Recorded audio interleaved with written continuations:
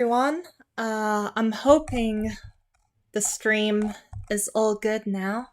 And for better and for worse, I guess anyone just joining is getting a little jump scare from Pontos's absolutely massive shredded muscles.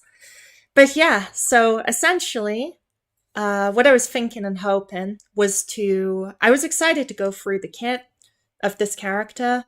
But I realized it's unlikely with the heat wave and with everything else on that I'm going to have time to really, go through, properly script a video and do like a scripted analysis. So I just made some notes in real life. I put down some team comps quickly on the hit paint.net, and I'll just be spitting this live basically, and we'll be hoping for the best on this. But yeah, if it's good, I'll clip it.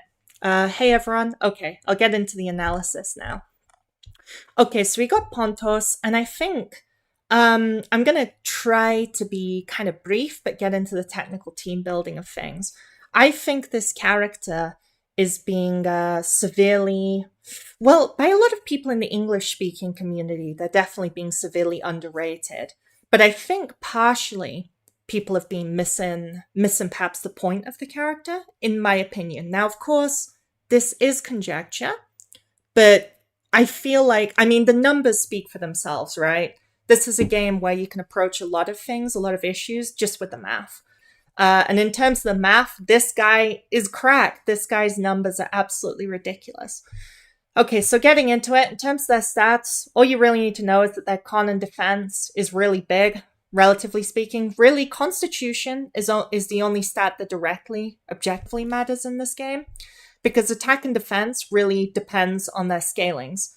Saya, for example, has horrendous stats, but because her corrosion scaling is like over 10,000% of her stats, she still applies massive corrosion, right?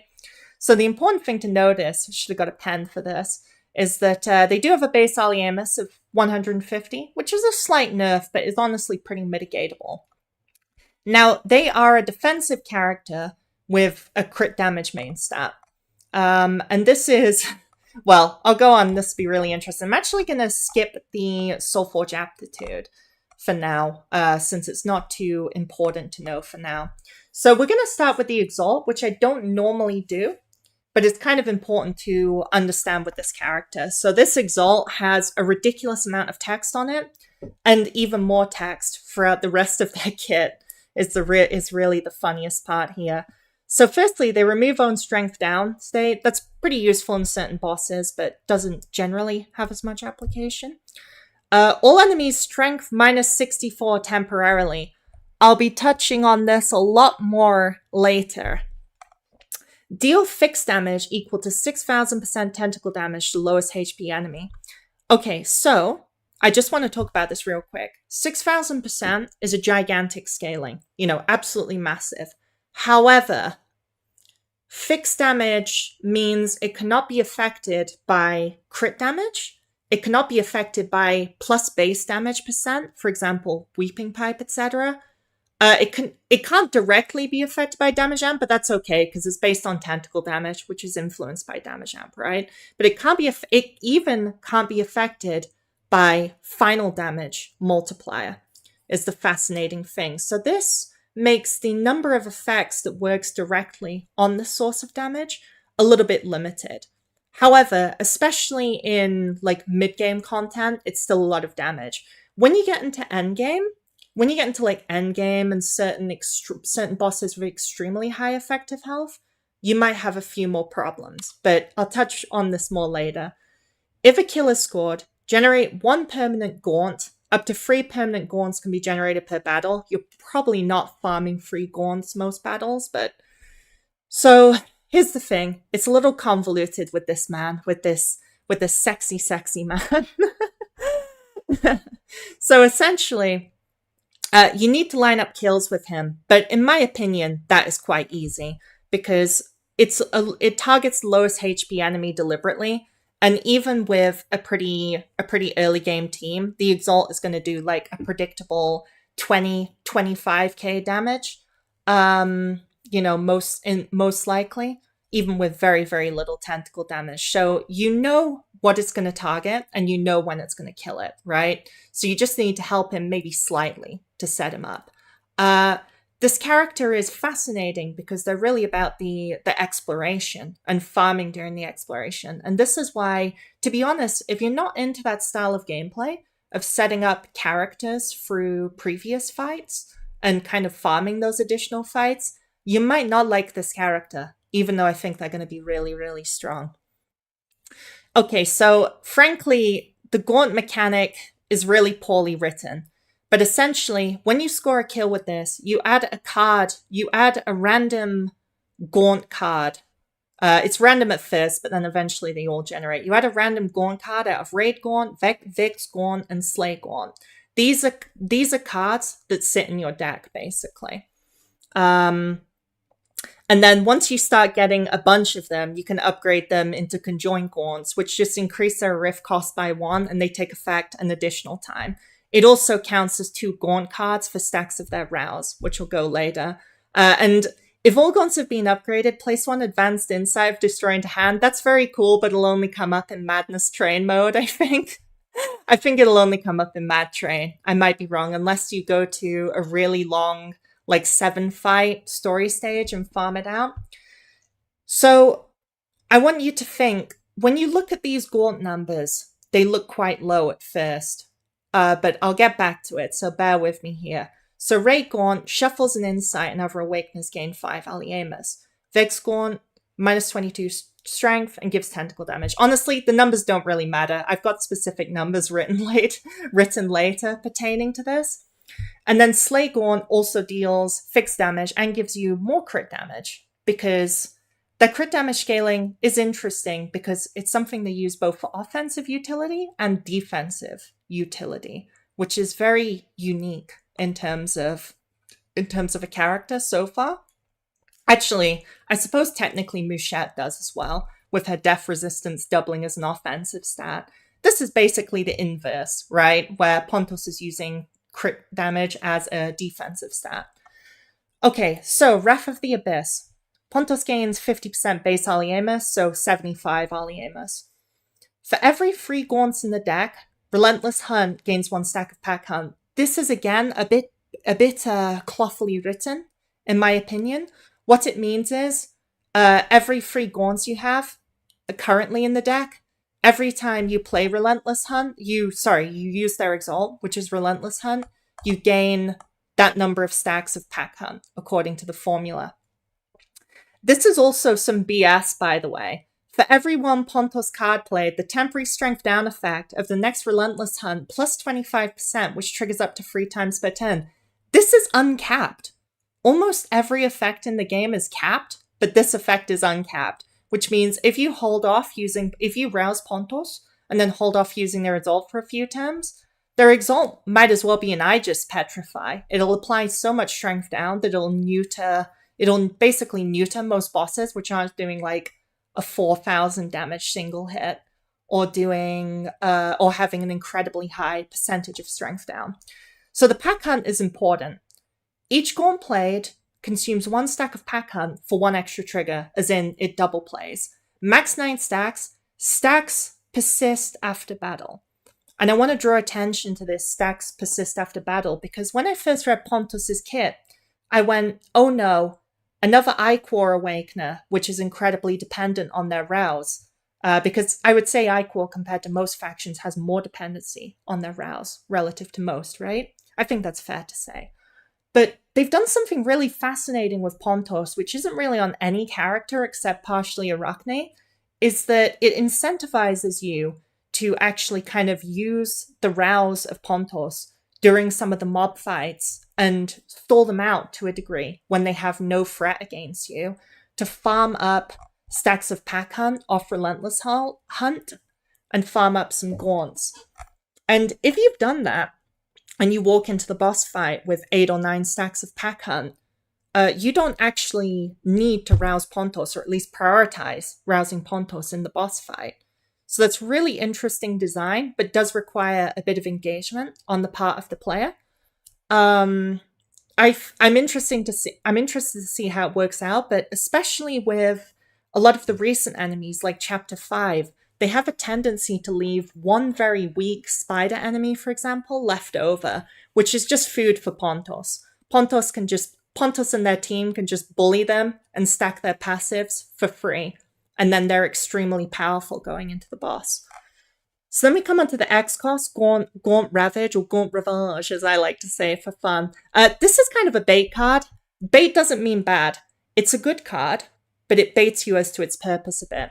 So what this card really is essentially a mob fight assistance card if you have nothing better to do.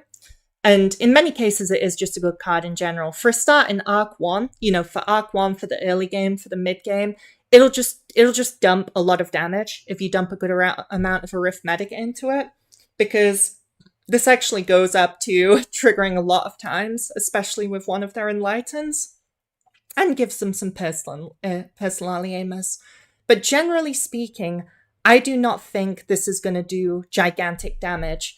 What the purpose of this really is to do is to deal a bunch of AoE damage, which is free. You can tap into it at any time.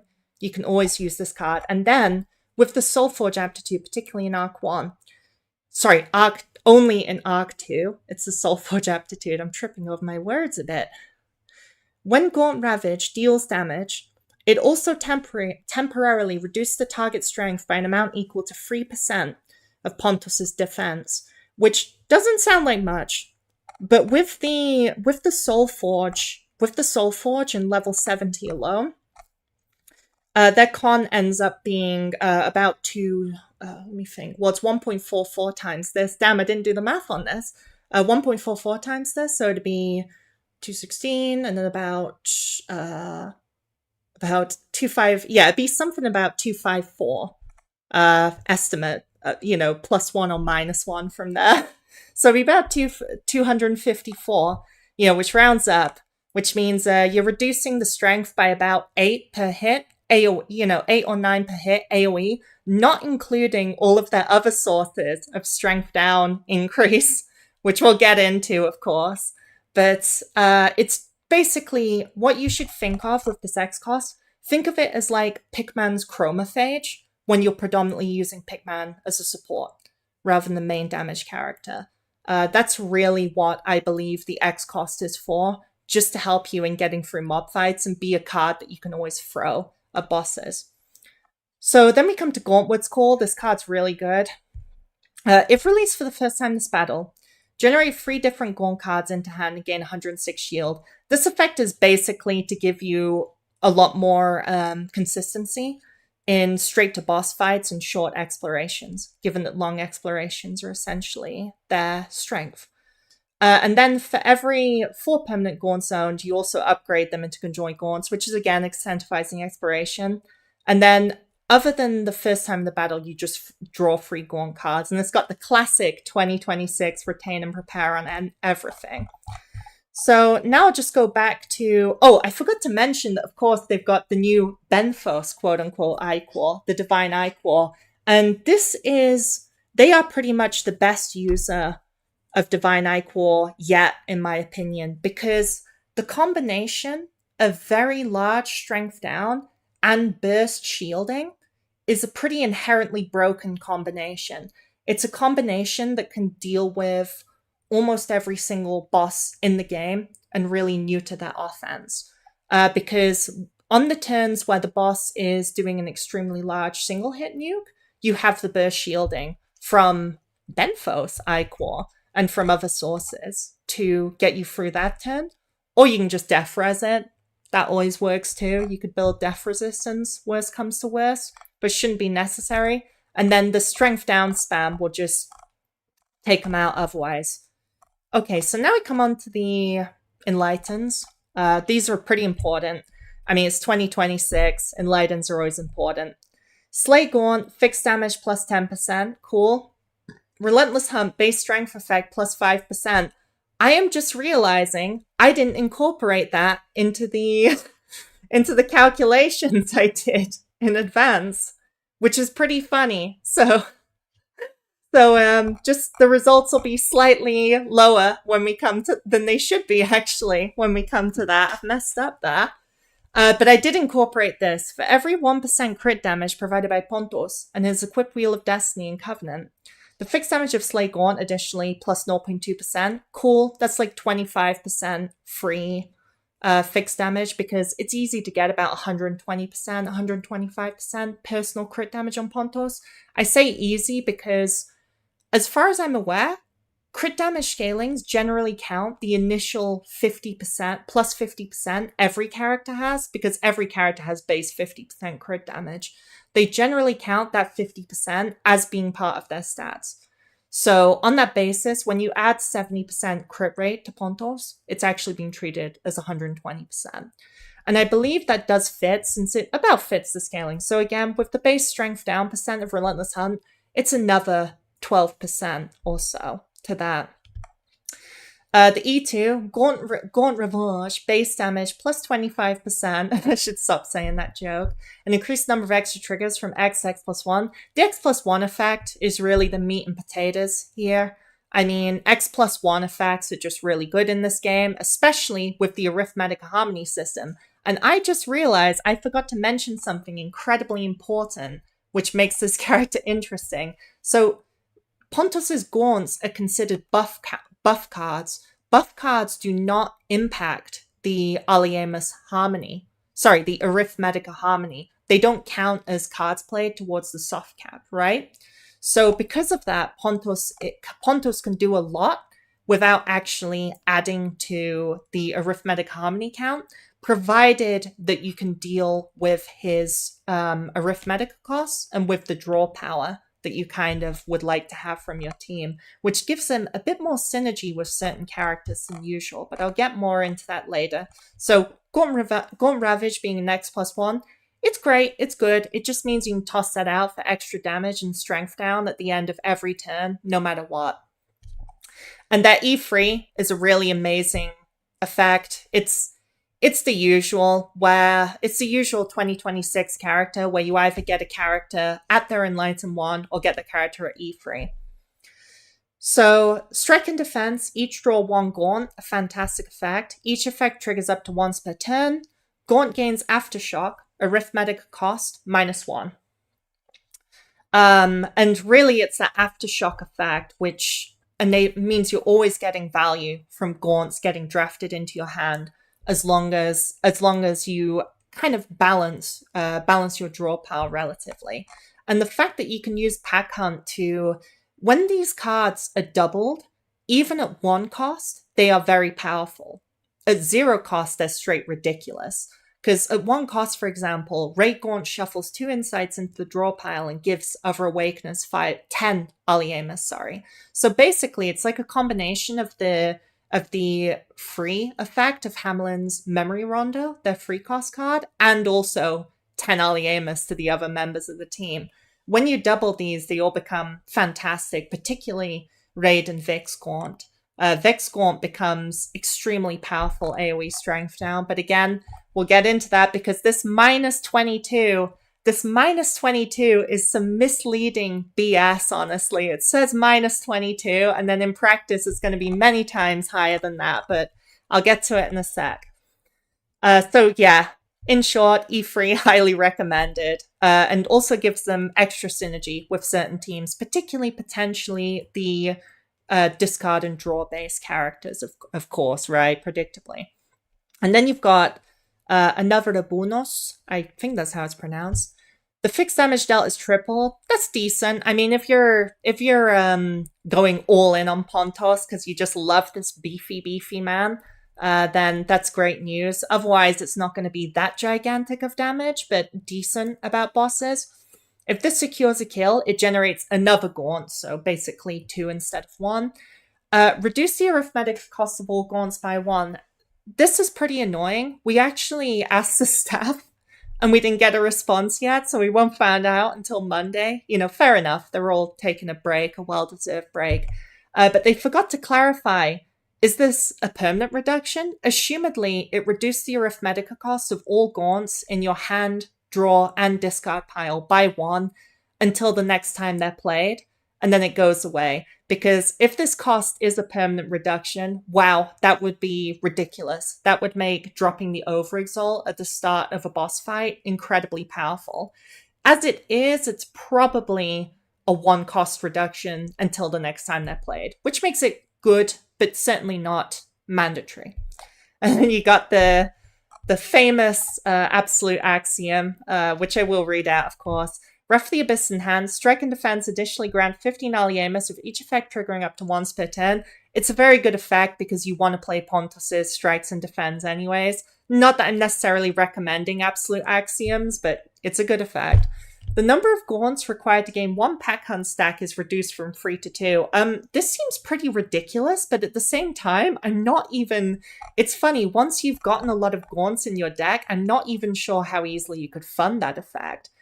Because this would basically cause you to, with a setup number of gaunts in your deck and conjoined gaunts after a long exploration, basically make you hit the pack hunt cap immediately. So you'd have to play about like 7 or 8 gaunts and double play all of them, which is awesome, but also it might be too much of a good thing even. Oh, here's something I want to focus on. Data source from internal test server. Awakener level 60, all skills level 6.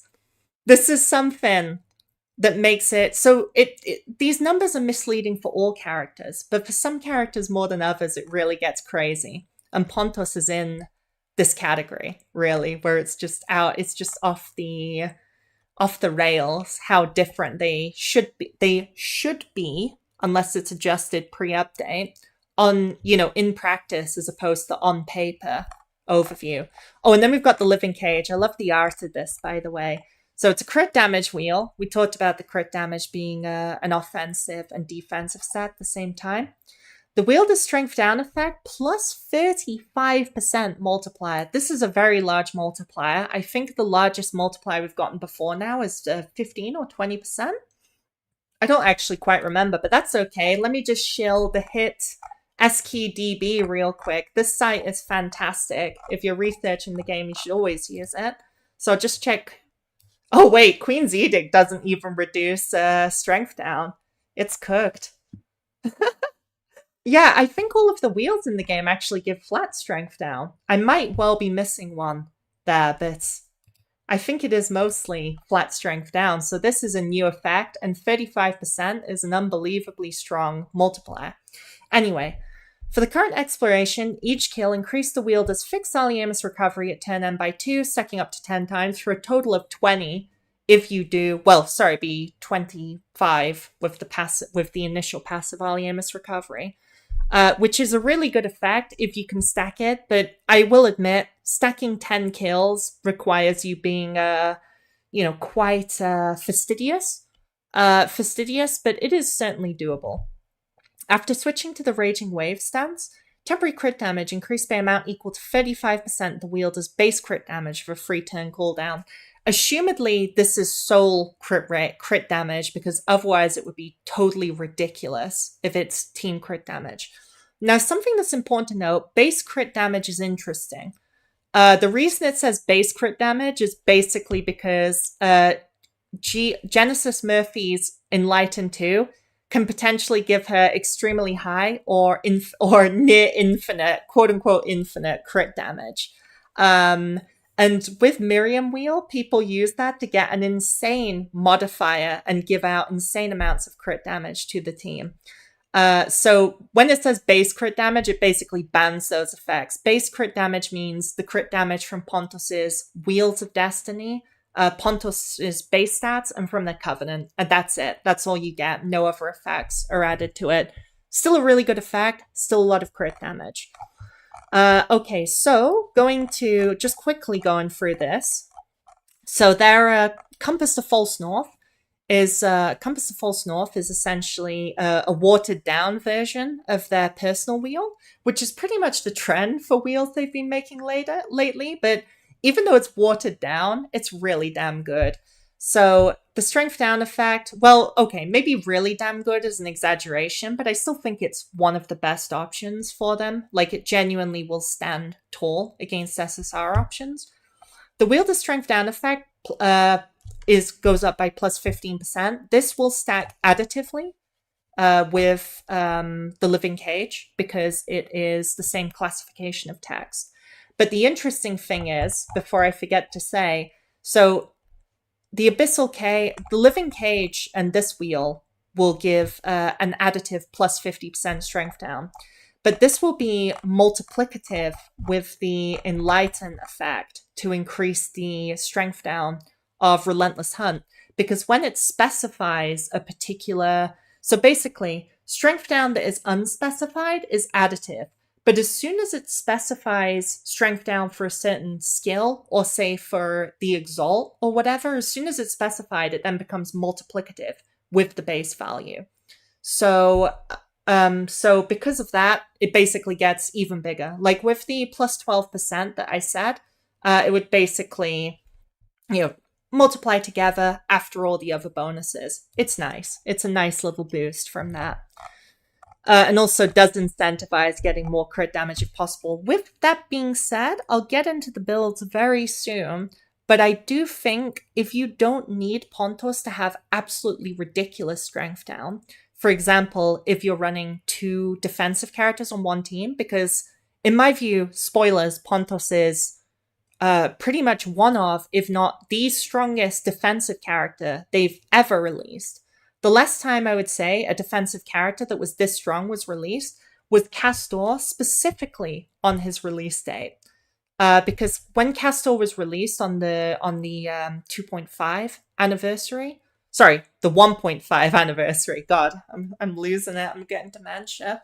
On the 1.5 year anniversary, Castor was so much stronger of a warden compared to any warden which came before. Now, since then, they buffed the defensive capabilities of a lot of other classic defensive characters, which is great. Nice. I'm glad they did.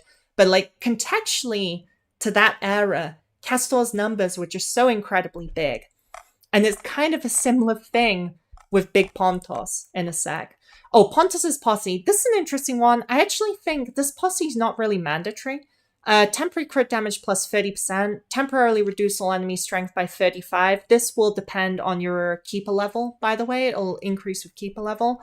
Pontos, game 1 stack of Pack Hunt. It's a nice posse, but if there's a better posse to run the team, or if you're running them with a character that wants their specific posse, you can drop it and not worry too much, in my opinion. But gaining a Pack Hunt stack is pretty valuable. In my personal opinion, the fact that this doesn't draw a card or maybe give an Arithmetica is a little unfortunate. It's a wee bit unfortunate, since you kind of do want more draw tempo from your posse, because you need essentially to draw into more gaunts and play more gaunts, right? The draw power is going to be kind of the gate, essentially. I'll talk about Lily Wheel another time. I've got a bone to pick with this wheel. Okay, so we're pretty much done. That's the summary of Pontos. Now I'm going to talk about the quick maths TM, and I'm going to talk about some potential team builds. So I said the math. Okay, so Relentless Hunt, base minus 64 strength. But the thing is, when you do a level 70 in Soulforge 10, these are all increased by about 1.44 times, by about 44%. And it rounds up every time. Everything in Morimens rounds up at every single step, which actually can account for quite a significant difference depending on how many steps in the process there are. So as soon as you get to level 70 in Soulforge 10 Narc 2, it's already 93 strength. Then you add Lure of Light, they're in Lighten 1, just with 120% Pontos crit damage, which in reality is 70% from the stats, which in my opinion is very low. That's like mid-game, very mid-game, very progressing Arc 2 story, which is fine. Then that already goes up to 105 strength. Then you add their personal wheels for another plus 50% strength down multiplier, which is multiplicative, and it goes up to minus 158. And I didn't even add in the 5% base strength, because I'm a bit of a goon. And it wouldn't quite be 5% of the result. It would be 1.17 on this step. So let's just call it like 160, 162 or 163. So that's basically what you're going to be seeing with no effort. Without the rouse, the uncapped rouse, it gives you an additional plus 25%, plus 25 temporary strength down effect to Relentless Hunt every time you trigger it. Uncapped, again, uncapped. So you don't use the rouse, it already gives you minus 158 strength, basically off the whip. Now, depending on how these things multiply, it might be even bigger than this or a little bit lower than this. But it's definitely going to be very big. To put into perspective how fucking big this is, sorry to swear, well, not that sorry, his level 90 Absolute Axiom Sue's Exalt Devour Strength Down. It's 78. Level 90 Sue, a character who's well known for having very good AoE Strength Down application, just hits them with 78. So you have to you have to run Tithe on the team and devour a Scion of Purity just to get equivalent strength down to Pontos just cracking their exalt off the pass. And let's talk about Vigscorn as well. So minus 22 strength, this misleading damn number. You multiply by times 1.44, you get 32. Add a 50%, it becomes minus 48 strength. And then that's in fact what double plays for 96 strength. Again, to put it in perspective, good strength down AoE cards like G-Doll's 2 cost is pretty good. And Sue's 2 cost is better, especially because it can often be 0 cost. Those give about 59 strength down if they're like level 90. Otherwise, it's like in the 40s. This is with level 70 E3 Pontos. Not some crazy Pontos. Just like a level 70 Soulforge 10 Pontos. Which you should get the Soulforge 10, of course. So, yeah, and to top it all off, I never even mentioned that this cheeky Anatolian man, had the audacity to also give a very large amount of tentacle damage, which I honestly just straight miss. They don't give as much tentacle damage as the strength down, but yeah, every time you trigger their exalt, it pretty much gives you about nearly 100 permanent tentacle damage, just casually, as well. Now, admittedly, their personal Aliemus generation is not the best, but that's where teammates and potential posses come in, because the thing is, Pontos doesn't just have this great defensive utility and this decent draw power from Raidgorn, as well as your my brain went blank, sorry. So you got the Team Aliemus generation, you got your Insight generation, you got your tentacle damage, and most of all, your massive defensive utility from the strength down and the base stats too. And then decent damage contribution, but I very much expect them to be erring on the side of sub damage dealer unless you go like level 80 Pontos and go with a very level 80 or even level 90 Pontos and go all in. And then the thing is, he can afford to stack his tentacle damage. Like if you run him as a main damage, which I don't think main damage is his optimal position, but if you run him as a main damage, he's still gonna... The thing is, against the average D-type boss that has about 2 or 3 million effective health on Alert 5, he is gonna get through it within a good few turns, especially with him set up for the exploration. And the thing is he really worried? Is he even asked about what they're doing when he's got this kind of strength down and this kind of recursion from his effects? But yeah, so I think this kind of shows the ridiculous strength down numbers he's just casually packing. Now just go into some of the teams I concepted. Now, I'll start with the Gachimuchi team. If you know, you know. This was partly because someone kind of asked me to concept an all hunky man team for the hit game Morimens, and I thought, sure, why not? And the more I thought about it, I was like, this team is pretty decent in general, with the caveat that Pontos or Goliath is going to need to be decently invested to actually bring the damage. So straight off the bat, I think Hamelin and Pontos have fantastic synergy. So Hamelin really appreciates teammates that help give Team Aliemus to help Hamelin get their exalt frequently, because Hamelin's own Aliemus generation is not the best. Pontos also provides additional insights, and every time you play an insight, Hamelin gains free Aliemus, basically no matter what. And then Hamelin provides his own insights. He discounts the cost of cards and gives you draw power. And additionally, Strength Down has great synergy with itself, because the more Strength Down you almost all of the most threatening attacks in the games are multi-hits. Attacks like Impropria Causa in Hardna Freya boss, which might as well be called the ECOG generator, because it basically makes you instantly die and need to use an emergency cognition, becomes actually viable to take on with the ludicrous amounts of Strength Down you can potentially apply. Because Hamelin's Strength Down application from their Exalt actually got buffed significantly in last month with Sire's release. That honestly went over my head until I started using them in D-Tide, and I was like, oh wait, Hamelin just casually applies like 70 Strength Down with an Exalt now, huh? So you've got that together. And then Riker, I think, is a very fun character to use, but Riker basically provides, the optimal draw power, the optimal search, and inconsistent, but often present, weak and vulnerable. And then Goliath is there for tentacle damage scaling, because Pontos's damage is completely dependent on tentacle damage scaling, right? So Goliath is there for the scaling with that. And also, if you have Goliath invest enough to dish out pretty good AoE damage themselves. Now, I don't want to have any pretenses. This team's damage output is going to be their damage per turn is going to be pretty low compared to most meta teams.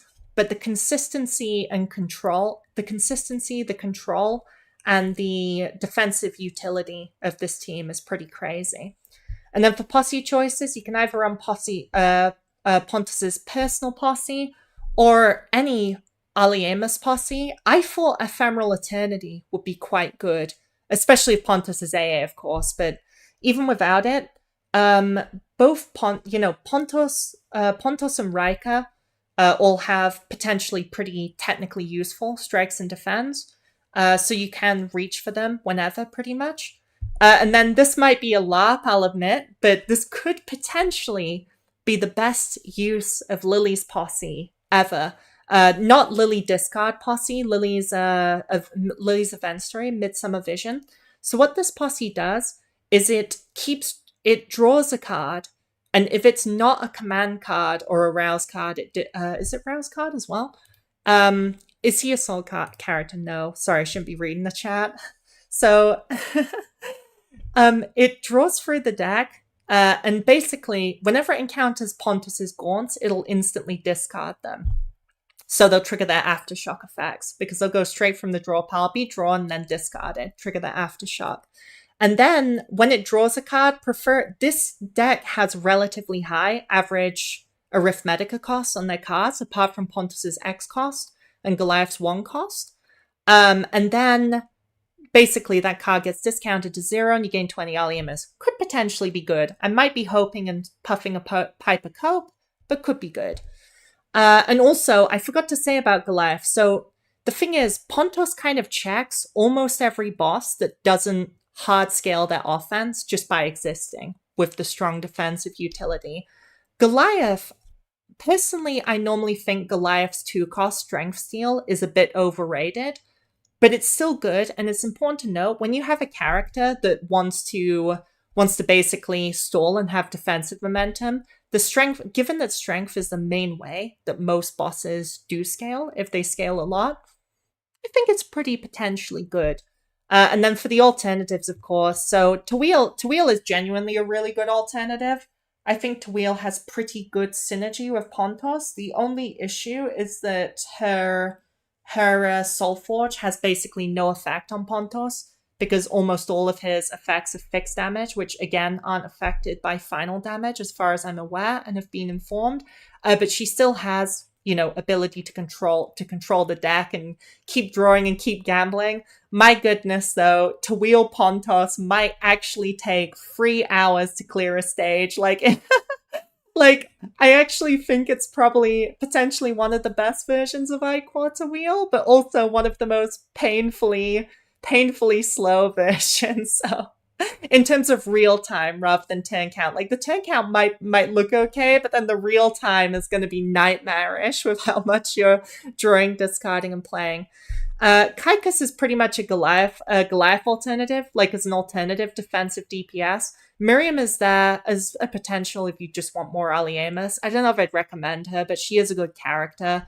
And then Corpusant potentially if you want more discard synergy, but I think probably doesn't go as well compared to, because the thing is, I think unless you have so many gaunts, so many gaunts relative to the rest of your deck, you don't necessarily want to discard your hand over and over, and you can already get pretty good vulnerable application through a team like this.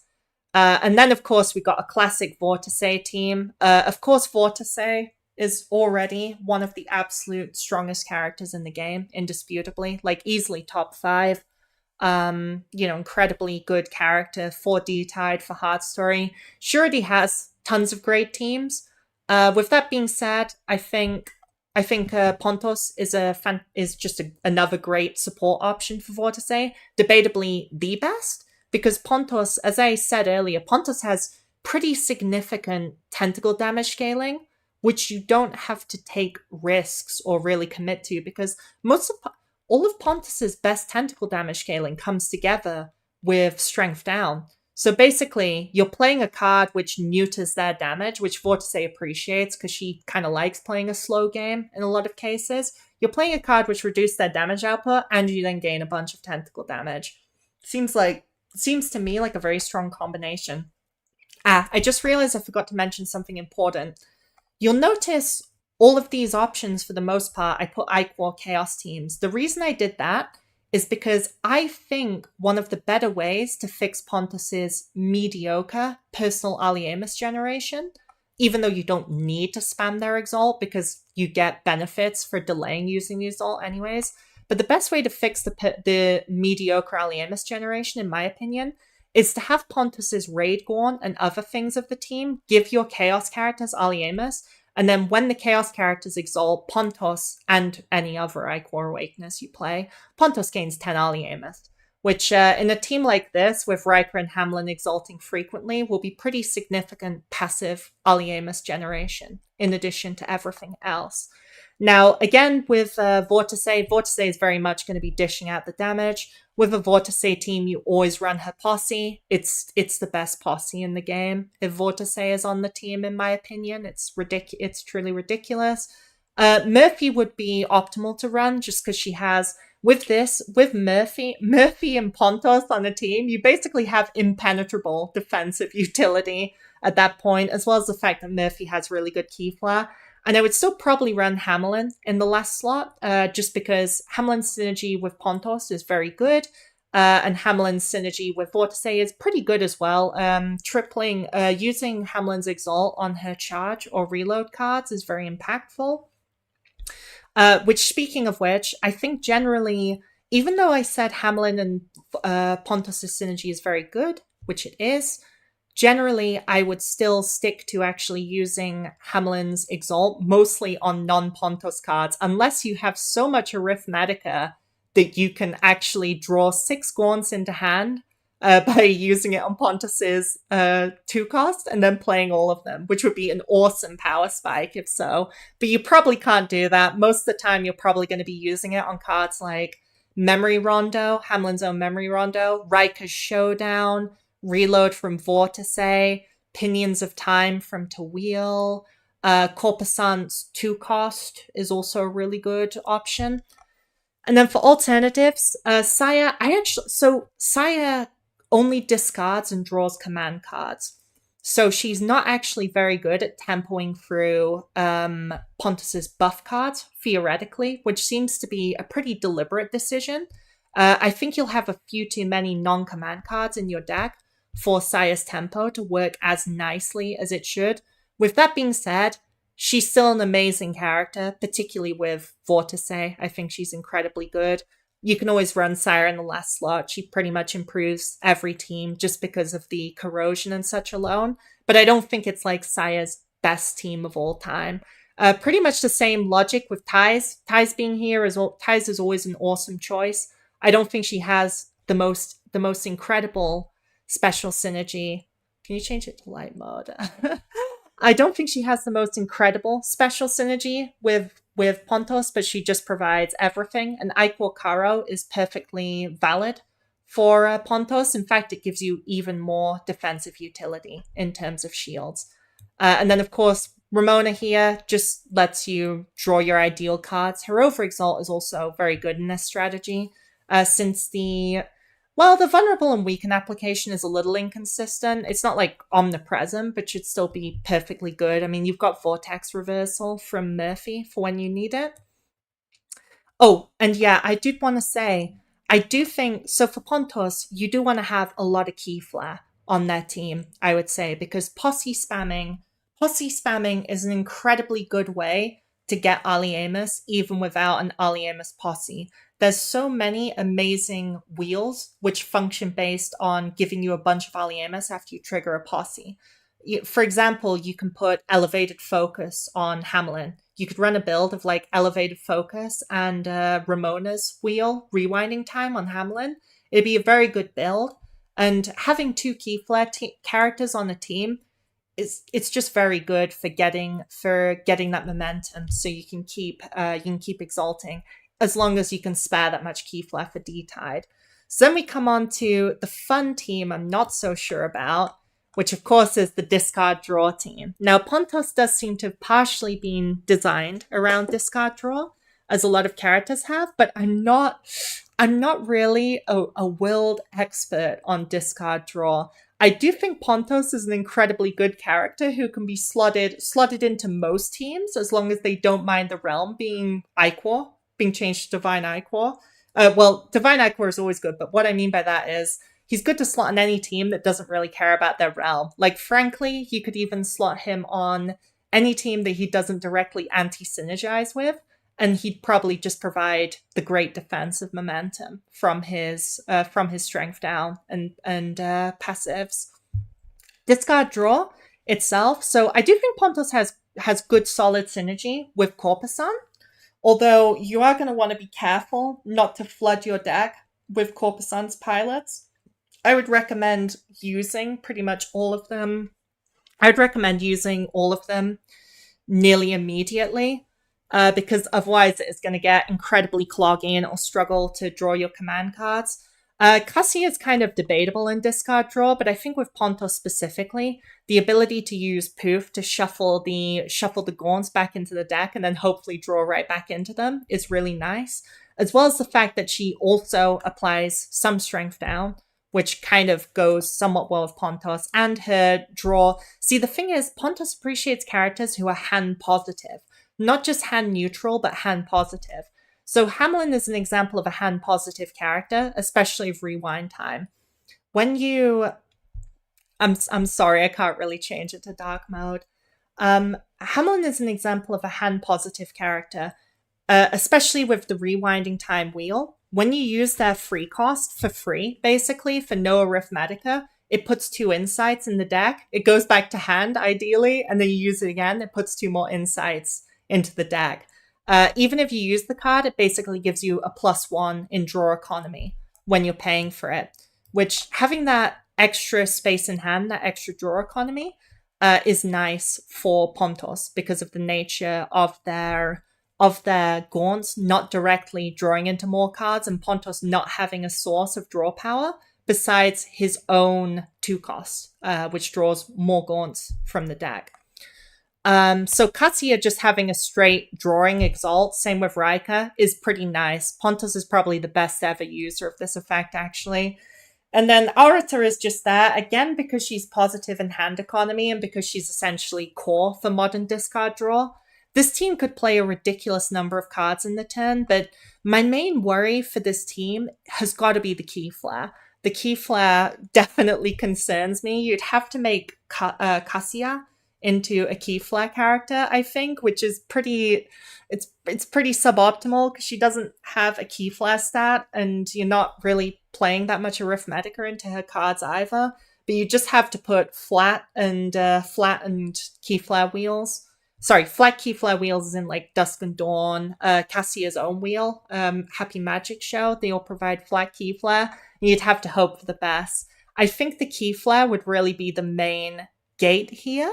But other than that, the team is potentially pretty good.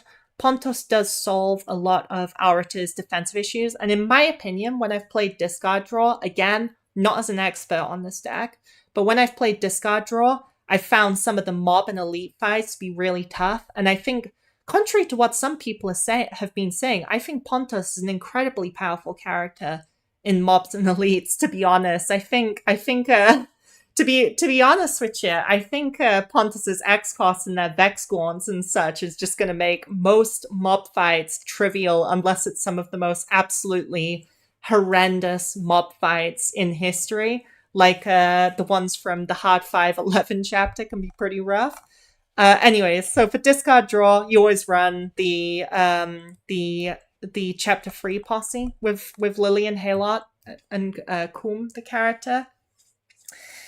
So, is there anything I forgot to really say about Pontos? I mostly just wanted to provide the takeaway that I think they have incredible defensive utility, can maybe function as a very solid secondary or primary damage dealer if they're leveled enough, if they're invested, because you want their levels and you want that tentacle damage scaling, but they're pretty slow in a damage dealing role.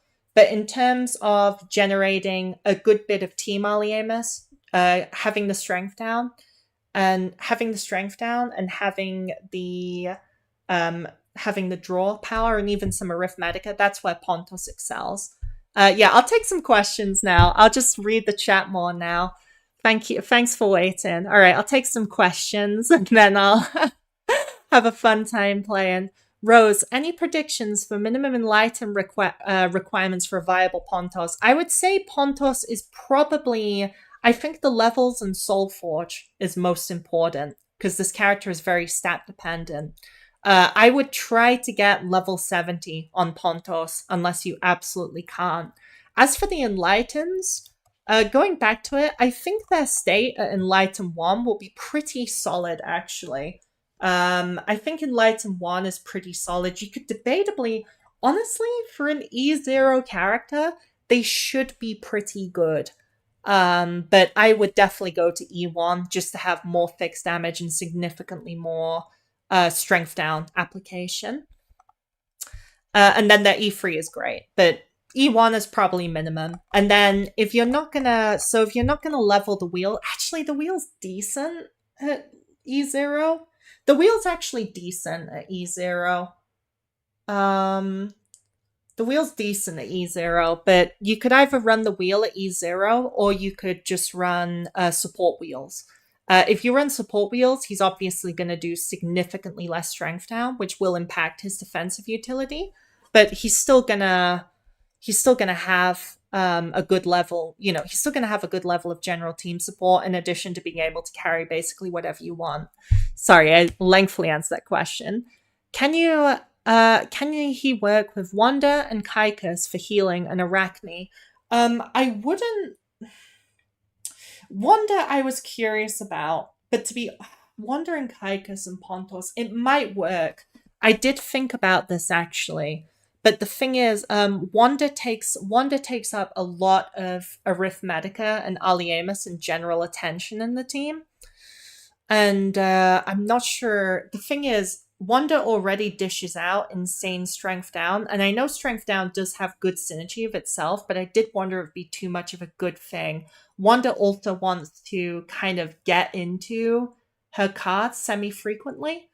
Kaikus would need to be there not only for healing, but to generate better permanent strength, because Wanda's permanent strength generation is quite infamously slow, even with Arachne to help her big time. Arachne of Pontos, I wouldn't use this for D-Tide, but it could be viable. To be honest, Arachne might Pontos might actually help Arachne in terms of dishing out her own damage, playing slow style. It's hard for me to predict that. I would test it out after release if you're interested in it, is what I'd say. How about Pontos, Corpusant, and Saya discard team? As I said, the issue with Saya, with discarding, is that she only discards and draws command cards, which can be very useful. But again, with Saya, the buff cards that Pontos has, they're Gaunt cards with the Aftershock. They're not command cards. Buff cards are not command cards. And Corpusant's pilots are also not command cards. Granted, you don't usually want to discard them. So I think Pontos, Corpusant, and Saya probably wouldn't work that well together, and I'd rather run like Pontos, Sire, and Vortice. How about Pontos, Corpusant, Sire, and Arita? I think same answer with the question. G Ramona instead of regular Ramona Forts. I did think about that. The problem, it could be good. The problem with G Ramona, though, is that G Ramona adds non-derived cards back to the hand that you played at the end of last turn. So you can't use G Ramona to add back Gaunts or use more Gaunts, of course. With that being said, she's still pretty good.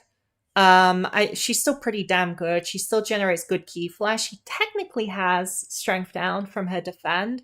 But I think overall she's probably viable, and I'd put her as like I'd put her in like the top 10 options for sure, but not quite up to this level. That's kind of how I was thinking. Have we got any other questions as well about this, or did I miss anything? I'm just gonna check through. It'd be funny if I missed something very important. Oh wait, I did miss something very important. Pontos deals plus 100% fixed damage to Kindreds of Rapture. So between the committee tag, actually, let me just turn this off. No, not that one. Yeah, let me get rid of this because I can read the chat now. So Pontos, so Kindreds of Rapture and Committee have both been suddenly added as tags to the game of enemies. So basically, we're going to get some very interesting new content soon. Kindreds of Rapture means N enemies, pretty much. So I'm hoping, yeah, N enemies, that's pretty cool. It also means that Pontos will completely meme on N boss. Pontos can go into my Gelot team and he will be happy about it.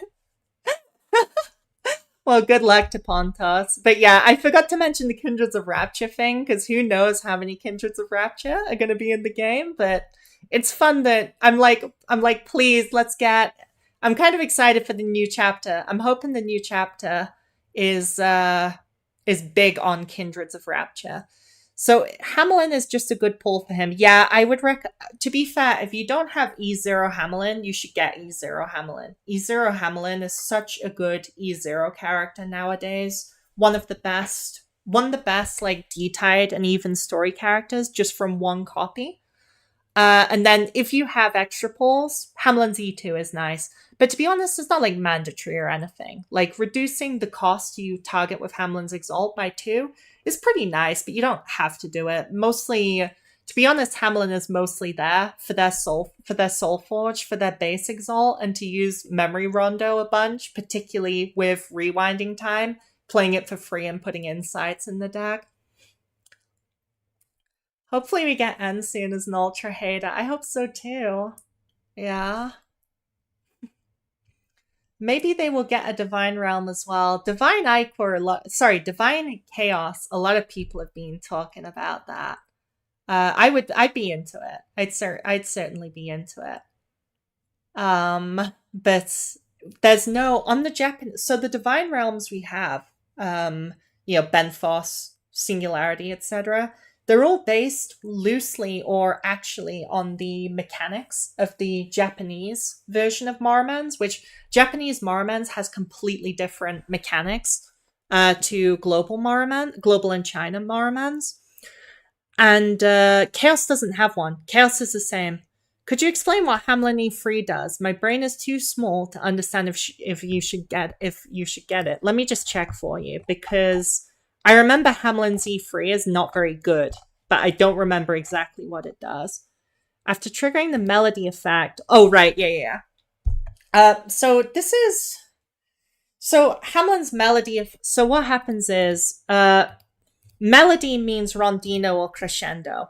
So basically, it's this triggers a lot because their passive means that every time you play an insight, you trigger you trigger crescendo, right?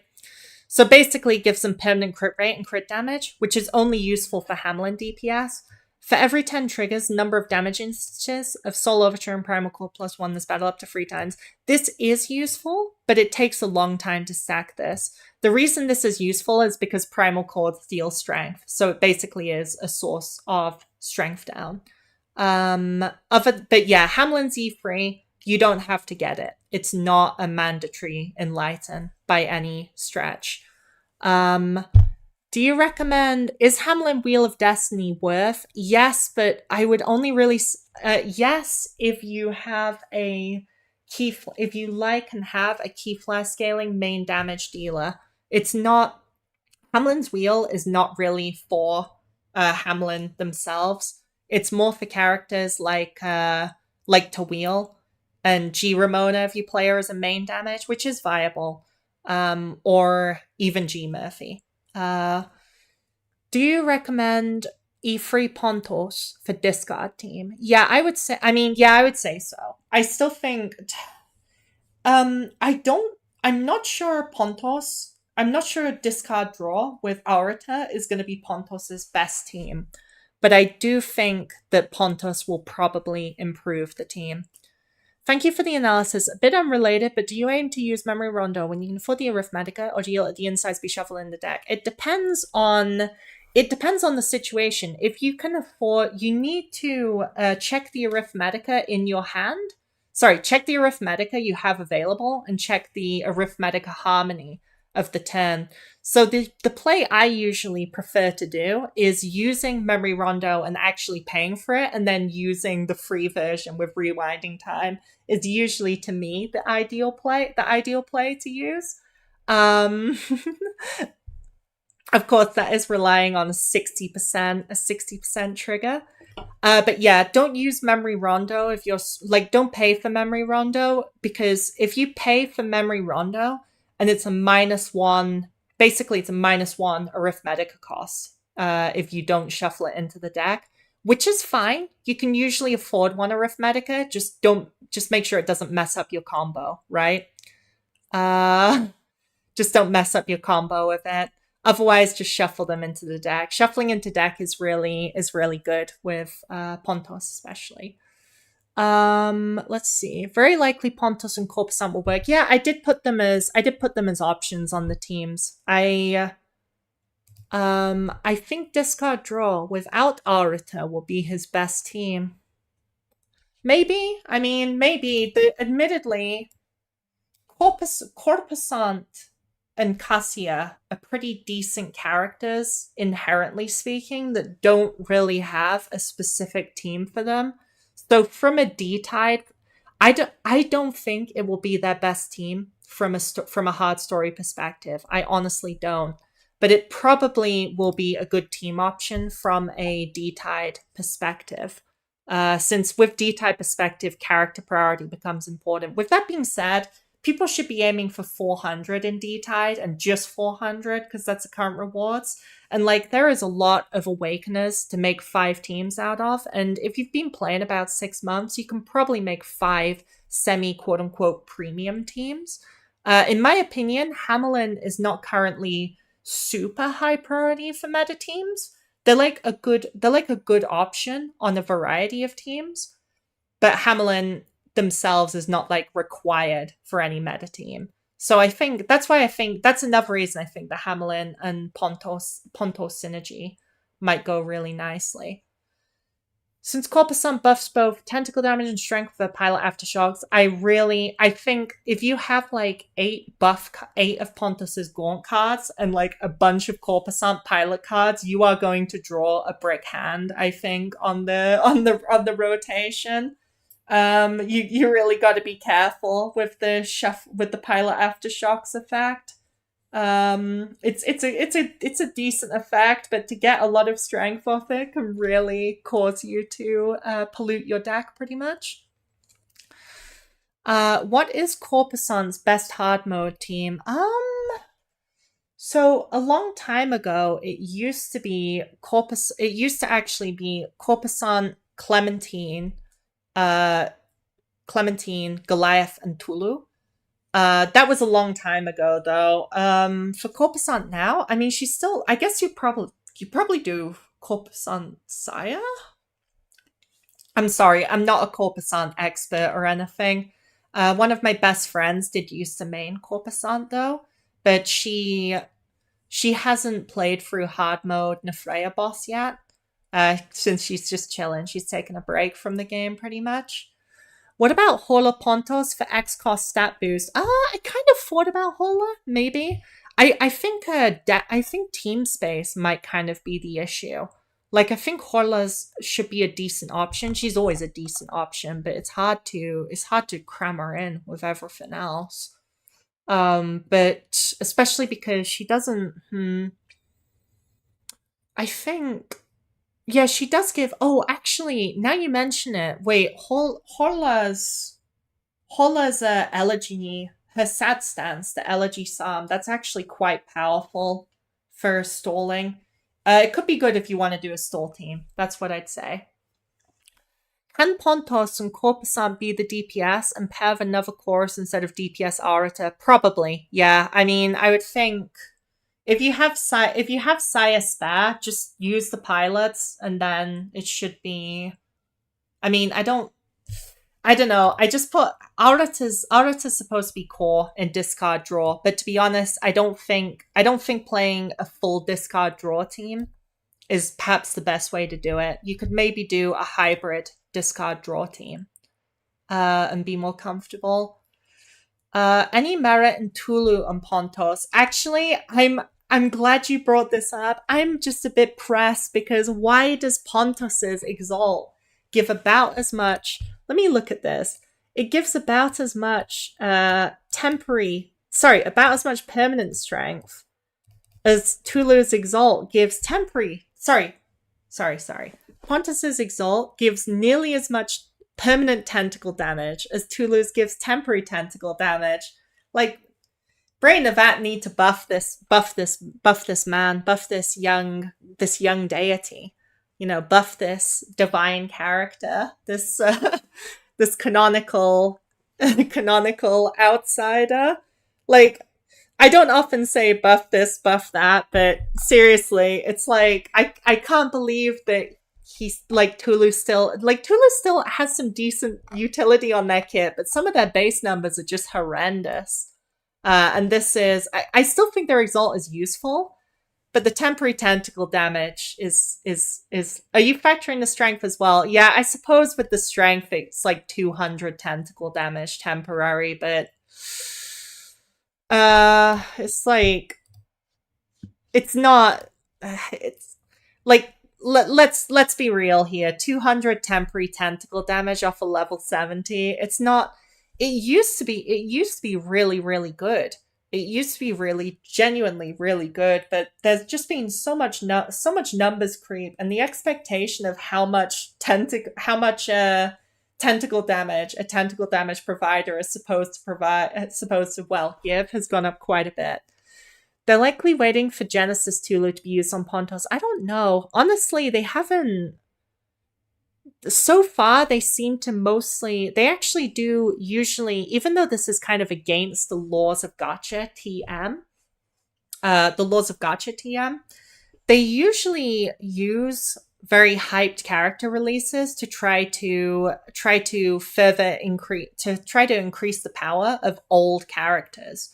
And characters that have kind of fallen down in usage, rather than doing the classic thing of selling one character and then selling another character that makes them even more OP down the line. But who knows? I mean, Brain of Vat, I love Brain of Vat, but also their development is kind of shooting from the hip, in my opinion, especially in terms of the gameplay mostly. You really never know what they're going to do, which makes it exciting, but also a little bit worrying. They got to change his temporary to permanent. That might actually make him a bit too strong. But you know, he's been just average or worse than average for so long. I wouldn't mind seeing him at the top of the list. To be honest, I think future iQual characters won't give out temporary tentacle damage anymore. I think they'll allow more permanent tentacle strength. I personally think you're correct. Yeah. Mostly because characters like Vortice and now Pontos really focus heavily on slowly increasing the damage output over time. So yeah, I think it'll probably be mostly permanent. Genesis characters always follow their core stat, and with G2 it'll be Aliemus. That's true. G2 is gonna save the Aliemus regen stat. We love Tulu for that. We love God King Tulu for that. I could see G2 being forced to say too. If they I'll quit if so. No, I'm kidding, I won't quit. But considering Vortice is already a top three main damage in the game, easily, really like top two, I would say. Yeah, first or second. It really depends on preference whether you put a above or below overpowered Mushat. If they made Pontos and G Tulu have great synergy with her, I that would be crazy. But you know, they might. I still think that God King Tulu, it's going to be months and months, of course, but I still think God King Tulu is probably going to create an entirely new sub-archetype of iQual and try to introduce a bit of a new playstyle. The same way that G Murphy just completely invented a new sub-mechanic and a new playstyle when she came out. I love Vortice. I play with G Murphy Art inside. That's a cool team. Can they release a second iQual right after? Let me think. Wait, is Caribou guaranteed to release next, or is there another character? Like, realistically speaking, the next character should be Caribou, and then the next character who's confirmed Caro.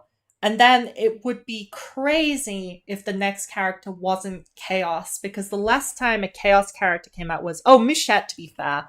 But, like, so there were too many Chaos characters in year one, because in year one, so Dual Realm didn't exist. You couldn't do, like, for example, Caro iQual, you couldn't do that. So they released a lot of Chaos characters because of that.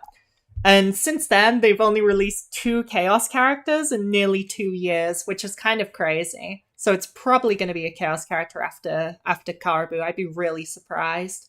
I'd be really, really surprised. Putting Tulu and G-Tulu on the same team results in all temporary tentacle damage before becoming permanent trust. That's content. Yeah, I wouldn't put it past them. Maybe Tulu will alter Divine iQual's rules again. I wonder. They probably will give another extension or modification to it. I don't expect them to just be a completely different mechanic, but I do expect them to be a different team. And I'm wondering who they'd use, because they've made use of most iQual characters at this point. Perhaps Celeste, while good, is one of the most underappreciated. She's only really meta on Caro iQual Sue, actually, and then otherwise she's just a good choice on a variety of teams. A Chaos character after G-Tulu's presumed version update schedule, I don't think it is. I mean, G-Tulu's not until November, late November, the end of November at that. If they don't get delayed, which I think they probably will release them. So there definitely should be at least one character in between G-Tulu and this one. Maybe an affix or another sentence on the iQual rule set. Yeah, I think so. I think basically every character's pulling a fast one on the realm mechanics somehow nowadays, apart from Mushat, to be fair.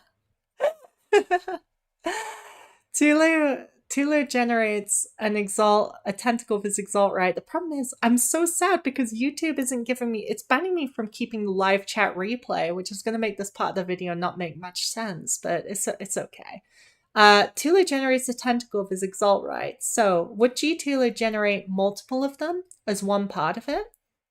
You know, are you talking about the idea of, Oh, the idea of like collaborating different tentacles into one kind of omni tentacle sounds like a pretty cool gameplay idea. Like kind of like how Big Pontos has conjoined gaunts.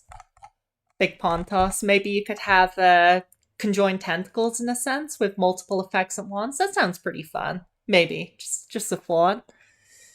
The idea of a Pontos Tawil, Giramona, and something team is terrifying, and I'm an avid Tawil player. Yeah, I that's the kind of team where even if it's strong in meta terms, I think it's so crazy to play that it's like I think sometimes genuinely if a team is very kind of difficult, stressful, and maybe debatably a bit RNG to play, I think that does affect their balance. Like when I make assumptions about tiering and such, I assume that people are playing well but not perfectly, right? Because almost no one plays perfectly all the time.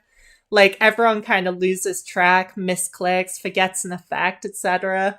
And to wield G Ramona Pontos, and that's too many. That's too many conditional effects. That's a crazy number of conditional effects, honestly. It's making me grimace just thinking about it. Oh. I do honestly. I hope I'm right about the Gachimuchi team working because whether I agree with it or not doesn't really matter. I know quite a lot of people have wanted to have a bunch of big buff hunky men on one team. So I hope it works. I think it's going to be slow, but I think it should work. It should work. And Riker Hamlin is a really fun combination, which you only normally see on like a Chaos to Wheel team at the moment. So I think Pontos is like obviously Chaos to Wheel is still perfectly viable as long as the to Wheel you have is very strong, of course, very high level. Um, but yeah, I just think with Pontos kind of in that slot, and then like a secondary, another source of damage could be nice, could be cool. I might try. I might. Oh no, I don't own. I just realized I straight up don't own Rika on my main account somehow. I've put thousands of pulls into Chaos Standard, and I've never pulled any Rika. Just never. Which stat do you think will rule the next chapter's meta? Money? Do you mean next chapter or next arc? And um I expect, you know what? I was expecting the next arc to do more stuff with Black Sigil, but after they made Black Sigil so overpowered on Saya, maybe not. Maybe not. They've already done a lot during Arc 2 to make Realm Mastery a much, much, much stronger stat than it has been historically. So, the thing is, Aliemus regen is kind of an inherently poorly balanced stat, so it'd be really hard to make the key problem. Okay, let me actually show you. The key problem with Aliemus regen basically comes down to the fact that if I just draw it out, that they have to, in terms of support stats. Where is my pen, bro? It's cooked. Okay, there it is. In terms of support stats, they think that 0.8 Aliemus is worth 5.6 death res. And it's 5.6%, sorry. And bluntly speaking, it just isn't. Like especially given that Aliemus regen stat has extremely strong diminishing returns, as if it didn't have enough issues. Once you go above about 20 total Aliemus regen stat, you start needing absolutely ridiculous amounts of it to get a large amount of Aliemus. It's quite crazy. So in my opinion, see, the thing is they're in a bit of a bind, right? They're in a bit of a bind because doing big overhauls to things like stats, which do affect characters directly and indirectly, is something that's a bit difficult. It's a bit difficult for them to push. It opens them up to a lot of complaints and even, refund requests or demands from people in the community. But yeah, Aliemus regen really needs a balance. It really needs a rebalance. It needs to be converted into some kind of percentage or additional effect, in my opinion. But who knows? Maybe Arc Free will bring that. Maybe they'll finally get it on point. Is it time for train? Yeah, I mean, probably, honestly. I'll just wait a sec. Any last questions about our favorite buff old man? Oh, I do wonder if Pontos is based on the ancient Anatolian city-state of the same name as well. But yeah, just wait in a little bit, and then I'll switch things over and just fix the stream and launch Morimens. No, yeah, it's a fun little chat as well.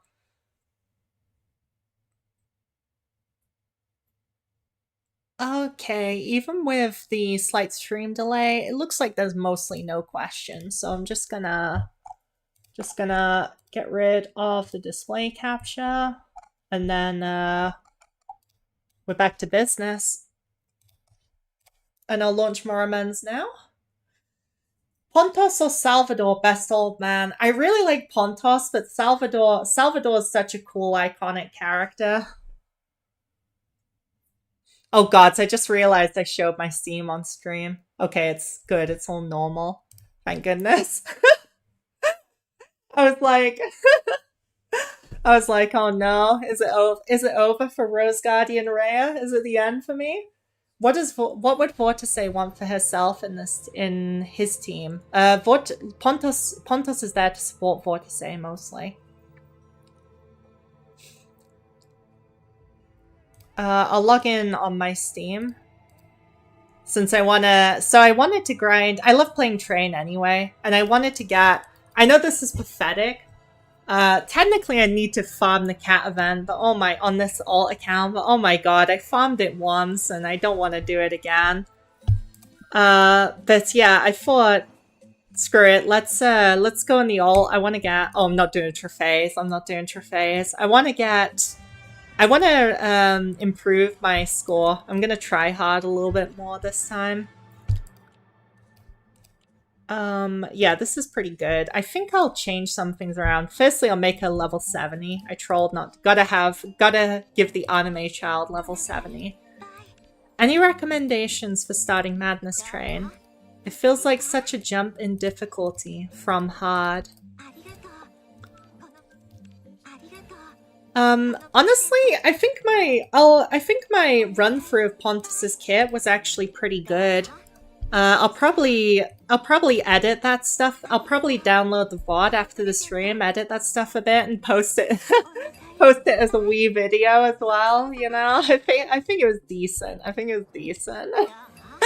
It's not I've been trying to make better quality content in terms of guides and such, but it's really tough when I can barely get one day off work at a time, to be honest. And I know people just like my yaps regardless. Okay, so in terms of this, I ran Biff for Soul for defense. I'm not convinced it's a good idea. Not relevant, but do you think Gelot is getting too old and worth getting E3 this rerun? I'm personally not a huge Helot Katana fan. This is something that is considered a very hot take, but I don't think the average newer player should get her to E3. I don't think she's definitely not one of the best characters to clear hard story mode anymore. And she's decent at she's solid at D-Tide, but the thing is, unless you're going for above 400 score in D-Tide, which, to remind, I respect people who do it in terms of skill, but right now, there's no rewards for it. So it's just like a self-imposed challenge, like Kaleido only, or speedrunning Madness Train, right?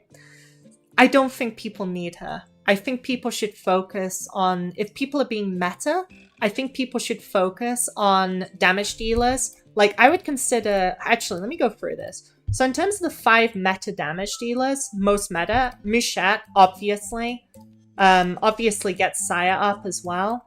I would also recommend getting, it's funny, this account's doomed. You can see how bad this account is. Pollux and Castor are both much better. Vortice is amazing. You definitely should have Vortice. You definitely should have Arachne as well. And I would also recommend Pigman. Pigman's got extremely good general versatility. Look at how cooked this account is, by the way. Kaleido doomed this account too. I should have just let it go. And then G Murphy is still an amazing DPS with the caveat that she's kind of expensive. Like, honestly, level 70 OEG Murphy is not always comfy to clear. Like, clearing a wave 5 alert 5 or just a hard D-tide wave without her image is kind of tough sometimes, you know. Maybe I'm just kind of ass at G Murphy, but she's still good. And frankly, even if I'm not crazy about Kafagura on a personal level, Kafagura and Sue are both, I would also say, both better characters than Hello Katana. But that's not to say she's bad. She's still really good. Fortunately, unless Pontos breaks the game in half, this is the most balanced the game has ever been. Like, at the end of 2024, when I started playing, the balance of the game was horrendous. There was like 3 viable teams straight up. And the best of those teams was Hello Katana. It was basically Hello Katana, a Daffodil team, or a Daffodil team, a Wanda team, and like, that's it. That's it. There straight up wasn't anything else. Like, in the environment she released, she was unbelievably broken. But she's definitely seen better days, even though she's still good. OE is truly what makes it truly viable. Yeah, that's true. Even though it kind of goes badly with the riff harmony, it's still nice. What about Pollux? Yeah, Pollux is great. Obviously Pollux is not as strong as like Mushat and Vortice, but after those two bozos, Pollux is like on the next best. And frankly, even their E3 state has gotten significantly better. Because they buffed him, bro. Because of the absolute Axiom debacle. Now he does additional bleed damage on his Sacred Hearts. The only problem is his playstyle can be a bit annoying, frankly, because of it changing from being more physical based and direct stacking for his Sinmark to being very, very heavy bleed. His bleed is now a super majority of his damage output. I would still say Pollux, perhaps a hot take, but I would still say Pollux is overall a slightly worse character than Castor, but they're both incredibly good. And Pollux is great to get anyways, because the main damage characters are more poorly balanced than the supports, in my opinion. Like, basically every hard support character is very useful, even ones who are a bit more off meta, like Winkle, Tanked, Cassia. These are still fantastic characters.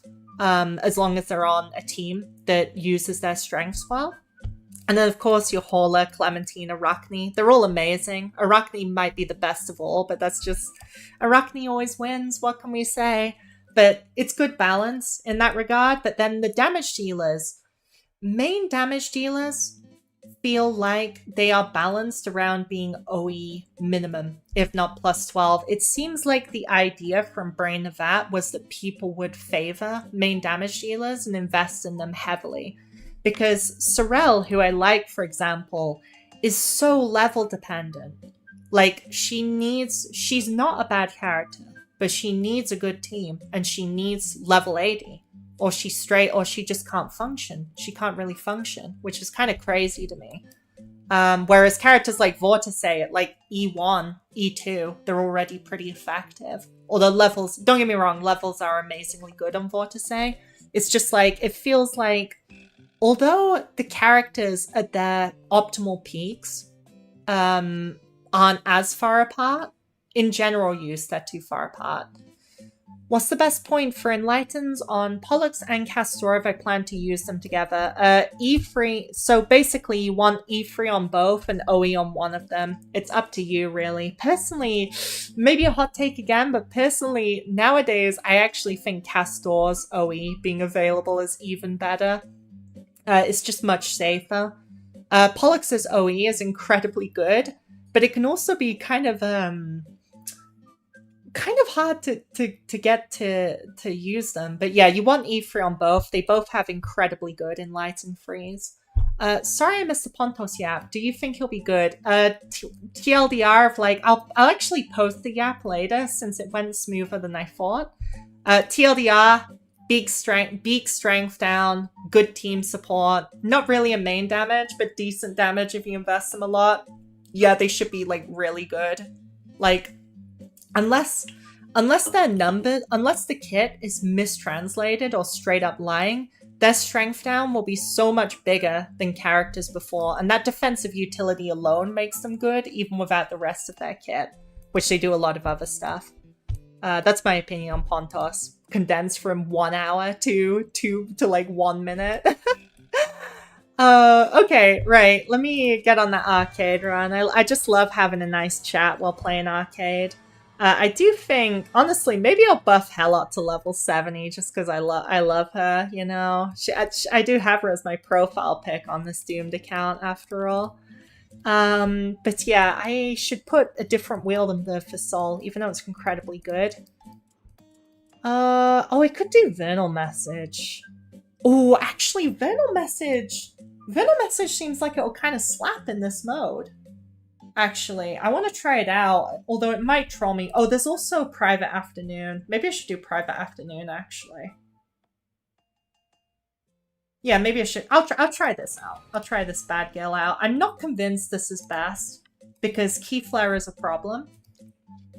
But I want to try it out in a run. Ray, you have another knowledge about the game. Is there any possibility of you making a video about team building, covering things like synergies, card distribution, D-type, covenant subsets? I really want to, Dennis. The problem is that video would either be kind of crap or like 6 hours long and my voice would get hoarse. Because like even just talk, granted if I scripted it, it would be quicker. But even if I scripted it, to talk about all of Pontos's team building, card distribution, etc. would take like 30 minutes. So imagine doing it for like every realm.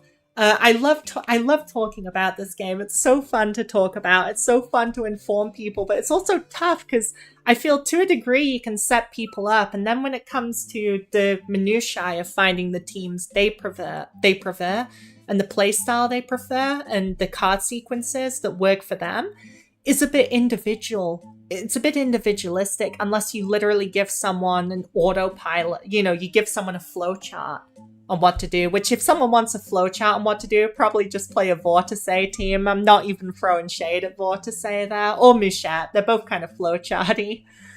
Off topic, but is Murphy Wheel of Destiny worth? It's a really good wheel for Murphy. It's a really good wheel for Murphy and for any character with... Let me show you, actually.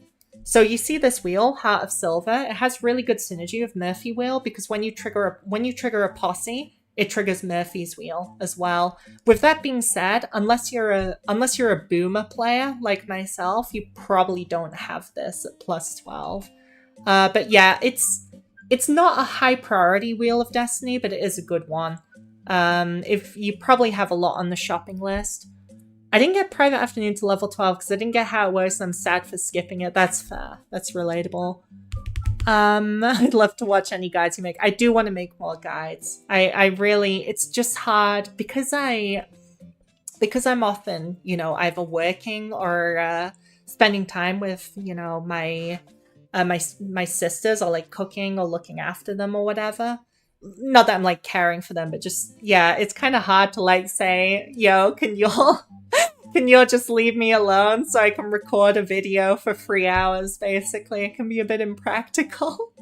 Otherwise, I would love to really hammer out more and more guides, but I do want to get back into it, and I do need to make a new beginner guide because my beginner guide is really outdated by now, and I know a lot of people still do watch it, which I appreciate. I really appreciate the watching. I just feel bad because the game was so different about midway through year 1. Do you think Tawheel's JPSSR worth buying? Is that kind of bundle good for low spender? Selena, they sometimes change the effects quite significantly and sometimes they don't. I will say that Wheel of Destiny, the Japanese one, looks very good. Oh, I never mentioned about the Lily Wheel. The Lily Wheel, I don't know what the crack is with that. I'm genuinely baffled. I think it might be good in some janky D-Tide setups. That's about the only thing I can really think of with it. I did think about, what about using it outside the boss fight when you're stalling a mob fight just to get 50 Aliemus on them? But it still doesn't seem that good for a 2 cost, and then it kind of bricks your hand in the boss fight. People said use it on Saya, but you want to be using Saya's 0 cost nearly every turn. She's a really useful character. So I'm struggling. There's not many Oh, you know what? It's like technically Pontos's buff cards wouldn't get stunned, so you could still play those, but it's like, yeah, a lot of people like, oh, I don't really prioritize playing that card, so I could put it on X character or Y character. And that's true, but not having the option to play them at all is kind of cringe. Like, it just leads to wasting Arithmetica and stuff. The effect is really good, but I don't think good enough for such a crippling downside. But maybe there's...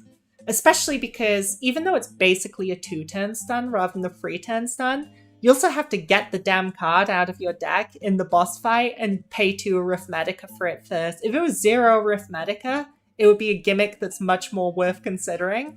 But yeah, you're just putting so much into this powerful payoff gimmick. Is Hamelin the core member of Pontos' team? I don't think Pontos has a core. I just think Hamelin has amazing synergy with them, and I would definitely recommend using them. Pontos is a very interesting character because I think they are a good option or best in slot in a large variety of teams, but there's no team where I go, this is the Pontos core. But I do think Pontos, Hamelin, Riker, and someone else is a pretty good core, generally speaking. But it's a core rather than the core, if that makes sense. Okay, I love chatting, but I've been putting off the... Oh, I don't have a... I can't be... Yeah, I'm still going with big M12s, I guess. Maybe I should... Okay, hold on. Let me go follow the other sweaty Mushet player. Yeah, look at this. This player is amazing. Let me just grab that real quick. Oh, don't DC me, please. Oh, I was worried then. Don't feel bad about the outdated guys. They help a lot. Oh, that's great. I'm so glad. I'm so glad they help you out, Dennis. Okay, let me... Oh, I forgot to get the UID. I'm stupid. Let me just borrow... Let me just nick her Mushet real quick. I want to try this one out. I do think M12s is probably overall better for this mode. But I'm going to try it out. Set favorite. Refresh. M12 and this woman player, if you're watching this, you better follow my alt account back, you know?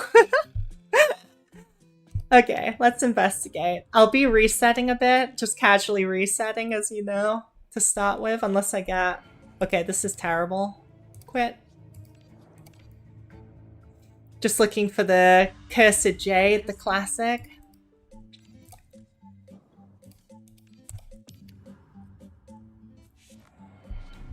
This is not playable. Ah, let me ute. It's my APM on the quitting was not up to standard. Stop it! This game's actually rebelling against me, I swear. Oh my god, let me out. Oh, I'm like a prisoner. Prisoner of the web of the Moirai there. Okay. But yeah, it'll take me a few minutes to reset into it. That's no good. No, let me out. Oh no! Okay, there we go. Insane quit APM on this. Day 17 player? Oh, welcome. I'm so glad. I hope you're having fun with it. It's such a fun game. It's such a fun game. It can also be a frustrating or overwhelming game sometimes, but it does give, without trying to sound... Omen Ritual is a really good relic, but I still want Jade. Sorgi. But yeah, I thought a Madness Realm would be more funny than doing farming of the cat event on stream. I will be doing that off stream, of course, but that is going to be extremely some exceedingly boring gameplay, some powerfully dry gameplay. But by the way, if anyone hasn't done the cat event, you should start on it now because you got two You got 2 days to hammer out 100 clears if you want the 10k silver, which is 50 pulls. Fun game as she's restarting. Yeah, this is peak. I don't know what you're talking about. This is peak. This is the peak roguelike experience of all time. To be honest, this mode is awesome. I just want them to release a patch where you pick your starting relic and image, to be honest.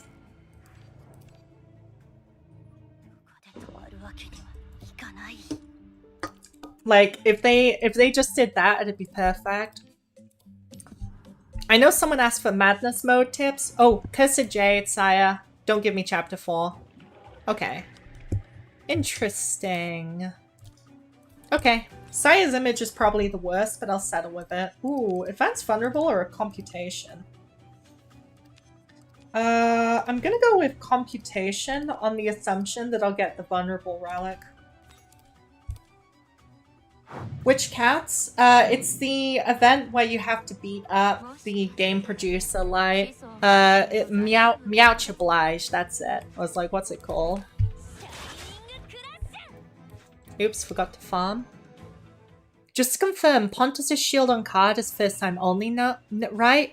I actually checked the Chinese and the English, and the answer is, I don't know. I think it is on the first time only, because that would make more sense. But if it gains shield and draws free cards, then he's even more broken. But I'm working on the assumption it doesn't. But I checked the English and the Chinese, and it's ambiguously written in both, so I think they kind of messed up there a little bit. It's like the kit is a little bit ambiguously written in places. But yeah, basically probably it's first time. Probably it's first time only. Probably.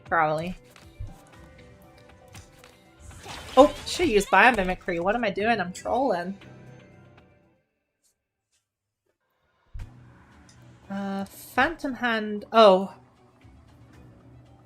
I mean, guess I'll take that. Although I kind of wanna die though if I'm speedrunning.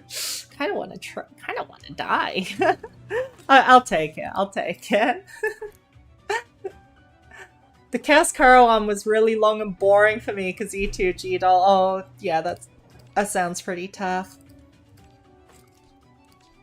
I'm still not sure how good Lancet was. I wish I could have checked it out. I don't think it's good. Right, let's see. Any music ball? I'll take Mythog Insignia any day. I'll take that too. This is pretty good actually. If I remember to use it, which is a big if. This is good. How to farm 10p cats fast. I'm new and it takes me more than 5 minutes to capture just one. Oh, they have different, each of them has different strategies. There's actually good guides about it on the Reddit, I must say. I think the fastest one, especially for the especially for the one where you just have to clear as many cats as possible, you know, for the extra 30. Yeah. Bro, I'm bad. Imagine failing against the boss with 2 HP. That goes hard. I forgot that the corrosion only procs afterwards for some reason. It's kind of weird actually, but yeah.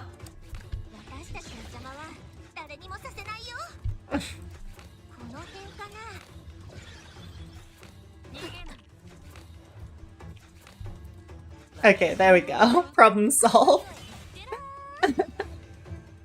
Yeah, the fastest ones are like Mushat in the final event, and then and also Arachne in the Iqual Ultra effect, I think, is pretty fast. Lady's Purse, what does this do?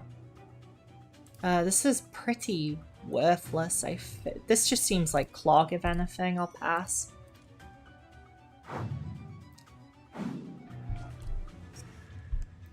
The only problem is it's going to be tough to do this in one turn unless I get really good RNG with the shop.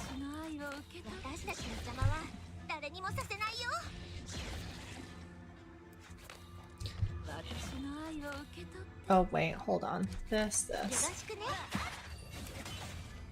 The reason I'm messing around is just to stack resources so I can get a little bit of progress towards the boss fight. I like Vitality Injection. It's cool to see how cracked out everyone else's characters are. Yeah, that is fun, isn't it? It is fun.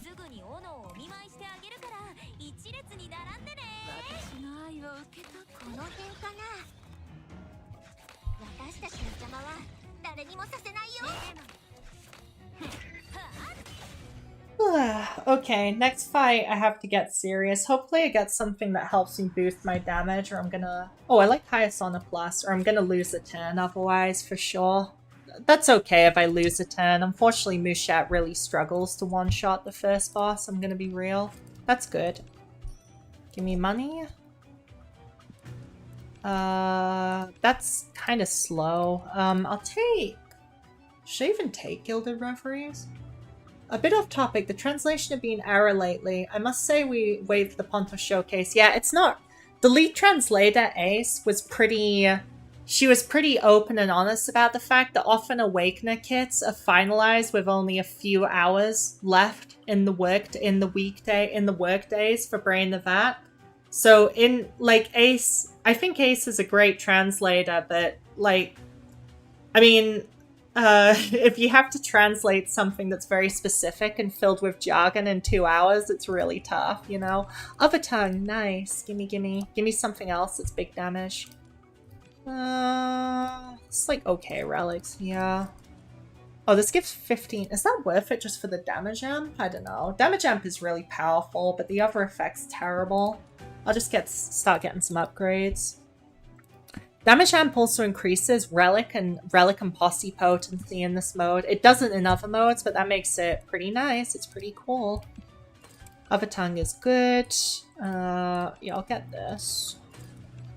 And I'll get maybe Silent Prelude. Yeah, let's do Silent Prelude. Alright, Tirma willing, I can one-shot Hela, but she's pretty beefy, I think. Hasn't she got about 15 mil or something? Okay, 11.5 mil. That's pretty tough, but... Oh, okay. It's kind of decent.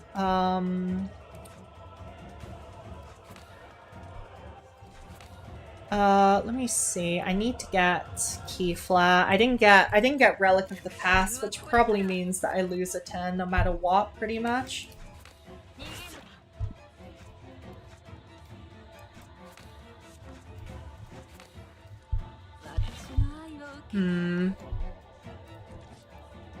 I need to draw Viscera or I'm cooked. Let me... Okay, now Viscera. Now we got Viscera and stuff. I still need...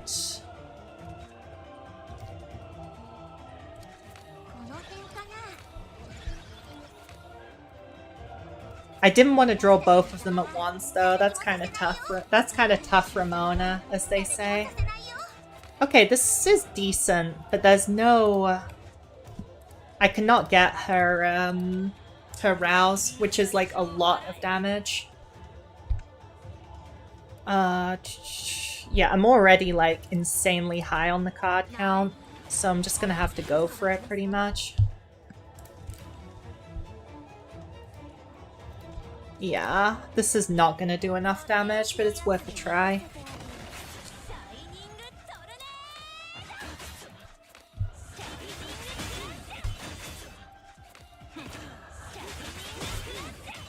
I did play the cards in the wrong order, to be fair. Yeah, that's not even close. No Mushat Rouse, Megamind, pretty much. 100... Wait, hold on. This is a bit sweaty, but if I play Sacred... I thought there's no way I could get her Rouse with Sacred Blood Instinct, but it actually looks like I can. So let me give this a try real quick. So, sweaty, if you want to get low turn count, you retry battles a lot. You gotta be a bit sweaty about it, I'm afraid. I don't make the rules. Okay, right. This... I should have given Ties the embryo, actually. Wait, I messed up already, I think, didn't I? Bleep.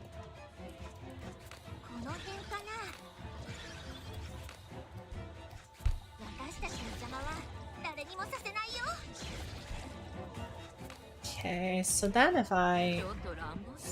So... Oh, but by the time I can use her Damn Exalt, it's too late in the combo. It's tough. It's tough for Mona. I guess I should have, kind of wish I'd just put Winkle Wheel on her, to be honest, but... What can you do? So... If I do this first... Nah, the Key Flare's cooked. It's absolutely Kuka games. This is so... Hold on, this is so vexing. I think I need to play the Ancient Caress and then the Sacred Blood.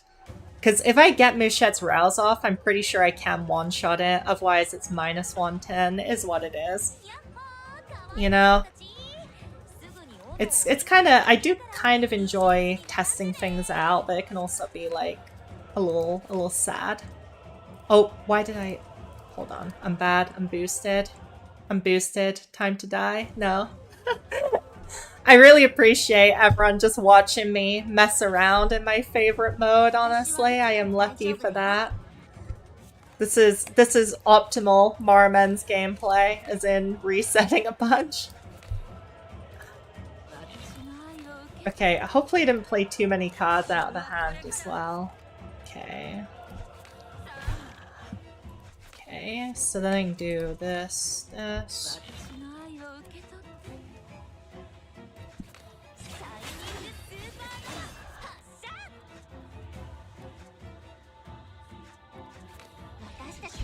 kind of cursed to not use a two-cost Shining Crush, but... Okay, so then... I think it's cooked. I still think it's cooked after all that, honestly. Oh my god, no! Okay, if I use Ties' Defend, but then that's... I've played so many cards that it's gonna be tough to do a combo, basically. Alright, hopefully this works. Okay, let me...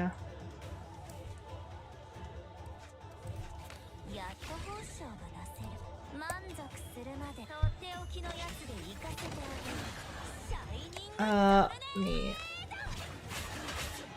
So, if I just... Do I have to Shining Crush, like, immediately at this point? Because it's gonna go up in cost. Yeah, this is... Oh, no. Oh, no. It's already cooked. No, it's not cooked. It's not cooked. It's cooked. It's cooked. Yeah, I mean, that plays better, but it's still nowhere near. After all that, it's fine. Minus 110. That plays, like, better, because it gets you more set up, but yeah, it's cooked. Now it's easy, of course, because you can just basically, you get triple damage pretty much, so...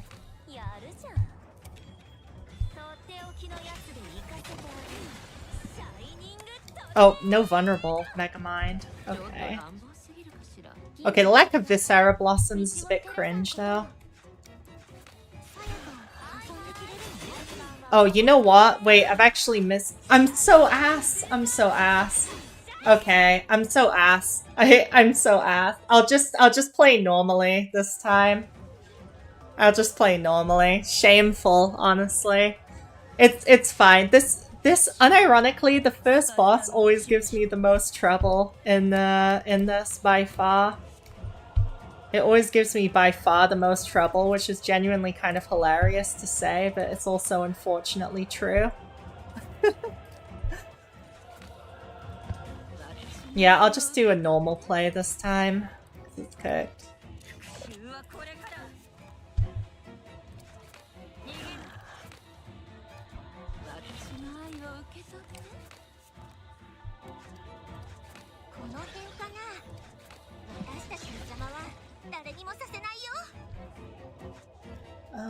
Yeah, I'll just like...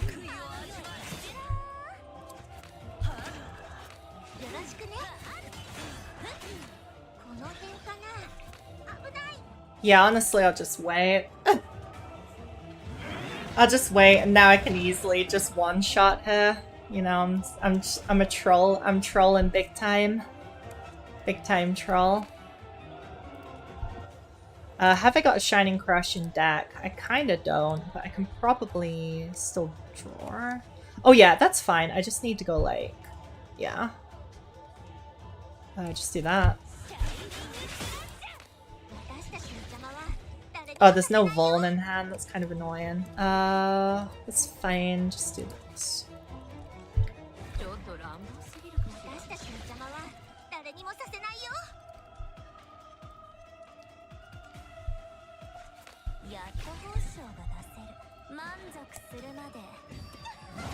I hope she gets Paradise Fail on stage 3. Okay, don't bonk me. I'll cry. Why would you say such cruel and unusual things to me? Why? Why? You're probably right though. I probably will. I'm not even gonna lie. I'm gonna get hit with that Paradise Fail real quick.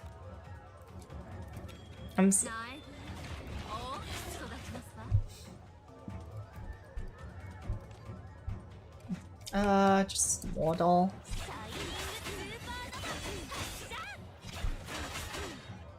Use one of the 2-cost ones. I'm already running out of card count, so...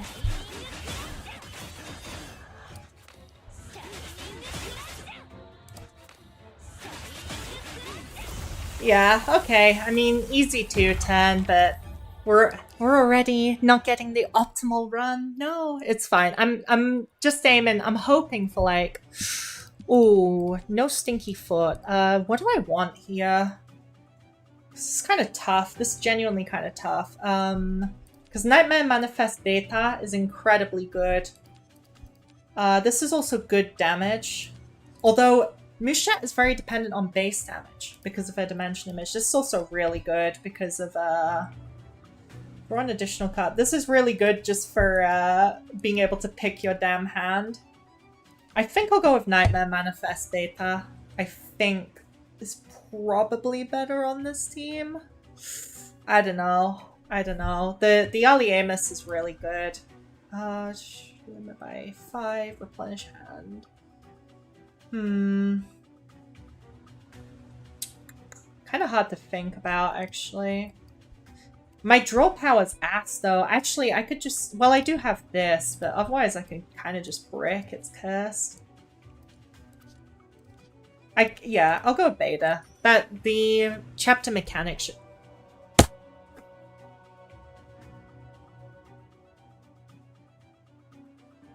No, I forgot about this. So if you get this chapter and you're not on like a G Murphy team, you just straight up have to reset. If you're trying to speedrun, you straight up have to reset. This costs you so many turns because the boss itself on Musette takes like 4 or 5 turns, and the chapter mechanic is shitty, which also causes you to lose turns. No, why would you do this to me, Miriam? Why? Why? This is so tough. That's so tough. Oh, just delete this. Delete that boss from this mode. Oh, delete that boss from this mode, bro. Is that bad? It's not just bad, it's unplayable.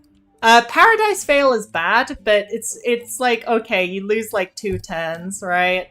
But, like, you lose so many turns if you do Miriam boss, unless you're, do you know what? Let me show you this real quick.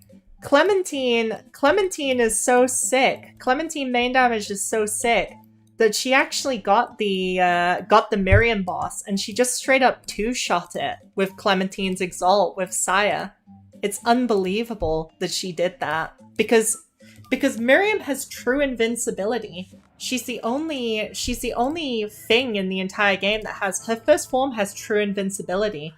If you use corrosion or petrification or whatever to kill her, she instantly just goes back to max HP. She's too powerful. Like, Miriam is too damn powerful. She scares me. She needs to answer for what she did to Deborah too. Okay, this is playable. Chapter 1 is a pretty bad resonance, but it's probably playable. Yeah, this is playable. This is playable. I don't want to reset again and again. I hope... I am wondering if... Can I actually play? Because this just shuffles into the deck, right? It's not... It's innate during boss fights, at least, right? But the Chapter 2 and 3 resonances is so much better, I have to admit. It's not even close.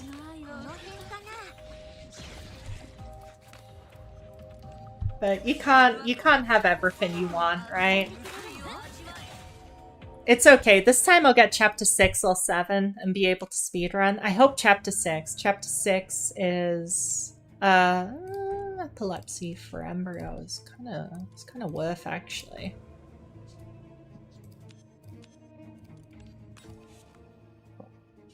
So you basically want to see Chapter 6, ideally, and I'll show you why later. Wink.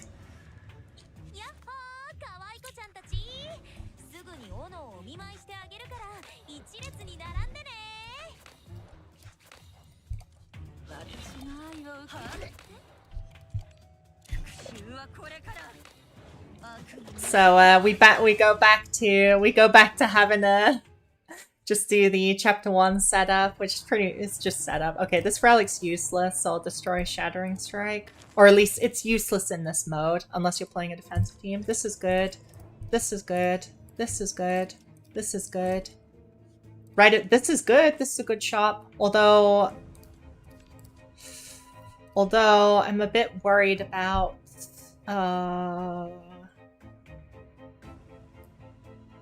I'm worried I'm gonna get shown a D image I need, so I'll skip the talent. Okay, this is mandatory. Gotta get that. That's mandatory. Okay, none of these are that important. Unfortunately, I would have cried a little bit. Mute Jukebox is really good to shuffle Viscera Blossoms, of course, but... Yeah, I just love this mode, so... If train mode has 1,000 fans, I am one of them.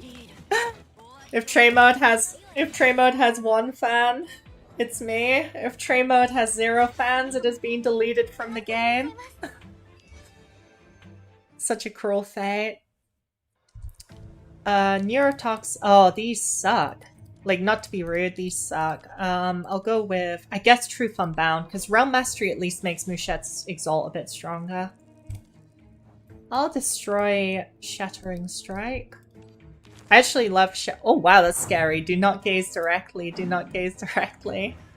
It's like one of those stupid Spooky's jump scare mansion attacks.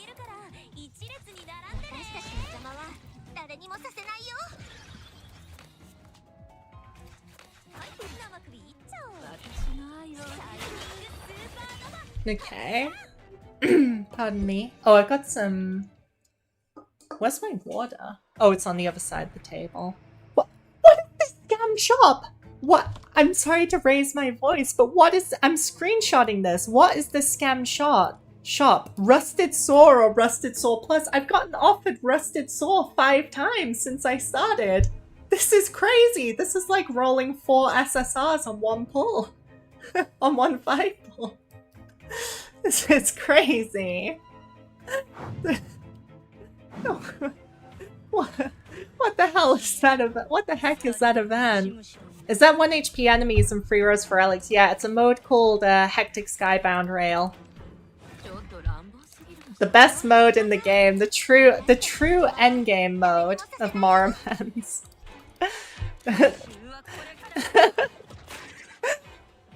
I mean, it's an endgame mode. It's an endgame mode of Morimens that's based on it's based on like Slay the Spire. Plague Record Plus, that's good.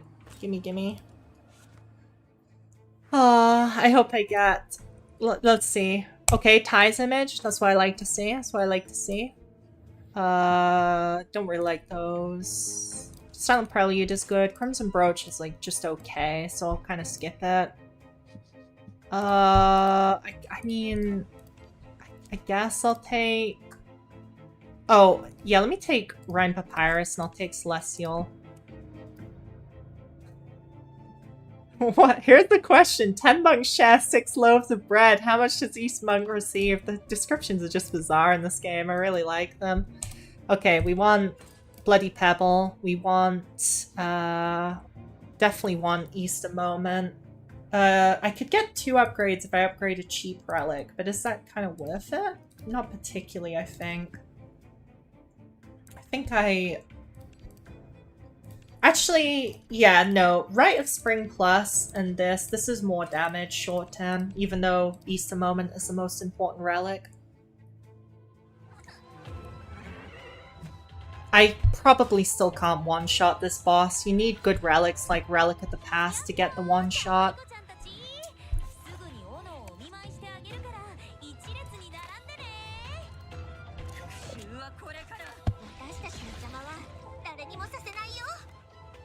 Okay, this hand's actually pretty good, but my Aliemus is still completely cooked.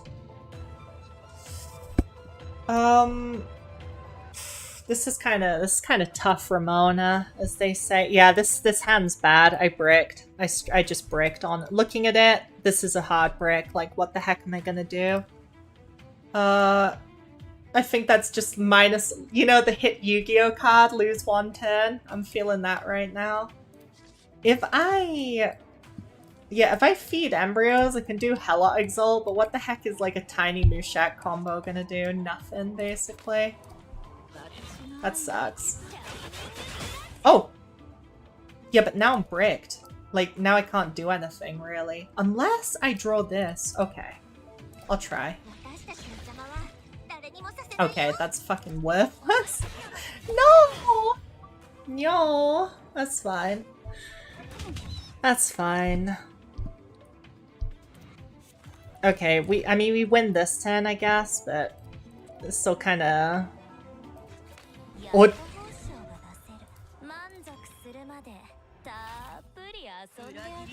One day of peace, am I right? Yeah, that's an old school reference. Yeah.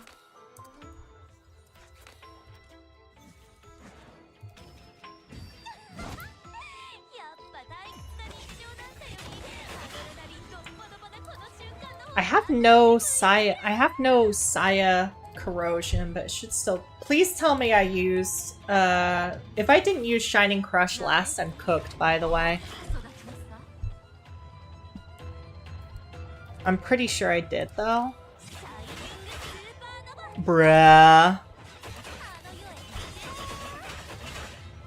Yeah, that ain't doing shit.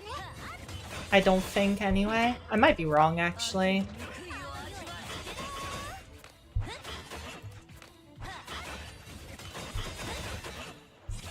Oh my god, I'm boosted! Wait, best Moja player TM boosted. Holy crap. Okay, to be fair, part of it was because I went for that risky play for no reason. Hi Fish. Yeah, I was, you know, let's not talk about it. Let's pretend that didn't happen. Straight up.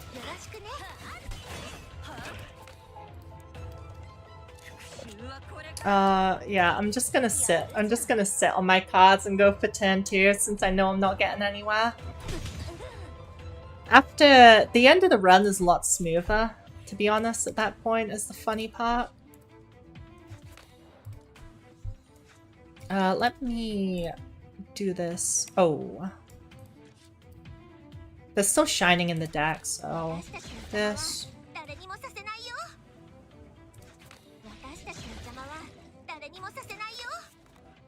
What? Bro, it's literally on the very bottom of the deck. You've got to be kidding me. Helot, if you don't draw it, I'm going to be very sad. Please draw it, Helot. Please don't let me down. You're like my favorite character in the game. She let me down, bro! She's great. I'm getting griefed by my favorite character. Okay, I know what to do. This is so cooked. Oh my goodness. Literally failing to 2-turn the easiest boss. It's Mushat's so scuffed at the start of the run before you get your good relics. It's so scuffed. It's so funny how scuffed it is, honestly.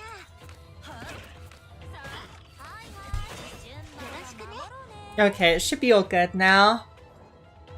Caleb's headshot failed us, yeah. Okay, at least I know what I'm doing now, for better and for worse. Don't try another Mortal Blast. This is troll. Whatever. It's fine.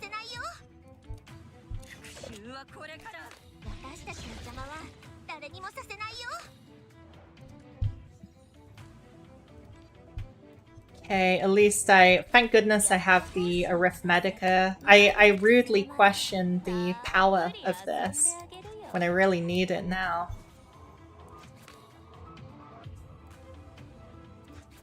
Or I'd be basically cooked. There's no two ways about it. Is it even worth using Hello Savari? I mean, yeah, let's just use it now. Okay, it should be an easy kill now. Just awkward setup for it. Oh, now she draws Shining Crush. Wait, it's random? I didn't... Oh yeah, it's unseeded. Huh. That's pretty funny, I'm not even gonna lie. That is pretty funny.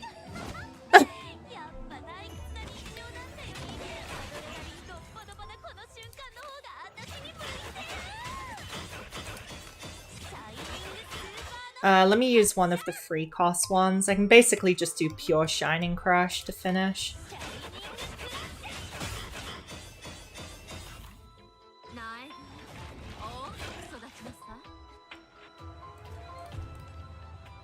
So with the card count, this should be exact. Wait, I might have messed up.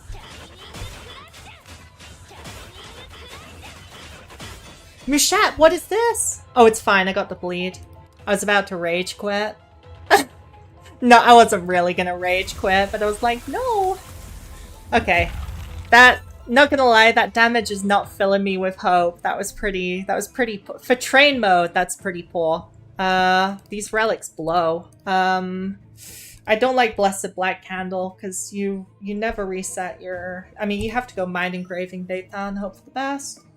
This is fine. I would prefer Chapter 6, but this is fine. This basically just gives you innate cards of how this works. So probably... What do I even put? See, the thing is, whatever I'll get one Viscera and the other's gonna discard, so I should probably... I want something to toss out. No Arith. I want something to toss out, basically. I could do Shining Crush, just because then it's guaranteed, but I think I'd rather draw into it. This is kind of funny. I don't really have a good card for the other Burforism, which is pretty hilarious. You know what? I'll probably put it on Shining Crush. Oh, but every fight is supposed to be like a 1 turn, except for a 1 or 2 turn, except for the last one. I prefer Twin Paradox in Chapter 6. Chapter 6 is really good on Mushat because the chapter mechanic gives you an ECOG, and that's awesome. Like, getting an ECOG, getting a fake ECOG is so good. It lets you play straight up suicidal and win as fast as possible, which in my opinion makes it the strongest resonance effect of all, basically. Let me could do Blood Instinct. Nah, I don't want to do it on Crush because it just lowers the chance I'll draw into it. You can skip it. Huh. I did not know you could skip it, but even if so, I should use it. I should just use it on a card that... I should use it on, like, Ancient Caress or something. Yeah. Like, something that might be good to have in the opening hand. Okay, sorry for my silliness. Oh, wow, that is a lot of slop in my hand right now. This is not confusing. Oh god, I drew both my Shining Crushes. Well, I'll just have to start again, you know? Okay, there's Blood of Coition.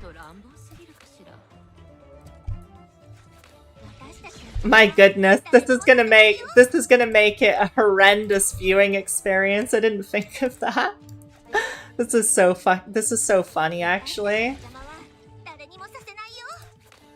Oh, I drew both Shining Crushes again. That is not good. It's fine. If I use Viscera again, I'm not going to get any cards, since I already drew from my deck twice.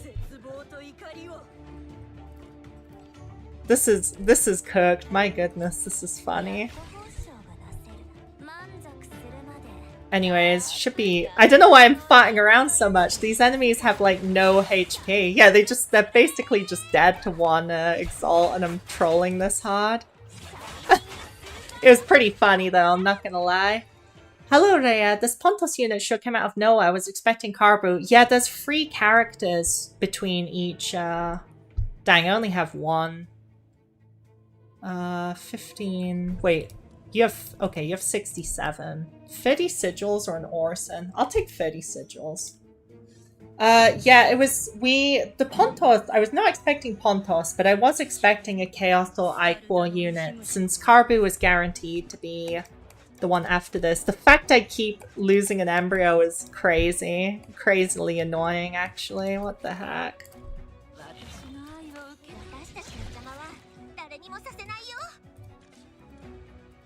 Don't tell me that this... Yeah, in hand, I was gonna say. Oh, no Viscera. Okay. God, this is one of the viewing experiences of all time. I can do that. Surviving Impasse. Hello, Rhea. Hello from France. Bonsoir. Sorry, I don't know much French. My mum is actually fluent in French, but she never taught me. But I do love France. I've obviously been there quite a few times because she's fluent. Yeah, she just chose to never teach me as a kid, which of course I don't want to criticize my mum, but yeah. Kind of wish she had. It would have been a nice skill to have, truthfully, but you know, it is what it is. Where is the Sacred Blood? Oh my god. Wait, how did that... Interesting. Let me just do this again. I can just use Mortal to get the kills, pretty much.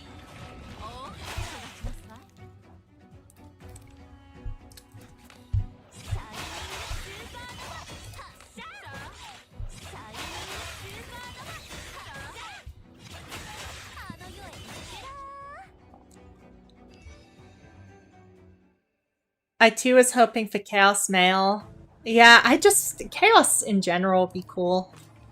Claustrophobia is not the best relic, but it's not a great symptom, but it's nice to have. Silver Tongue is good. Perception, these two suck. Filigree, awesome. I need... Yay, Mouchette Image. Okay, now we're looking... I was gonna say, if I didn't get Mouchette Image or Relic of the Past soon, it might be we might be cooked. Chat, as they say. I guess I'll take Laurel Cufflinks, and then let me do... Should I do... Okay, this needs to be upgraded 100% categorically. And then I need Silver Tongue, really. Silver Tongue is awesome. It's like 400 Keyflare. Do you think Pontos will be good? I will post my yap later.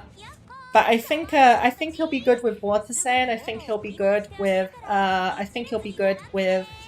a Hamelin Riker, maybe Goliath Core, and then also like probably discard with Corpusant too. Is basically where I'm at with them.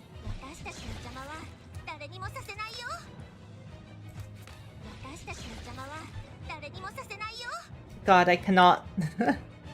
I can't see. Help! This is so funny.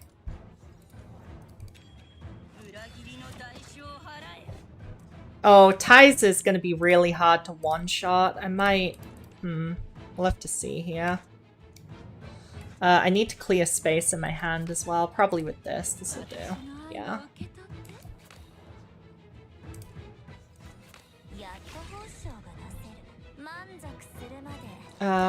Let's just go for it, yeah. It's going to be... Can I one-turn this boss? I hope so. I might have to use the... I could use the Furnace for more corrosion, maybe? I don't know what I drew. Did I not? I don't think I got any strike, actually.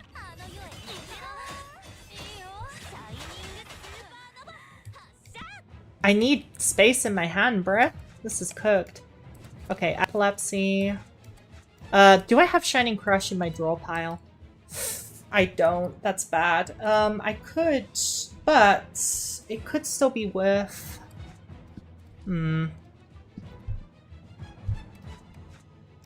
I kind of have no choice. I need the space. Draw 21. That's bad.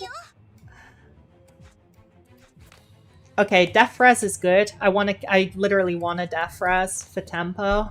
This is so. Oh, nice, nice, nice. Free a riff. That's. Don't mind if I do. Oh.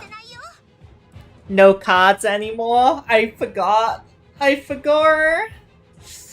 I don't know if it's... I'll give it a retry, but I don't know if one-turning this is possible. I need to play it a very specific way. Holy cow, how many cards in hand? It's because of this damn... It's because of this blessed relic from the madness mode, which honestly is griefing me. But it's cool, but it's also kind of griefing me at the same time. Suppose I should have seen this one coming. I'm just gonna have to kind of recognize it on sight, I think. Okay, now I can get... and do this. Then I do epilepsy. Oh, it didn't DR. I'm bad. I'm bad. That's trash. It's fine. I'll just use blood for blood.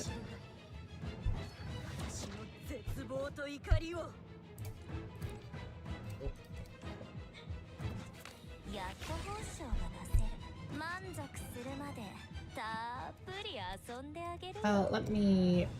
Yeah, I'll just do this. Then I can do... let me see what I get off Silver Key.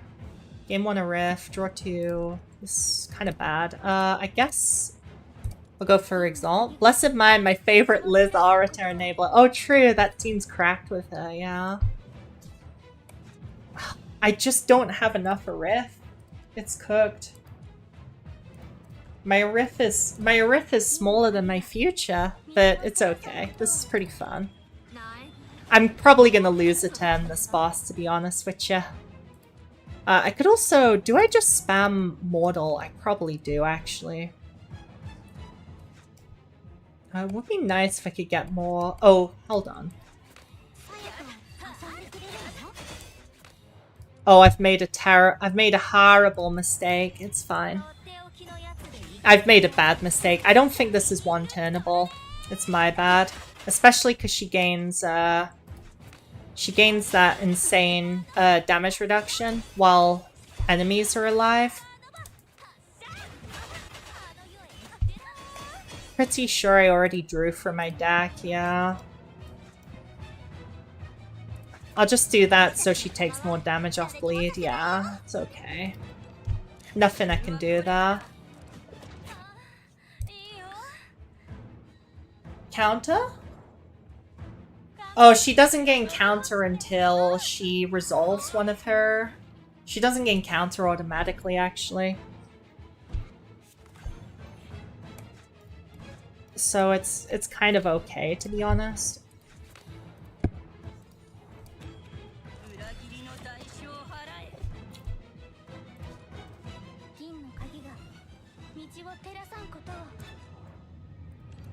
Yeah, she doesn't have counter yet. This is just a big amount of enemy HP to deal with. Nothing I can do about it. It's unfortunate though. It's really hard to kill the elites with only the bleed from damage from only the bleed damage unless you have insanely amazing relics, you know? They gotta be incredibly good.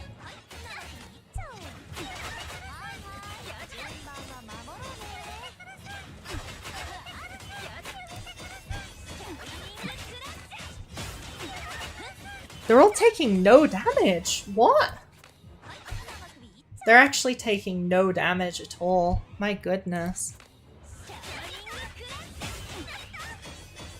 Oh, to be fair, that's really low damage, actually. Wow. Huh. And I'm not killing them this turn. That's bad. I mean, I can weaken and it's fine, like... Oh, wait, no, it's not so fine. Wait, this is bad. I'm actually in big trouble here. I'm in big trouble. I've never had problems with this fight before, although I've never played it much in this chapter. The amount of damage reduction she's given to her team is actually crazy. I think I'm gonna go for the Petrify on her, I think. Yeah, I'm gonna go for the Petrify on her so I don't have to deal with this crap, I think is probably a good play. How are you doing after the chili challenge? I'm doing okay. Just barely. Just barely, honestly.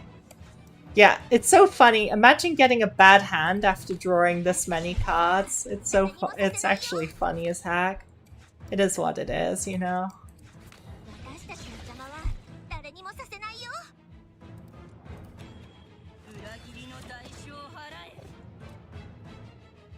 Oh, okay. Let me... So now I need to do that. I need room in my damn hand, honestly. So cooked. This is so bad, actually. It's incredibly funny to be like, yeah, this is bad, but it is. Water everywhere, but not a drop to drink cast moment. So true. I've missed sequence too now. I've messed up my sequencing as well. That's on me. Yeah, I didn't even get her. I think I might have to lose 2 turns on this, which is awful and basically stops me getting a good speedrun reap. That's such a reap Buzo moment.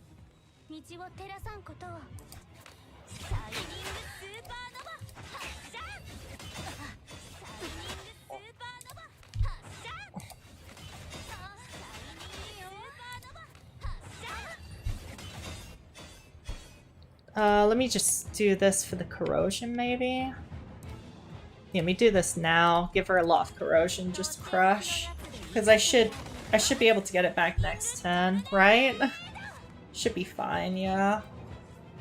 Yeah, she just summons so much and gains so much damage reduction that it's kind of tough, not gonna lie. Which I never thought I'd say, but yeah. It's not really ideal, to be honest with you.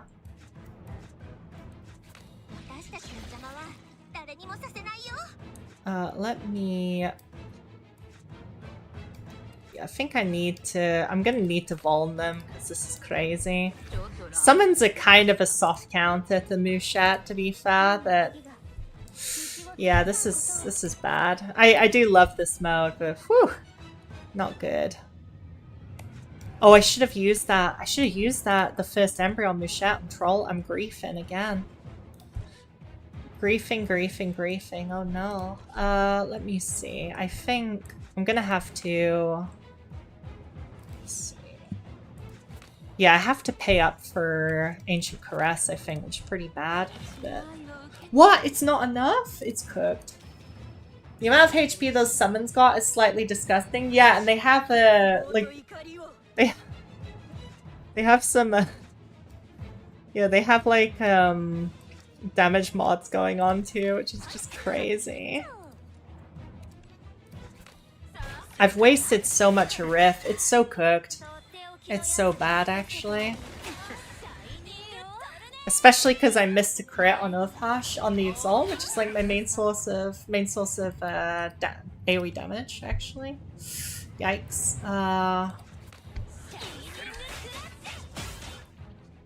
So cooked. Mortal. What can I do? I can draw into Mortal again. I need... What the hell do I do? I think... Epilepsy, Biomimicry... Yeah, I think I have to... Yeah, I'm gonna... The thing is, they're dying to stuff that's on them, but... Like... What is going on? Okay, this will not be good because I can't. I already reshuffled my deck once, so I'm gonna be cooked if I use a Viscera now. Caress, Epilepsy. It's bad. It's bad. I guess I can. Kind of wish I had a playable strike. I just have to mortal. Is this the end? Is this actually the end? Like, I've never seen this happen before. Nah, this is so bad. How am I getting stat checked by Ty's elite? Nah, this is actually terrible. Okay, I'm just gonna have to play safe and lose 2 turns. That's so tough. I'm not even sure how to lose 2 turns. I guess by just doing nothing turn 1, basically. Riveting. Yeah, I probably just do nothing turn 1, basically. That's tough. Yeah, this is a first for me. I've actually never had a trouble with this elite. Never before. But you know, sometimes it be like that. This mode's got hands. But yeah, I straight up just have to prepare not to die at this point.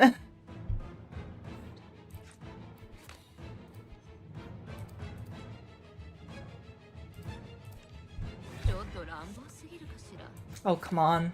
I forgot about Ty's thing. I'm messing up so bad. It's so cooked. It's fine, I guess. Let me just... I don't need to use Mushette's ult, actually. I can just go, like... Just do a quick combo. Yeah, like, strike.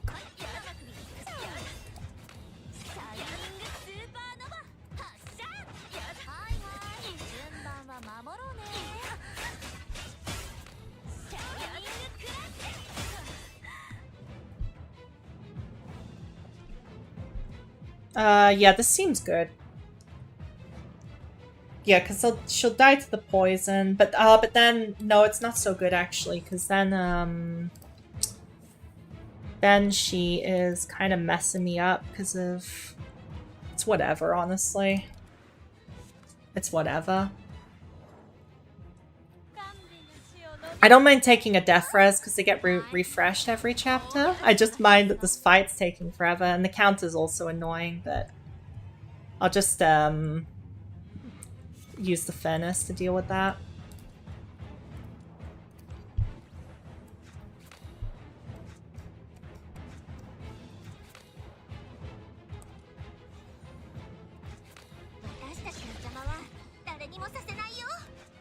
Where is... Okay, this'll do. Yeah, let's just go... Grab this now. Do this.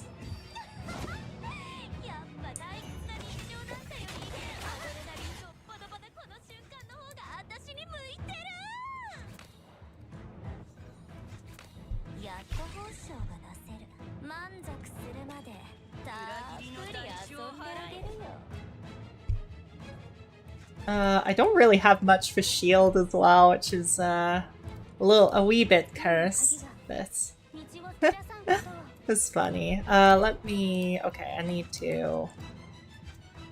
Let me just use that immediately, actually. Oh god, I keep drawing cards. Okay, it's fine. I'll just have to S-key now. Sure, actually, let's do that. Do you think Big Man would be good enough in a Pontos team? I'm not sure. I did think about Big Man with Pontos, actually, but the problem with Big Man with Pontos is that Big Man's effects don't do anything on her Exalt, kinda. It's still decent, though.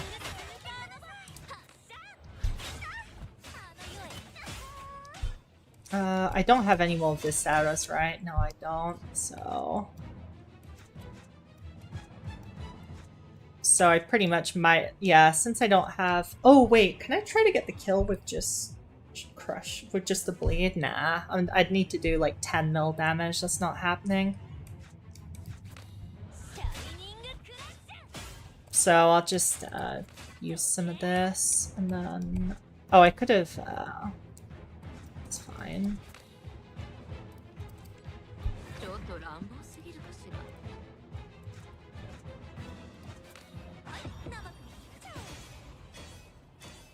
This is such a shit show, it's crazy. This is really bad. Yeah, Oh, you have +8 Pikman. Okay, in that case I would put them together. I don't think Pikman and Vortice... Sorry, I don't think Pikman and Pontos have that great of synergy.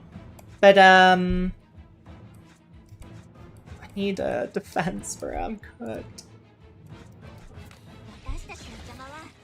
Oh dear, this is the class. Am I actually just gonna get... This will be so funny if I'm actually just cooked.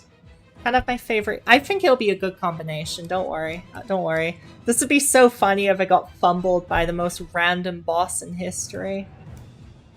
I'm gonna have to use like every source, pathetic source of defense, but I need a defensive posse or something. Hi Ariel. Yeah, this is... Okay, claustrophobia is good. Because I need shield. And it's gonna trigger another death res, but that's fine actually. It's actually fine.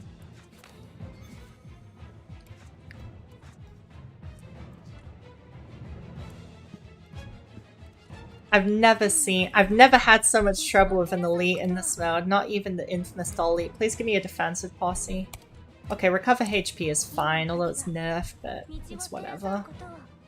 I should be, honestly, I should be fine. Just, this should mostly kill just with the exalt. Oh, there's no Vol- I forgot to put Voln on her, didn't I? I'm actually griefing big time. The Griefus Maximus right now, it's fine. I can't believe- this is insane. I went from trying to do a quality speedrun to just trying to fight for my life at this point. This is cooked. I've never seen something so cooked. Where's a... I can't see shit. Okay, silver key. This gives a pitiful amount of shield, right? I just need... Is this your main account? No, this is my terrible alt account. That's why I'm... That's part of the reason I'm struggling so unreasonably badly. Okay, we're good now. What a travesty of an elite fight. I don't think this is not looking like a good speedrun at this point.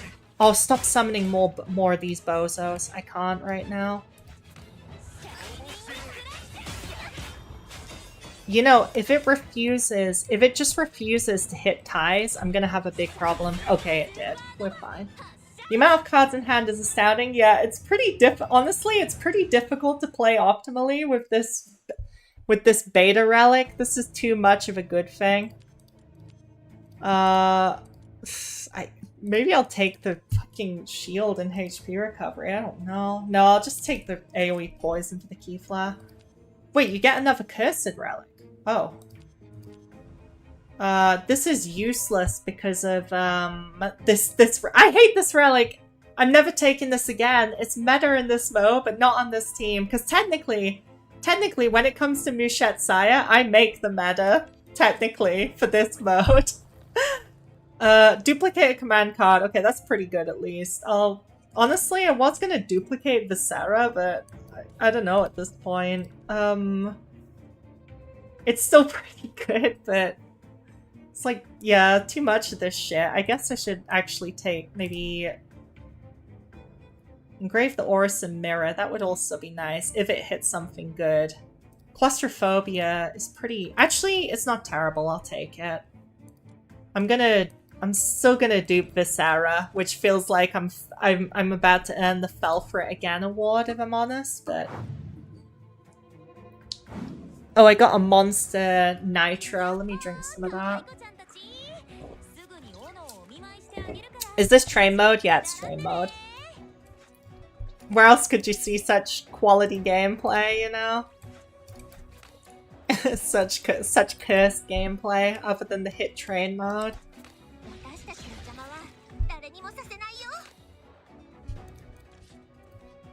I'm still gonna do this.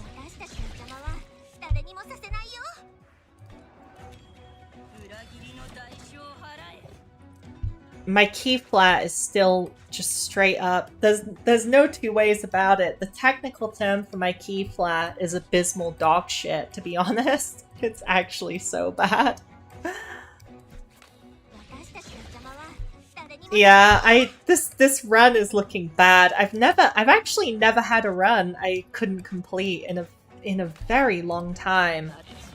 Sorry for joining late, but what do you think about new character? I'll post the video later, but I think they'll be very good, mostly defensively. I think they're more of a defensive character than an offensive character, is what I have to say about them, basically.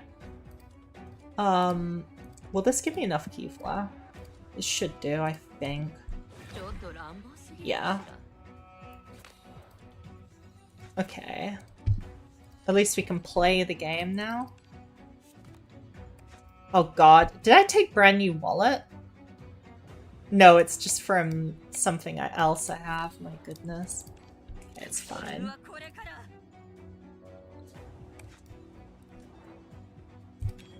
Should we pull that handsome old man? Yeah, I'd recommend getting E-free, to be honest. It's your call though, but it seems good to me.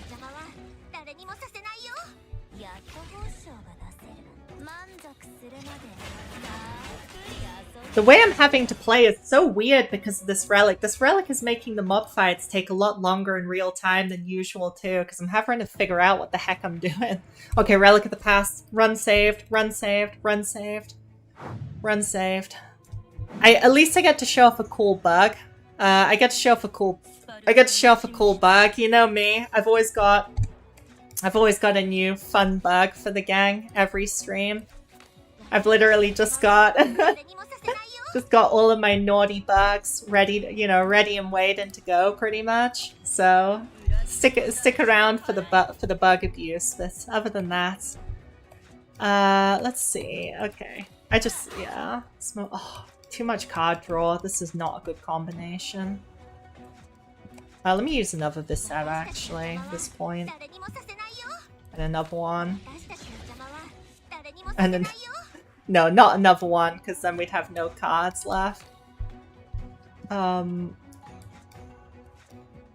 just use that because it doesn't raise my riff harmony, I guess.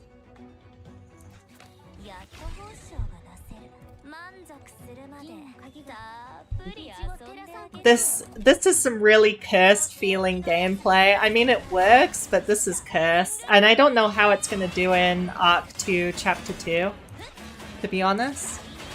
I'm finally back inside from the hell that is this heat wave for my Mori content. Yeah, the heat wave is pretty... The heat wave in Europe is pretty messed up. It's pretty fact. I'll home plus. I'll actually destroy. I'll destroy... Oh, I have so many useless cards in my deck. It's crazy. Let me destroy... Helot Defend is a real stinker. Let's see. I might, honestly, with how things have been going, maybe I should take Guardian Hand, because this is not it. 10 star. Should be okay. Vision Corrector, that's good. Doctor's Case is good. Chronometric Device is good if I can afford it, but I don't know if I can double posse most turns, to be honest. Why does the enemy melt so fast? Because of train mode modifiers, basically. I don't like these relics. I'll just take upgrades. Like Relic of the Past, that's good. And I'll probably actually go for Kaleido before upgrade. Oh wait, I don't have this? My goodness. That's cursed. And I'll also take...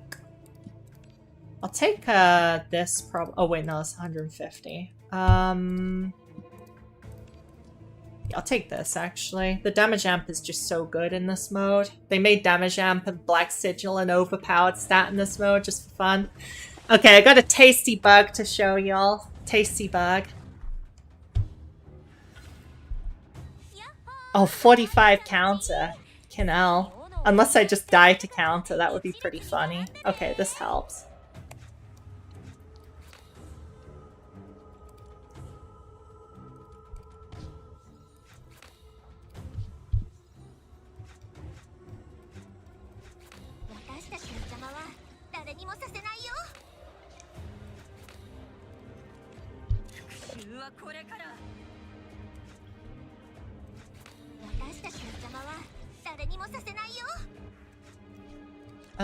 Shining Crush still in deck? It isn't, so I have to hit the go button now. Let me just... Yeah, do this now.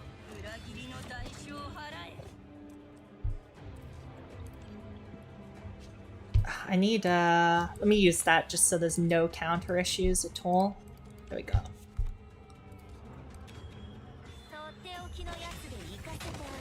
Most hard boss for me is using Gelot team. Yeah, that's pretty rough, actually. I need a Keyflare here.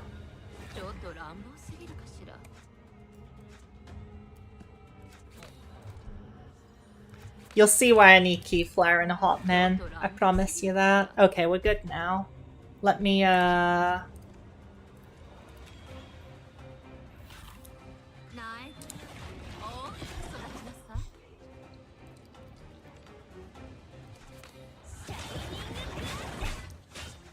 So, I'm trying to be... Let's see how I do this. I'm playing in a really weird way, which will make sense momentarily.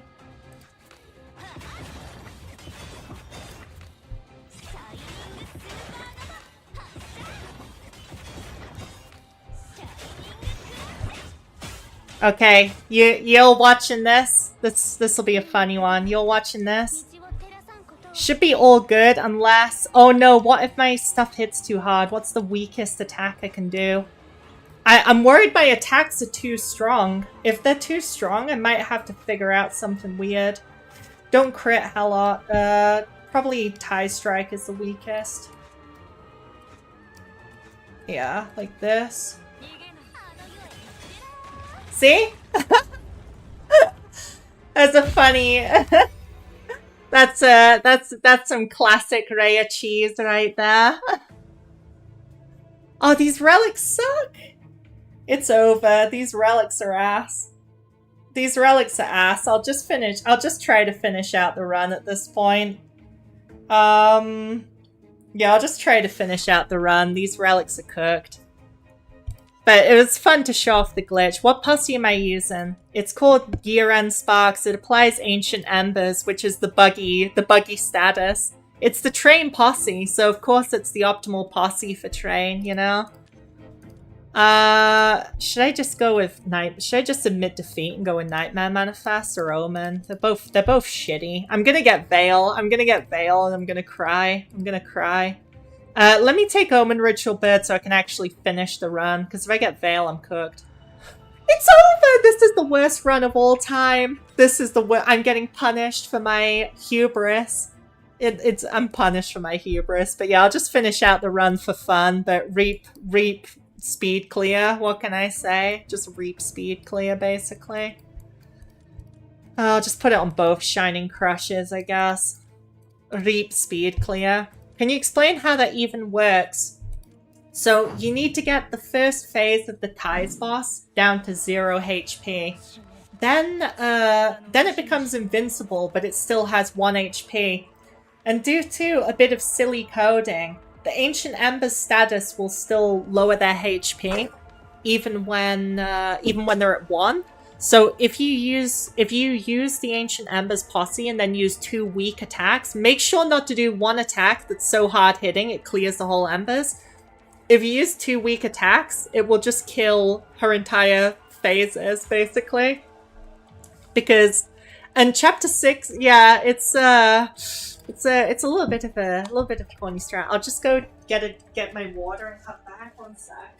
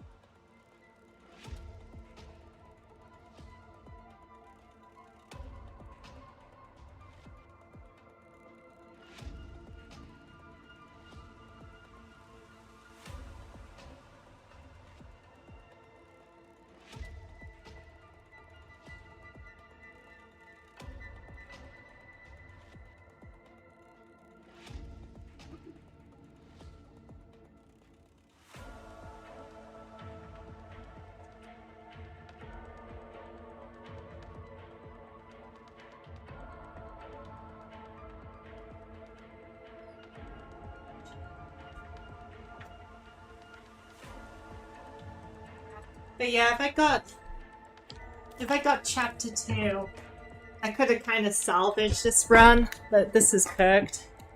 It's fine though, it's just for fun, really.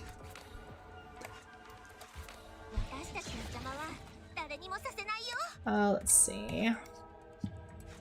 Oh, the Shining Crush again. Whoa. Let me... Oh, interesting.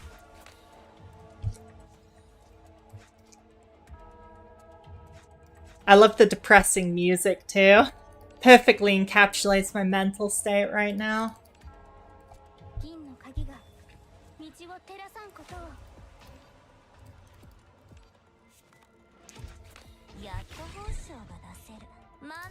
Oops, I messed up. It should be fine though. This fight's pretty weak. Yeah. Oops. Just remember to do this or I'll troll.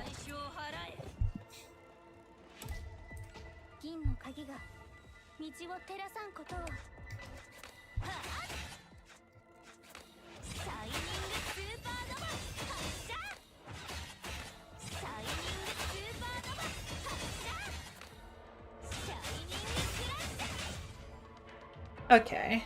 Yeah, at least at this point we're pretty scaled up with the damage. I'll probably have to take defensive relics to even survive the last. Blessed Blood. These are both terrible, honestly, though. Yeah, these are pretty awful. I need something, yeah, it's gonna be tough to deal with the annoying tentacles. Cause this team, I took off Birth the Soul, which helps you survive. Oh my god, look at how many embryos are just going in the bin. I'm getting tilted by it. No embryos anymore. No embryos now or ever. This is for my scene, I guess.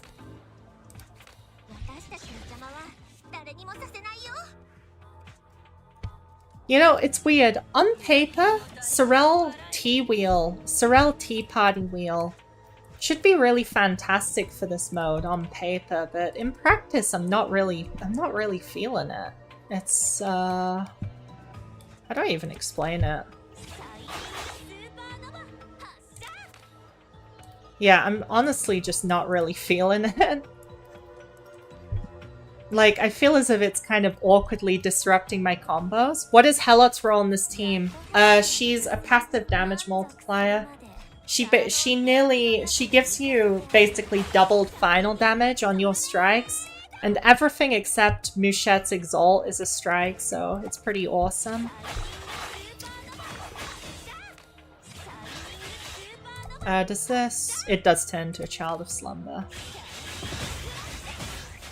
But it just dies anyway. So basically, Mouchette's Pursuit and her Strike and her Shining Crush and her Mortal Blast are all strikes. So okay, Weeping Pipe is nice. At least Weeping Pipe is nice. I think we're gonna struggle to win straight up, but we'll have to see. Okay, Guardian Hand is good. Malignant Child is good since I don't have good Weaken. I'll take Mythog Insignia as well. Oh, Lucky Rabbit Paw. I'm getting really good relics. I need to save a bit though. Yeah, like save a couple things for the last shot. Oh, Stella Brew though. Stella Brew is fantastic, actually. Yeah, Stella Brew is really fantastic. I should maybe take Dearest Babe for the healing, although healing's kind of shit in this mode in general. I'll take this. 800 shield is going to help a lot. Just for surviving. I'm just gonna show respect to I will buy that. I'm gonna show respect to G Murphy Boss and get mostly defensive relics, to be honest. Cause like I'm less worried about getting a better turn count at this point and just about finishing the damn run. Since this team is, I don't remember how much. I probably can't one-shot her, but we'll see. We'll have to see about this. If Tink wasn't an Ultra, she could fit into this too because of her strike, doubling strike. Yeah, I mean, Ultra Mouchette is actually really good, but I think even in Ultra, unfortunately, there's kind of better options. Ultra Mouchette is just like so competitive in the sense there's so many good characters to run. Okay, I'm happy with this. Let me just... Where'd this come from? Interesting. Oh, I should have gone for the cost reduction. It's fine though. Sorry, my throat is a little hoarse. Let me take a big slurp of water.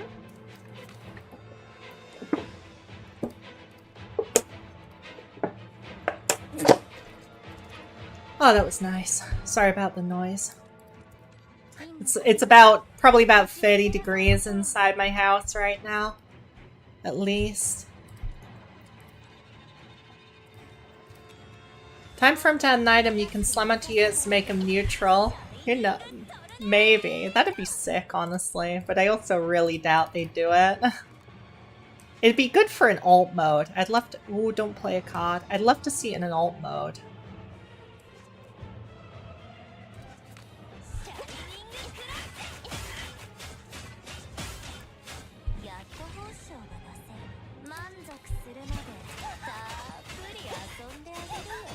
I don't like this Mouchette as much as M12s, if I'm honest. Or maybe I'm just a bit of a— being a bit of a boomer with it. Oh no, I thought I had 2 slots in my hand. I only have 1. I griefed. I griefed. It's fine. It's fine, because I'm not one-turning her either way, so it's whatever.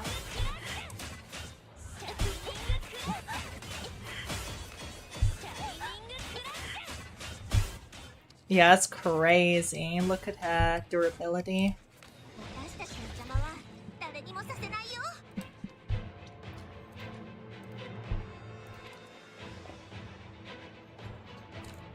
Is Jade pretty much the only viable option for Madness Train?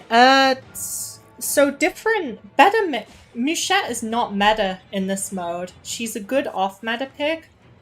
Jade is the comfiest, but you can also start with Clementine can start with the Foot Relic, or she can start with G Murphy teams often choose to start with choose to start with this. Because G Murphy just needs to get all of her cards and not brick. Because G Murphy is the meta in this mode. Because she has infinite scaling, unlimited scaling crit damage. Unlimited crit works, basically. You can't beat that. It's impossible. So basically, it's like, after G Murphy, it's like everyone's competing for 2nd place, if that makes sense. And then among those, Mouchette's a decent pick. She comes in like 4th, below Riker. And Clementine— yes, I'm not joking about Clementine main damage. Clementine main damage is actually borderline meta in this mode. Because of her ridiculous scaling with damage amplification and base damage. It's really funny.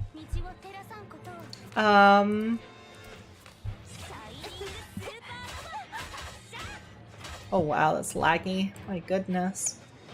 Let me just grab this.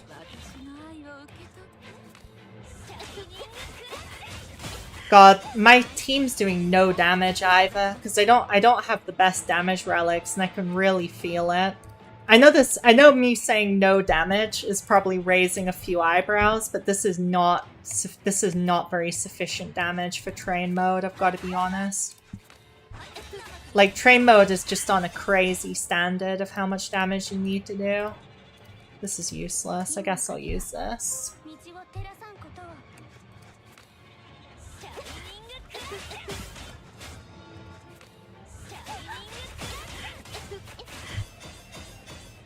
Do I have Shining Crushes to draw into? Only Mortal Blast. That's okay. Yeah, let's do that. Oh, here we go. Perfect. Okay, let me— oh, I need like a 0-cost strike, but that's okay. I'll just use that.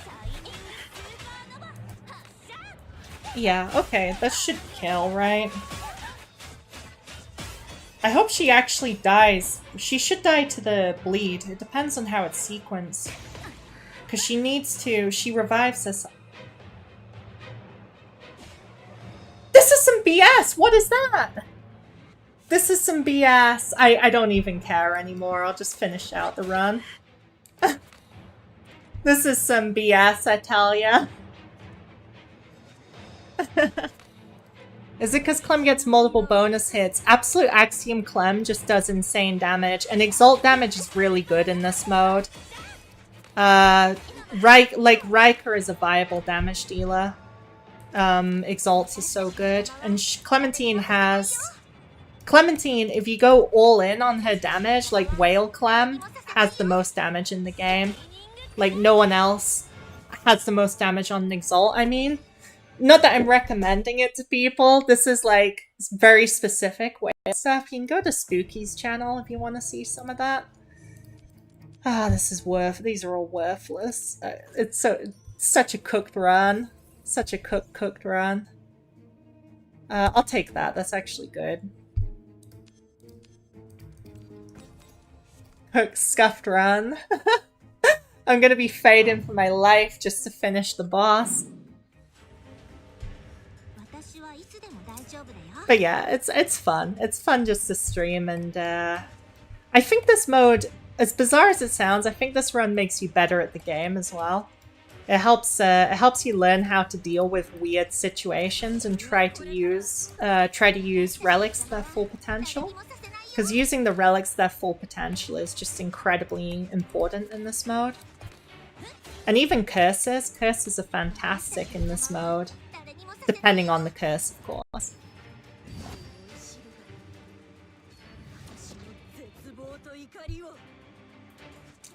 I wish I could... Yeah, the only problem is it's so hard to get Kaiser's... On this team, it's hard to get Kaiser's Sign of Purity off.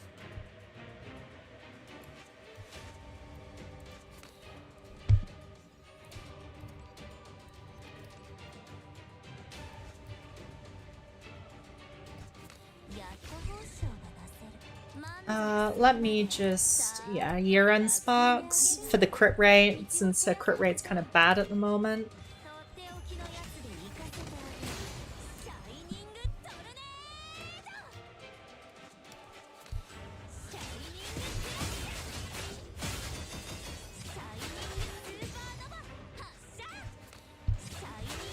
Oh no, average... Wait, I forgot about average servant. This bozo is probably going to make me lose a turn. Look at this shield. Look at this shield. Look at the state of this shield. Yeah. I've never actually, believe it or not, I've never actually gotten this chapter with Mushet before. I'm lucky for that. This bozo is just stat checking me. Dang. I need the corrosion, honestly. I need which I don't have. Where is it? Oh dear.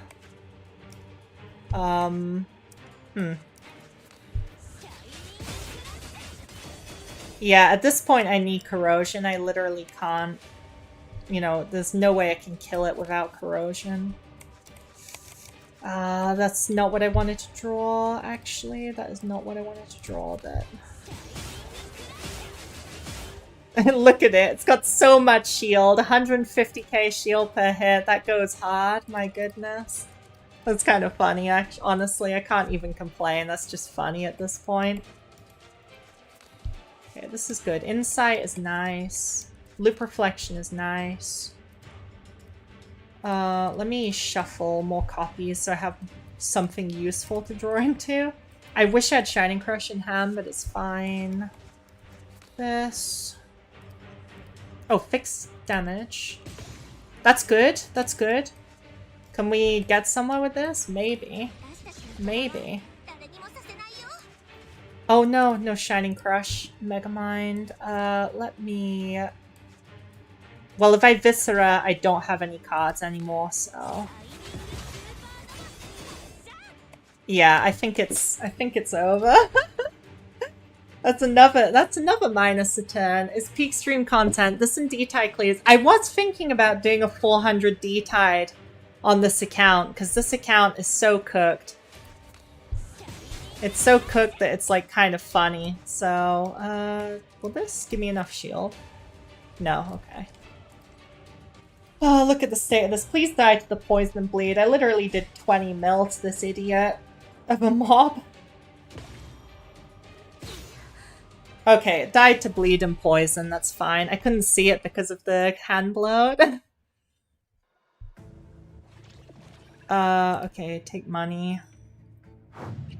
Okay, there's one more. Who's next? Oh, this is not an easy one either, because the crit resistance is pretty irritating.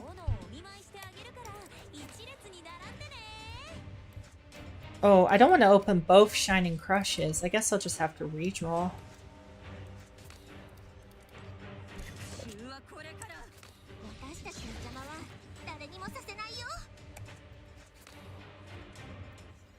Oh, this hand sucks. Dang. Oh, that's... Okay, there we go. I was gonna say, what the heck?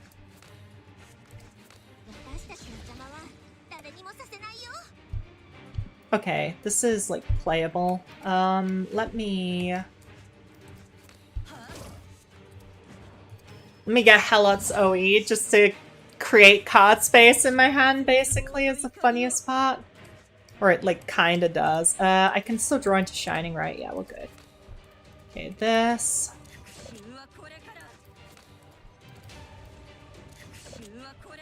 Just doing that so they don't stick in my hand, basically, is the logic.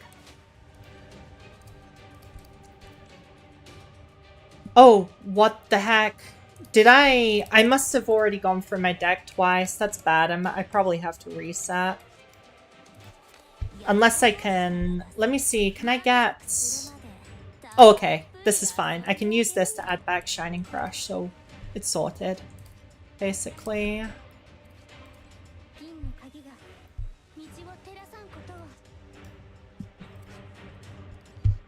Use enough posse. Okay, I'll just use this to give Ties her Aliemus that she needs.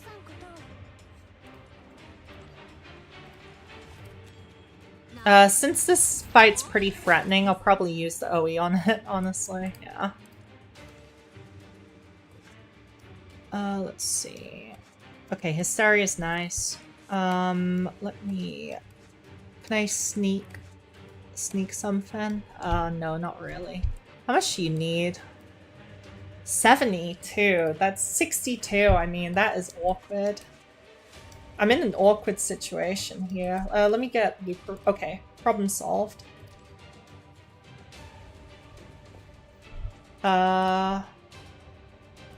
Sure, let's do this. Problem solved. Now I can just go Shining, Overexalt, and then start using some mortals. You want to use as many Shining Crushes as possible because of how Mushette's Dimension Image works in this mode. Obviously, normally you can't put out that kind of juice, you know? But this is the day. This is the day of reckoning, basically. With that being said, I'm not sure I can one-turn this bozo. Because they're just too beefy. They're too much of a dongus, you know? Okay, this is... I can still... So let me use... I guess I'll use the free... No, I want to use this, and then end the combo. Oh, right, it's already still cost reduced. Let me see... I'll go for the RNG. Okay, this is good. I think this... Wait, I think that does... Oh, I have a Shining Crush in draw. That's perfect. Grab that. Nice. Okay, this is pretty cool. I can go, yeah, and go like this.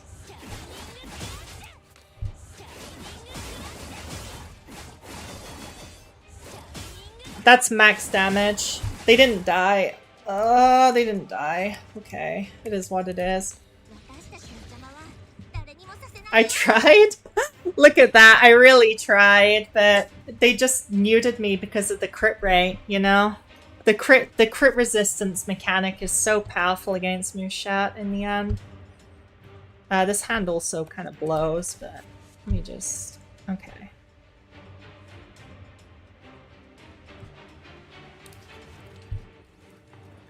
The last fight is going to be hell. I haven't actually done this on Madness with Mushette, only with characters like Pollock, so I'm interested to see how it goes.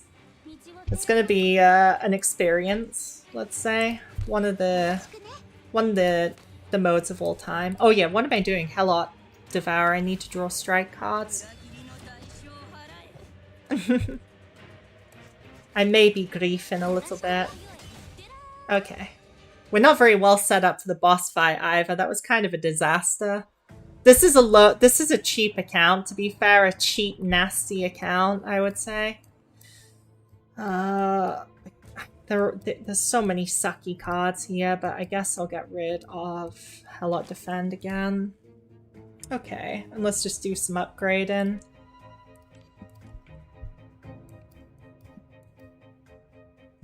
I do want this upgraded. And I would like Vision Corrector upgraded. It's good for... Okay, this is... I need Doctor's Case. It's too good. And then I need stuff that's going to help keep me alive. This is good damage, so I need it. And then I only get one more relic upgrade. Probably... I think Stellar Brew is probably... I probably like that the best out of the options. Okay, here goes nothing. How many turns are we on? Well, I probably will beat my previous score, even with this horrible run RNG. Because the fight should take, I don't know, it should take like 7 turns maybe.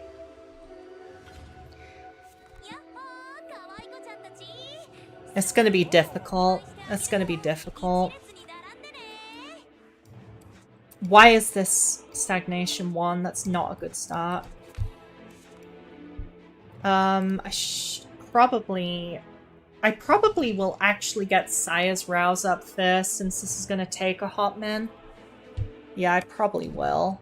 I might actually try to get her OE, which is kind of funny, but it's kind of tempting, yeah.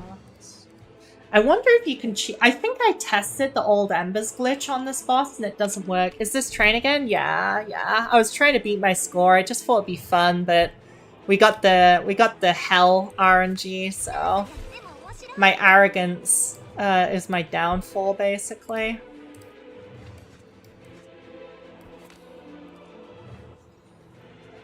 Oh yeah, I only have E3. What do I mean get Sire's OE? I'm not on my main. Dang. No. Not my fave. It's fine. At least we can do this. Oh, I probably should have got her Devour, actually, but it's okay. It's probably okay. TM.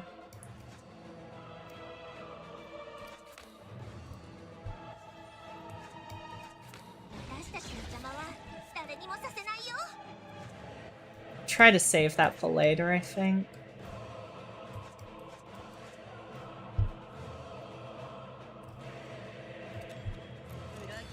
Let me think. How do I want to play this?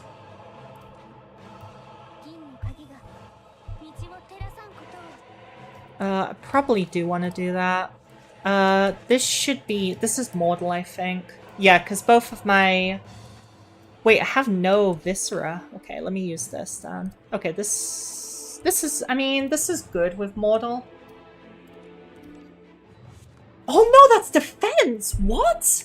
So this is strike and defend? Oh, that's bad. You know what? I'm retrying. That's terrible.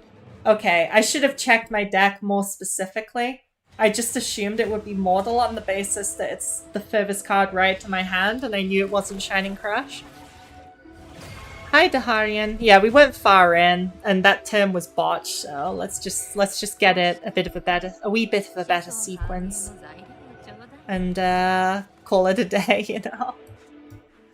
My goodness. Right. Let's honestly, yeah, Ancient Caress is worth using, actually, yeah.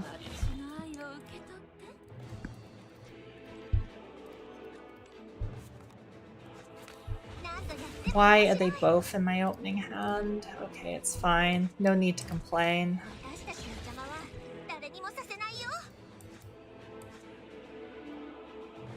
What are you on? 286. Okay, I'll just use this. If I use a couple posses, yeah. I'll just get her up to Exalt, I think. Search, draw one. Let me... Oh! I don't have room in my hand. Big brain. This is what sucks about Sire, especially if you're a newest player and still do not memorize all cards. Yeah, I will admit, I often just say it's not a downside, but I'm too used to it. I just got used to it pretty fast. It is bad. I'm not gonna pretend it isn't.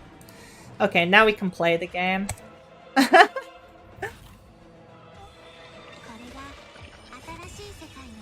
It's going to be hard to push through multiple forms because of the seal mechanic as well, but we'll just have to see what we can do, basically. Let me just do this now. And I have a pretty weak... the corrosion, if I use the corrosion at the right time, will be aight, basically. If I use the corrosion at the right time. Oh, that's mortal? Sheesh, I did... Yeah, okay, there you go, I suck. To be fair, I should use the cards on the left, I'm griefing. That's on me. That's fine. Let's just... Should I epilepsy? I'm safe, so yeah, I should. This is probably mortal. How many mortals are in my draw pile? Okay, this is... Wait. Those are the mortals, so this is... Strike, defend, they're all accounted for. This should be mortal. If not, Reposo, what can I say? I'm bad. It's cooked! Okay, I'll just use them. It's a... The illustrious... My Saya gameplay is coming back to haunt me. I was so proud of Saya, and this is what... I mean, I do love playing this character, but wow, she is griefing me right now. There's no two ways about it. I'm getting griefed. I'm getting griefed big time. Big time grief. Let me... Should I actually use this for... This has to be... Wait, this has to be Shining Crush, because it's full cost. Unless it's stagnated, too. What? How... I'm baffled. How is that full cost? Because the max it can increase is by 1, right? Is by 2, right? So it must be stagnated as well. Reap. Yeah, this is crazy stuff. And she got sealed. That's tough. Hi, Shinoa. Okay, at least I can shuffle Shining Crushes into the deck. Let me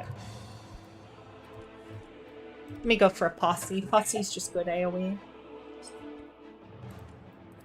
If I create cards, then they won't be sealed, which is kind of nice, so I'll just do that with Musha.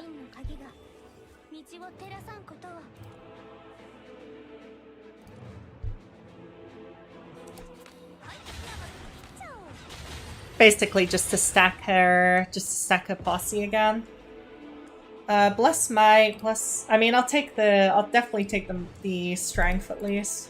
That would have been nice with Nightmare Manifest beta, but we didn't get it. I mean, this'll basically stop her killing me. I'll save the OE for the second phase, just so that I'm definitely safe. Yeah, this is gonna take forever too, this boss. This is not gonna be it. This is not the goods. I'll try to save the OE for second phase. I didn't use it right yet. Yeah, no. Okay, well, I'll try to navigate around Mushette's image now. Emphasis on try, it's pretty difficult, actually. So that'll get doubled. I'll do this. Oh, can I... If I use a mortal... It's so hard to get. I need Saya's damn corrosion to help me out, please. Okay, well, at least I can get even more Shining Crush, I guess. That's pretty cool. Yeah, okay. This is me losing another 10, y'all. Oh no. Yeah, I don't think... How am I gonna... It's pretty hard to push through the stupid seals, I'm not gonna lie. Right, let's do this. Okay, that's good at least.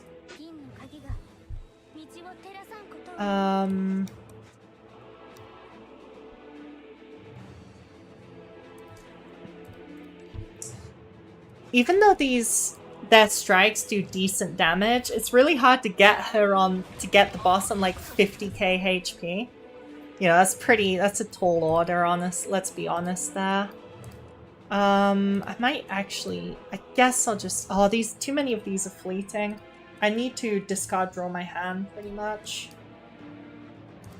I'm actually going to do it on Sire's Strike, which may seem like an insane play, but it's pretty much just to...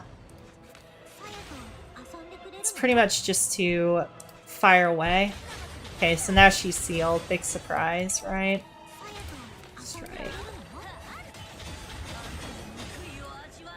Let me use a loop. Because now there are too many of... I just lost a bunch of them. That sucks. Oh, wait. Why am I complaining? Yeah. Let me just grab Long Lost Dream. Problem solved. Problem solved. Okay, that's... How many of these are fleeting? None of them good. I kind of want to get Ty's Rouse up next turn, so I'll save.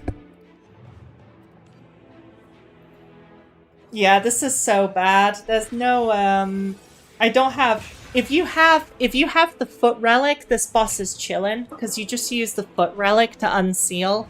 I've never not had the Foot Relic at the same time as this. It's a tragedy, honestly. It is a tragedy. There's no two. And she's gone to OE, which is not very good, actually. I guess, honestly, I might as well hold... Yeah, I might as well just hold the Exalt, because doing 4 mil is easy anyway. Okay, now I need to seal everyone, except Mushat, or I'm cooked. So for that, I need to... So what I need to do is, like... Let me do this first. I'll extend the vulnerable. So I need to do this, and basically, I'm gonna need to... That'll seal ties for a bunch of turns, though. Yeah, no, what I need to do... I Helot Exalt. Then I Lasting Loaf. Because I don't... Oh, wait, I need Helot's Strike, though. I'm cooked. No, I'm not cooked, but it's a bit awkward, to be honest. Maybe I should actually get rid of Viscera. Maybe I should have shuffled Viscera copies.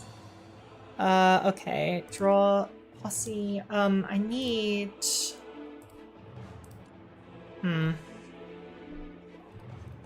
Guess I'll go for that. So the problem here is that I need a way to add Helot's cards back to hand, because I want to use Ty's Exalt and then basically seal Helot for another turn. Actually, I can seal Sire. Yeah, I can just seal Sire. What am I doing? It's fine. Yeah, let's just seal the funny little child. Okay. Yeah, let's do this. I don't know why I'm overthinking it so much. That's my... Oh my god, Mushat is... Okay, at least I can get for 2 bars. I can get for 2 bars this time, finally. Let's do this. I can finally get for 2 damn bars. Sure, I'll take the Leah's coin. Welcome back, Rocket Macaron. Yeah, I can finally get for 2 bars because I can use Ties to dupe Mushat Shining Crush, and that should kill by itself. Because I'm like, this is taking 10 years to make any progress right now. Sure, I'll do that. Let me... Yeah, she attacked before I could stop her, which is pretty funny, I'm not gonna lie. Let me just do that. I need another strike, please. How the heck do I not have one? Let me, Oh, right, I forgot about the Rouse. Let me get that in rotation, I forgot. I'm griefing. Should I don't want to use Somniloquy here, bruh. Please give me... This is so funny, actually. Wait, I should have used Emissary Verdict. Oh, you know what? That's fine. It doesn't really matter as long as I kill a bar. Yeah, okay. Oh, the problem is, isn't she now sealed for another fecking turn? I guess we'll see.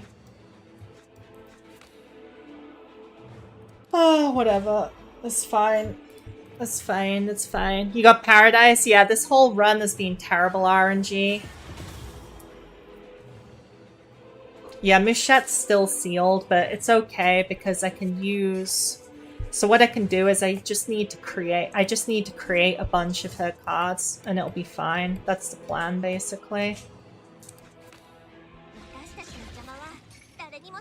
Okay, is there more Shining Crushes in deck? There is. Okay. Let me do this now as well. Right now. It's okay. It's okay. It's a fun. It's like a learning experience. I'm not like salty about the bad RNG. Don't sweat it. You know, sometimes it's just the way the cookie crumbles or whatever you want to say. The problem is I don't know. If that's, I don't know for sure if that's Mortal Blast, and if that's not Mortal Blast, I'm gonna look really dumb because I accidentally redrew through my deck. Okay, I'll just do this so I know for sure that I'm dealing with Shining Crush. Okay.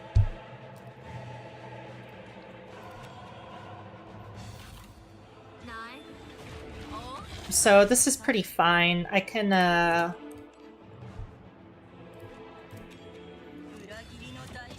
I can't create any more cards, unfortunately, but it's still decent.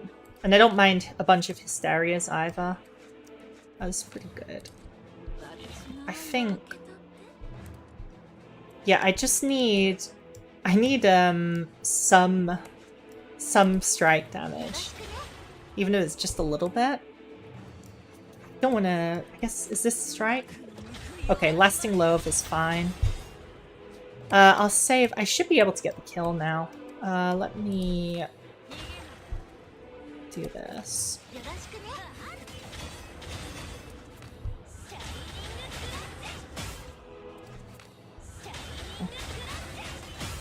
Okay, problem is Moja will still be sealed next turn, which is kind of cringe, but there's not much I can do about it. It's okay. I've got Saya's Exalt, so I don't take too much of an insane amount of damage. Let me... I might as well do that. And honestly, like, Hysteria is basically fine, so... Sure, I'll take the Key Flat too. It's literally fine is the funny thing. Oh, gain 2, draw 2? Okay, now that's getting a bit funny, but... I would rather not use it now, but I don't really have... Okay, I'm gonna weaken so I don't insta-die next turn. Hopefully. Like, fingers crossed we won't feckin' insta-die. Then I'll do that and pass. Okay. If we survive next turn, we're pretty much fine. Then I can at least play the game. Hello, what you think about Pontos? I'll post the video about it later, but I think they're a really, really good defensive character as long as you're willing to put some effort into explorations. I don't think they're that great of a damage dealer, but they're playable with enough investment. Oh boy, okay.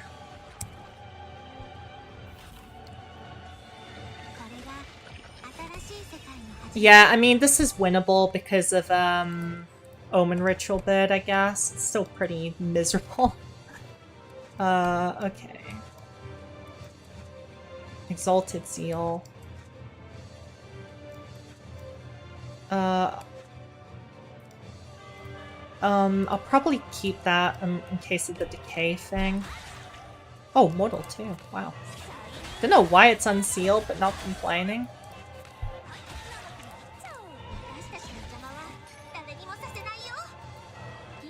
Why? I'm not sure why. Wait, Saya's cards don't count? We're chillin', we're chillin'.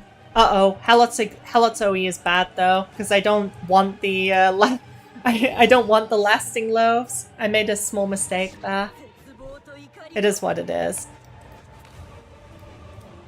It is what it is, really. Okay, we're chillin'. We can go through one bar right now, basically.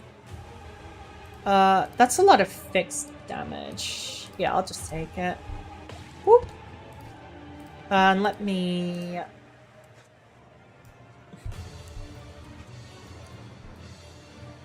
Yeah, let me do this now. I'll wait for team like Miriam Pontos Sue.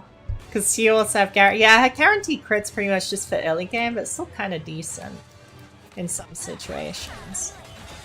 Alright, let's grab another posse. Current embryo. Oh, that'll give me a scion. It won't brick me, right? Yeah. Alright, let's take that. I like a scion. Oh, that's lagging. My goodness. What the heck? Okay, this is double play. So do this for damage. Huh? Oh, no, it's not. It's 4. My bad. My bad. Okay, next time's the charm. Don't really want to use these lasting loaves, but it is what it is.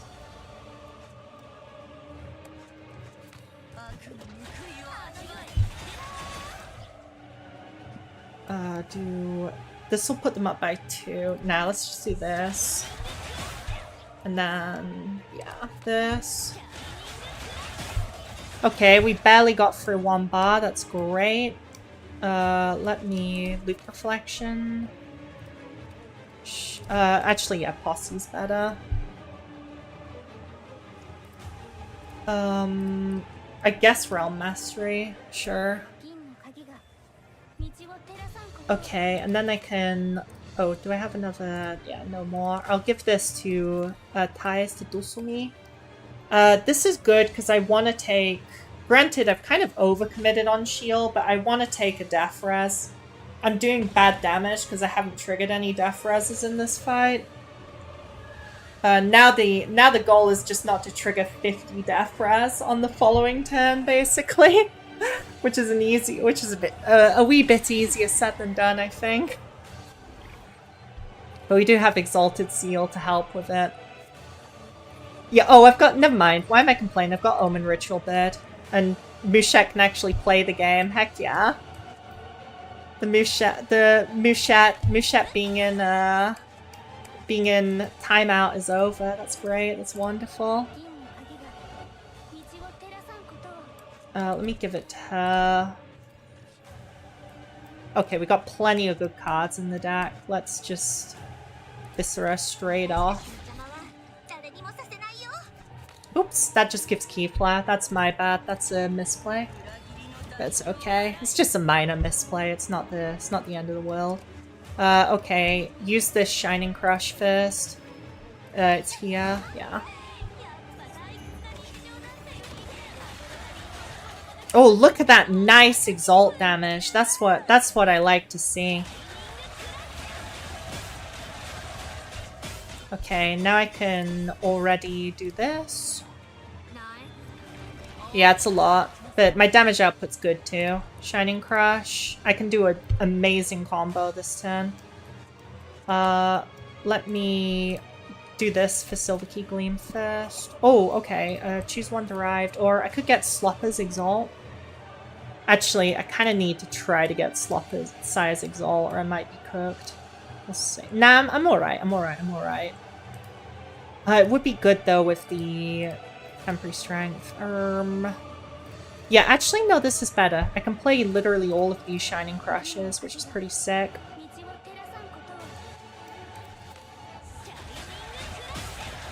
Wait, I should have done like that first. What am I doing?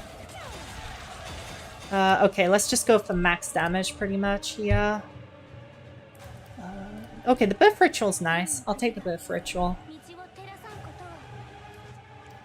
Let me use Exalted Zeal.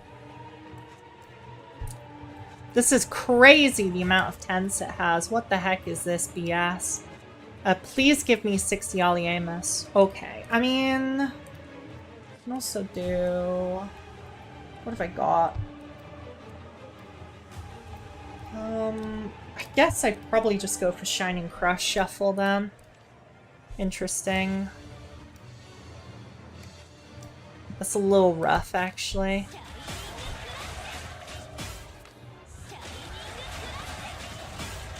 I can do a ton of damage, but it's into... This is bad, actually. Wait, I need, hold on.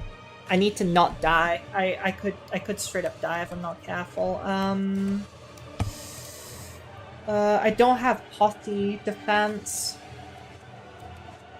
I mean, I kind of have to do that because it's Shining Crush, so... Yeah, let me do a bit of damage first, then I'll figure the rest out, I guess. Just do that.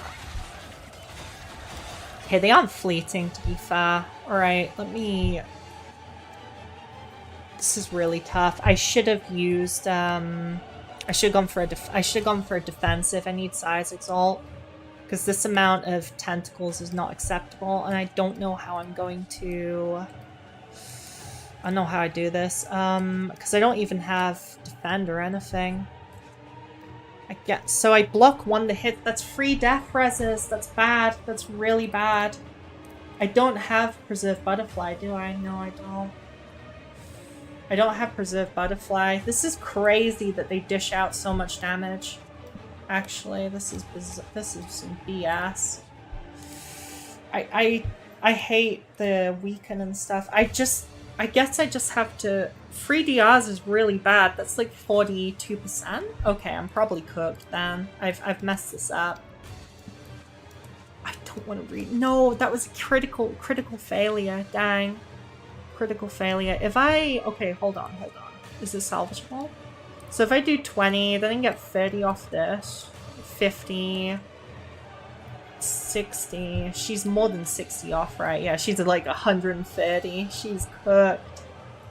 And I don't have curse cards. Dang. It's Megamind. I just have to go on the offensive at this point. Okay. At least we know what the crack is now, I guess. Alright. I'm straight Dracosianing it with this gameplay. Let's see if I get the Death Res pass. I got the Death Res pass. Okay. Now I have to win though. Which is easier said than done. But maybe doable. Okay, let's see. Oh my god. Okay. Yeah, so I need as much strength down as possible. That's kind of cheap that I got that, I'm not even gonna lie, but I'm not complaining. I'm gonna need to focus on defense again. Bro, where's Goliath's card when you need it? This guy never shows up when it's helpful. Yeah, I guess it's next turn that Bozo shows up. This is tough. Okay, so... I'm gonna need to... I need Weaken. Where the heck is Weaken? It must be in my deck somewhere. It's fine. I'll just do this. I'll Posse. Discover. Defensive Posse would be nice. Defensive Posse would be real nice. Shield? Yeah, I like Shield.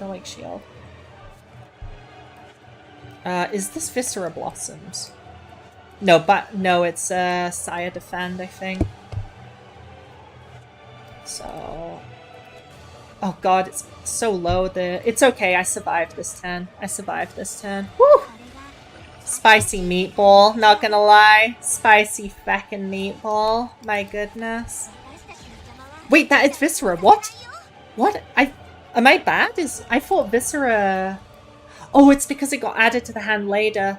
If it gets added to the hand later, you can't tell what it is based on hand position. So if you're wondering how I can actually tell mostly what the cards are, it's based on hand position and based on what's in the deck. The skill cards, basically Shining Crush, if it's added to the hand at the same time, will go to the right of Mortal Blast, right? So I'm just basically making an educated guess that Shining Crush is on the right. Okay, Claustrophobia actually looking nice here. I think I'll never been so happy to see Claustrophobia in my life, I swear. I should be able to survive this now, yeah. It's pretty cooked though.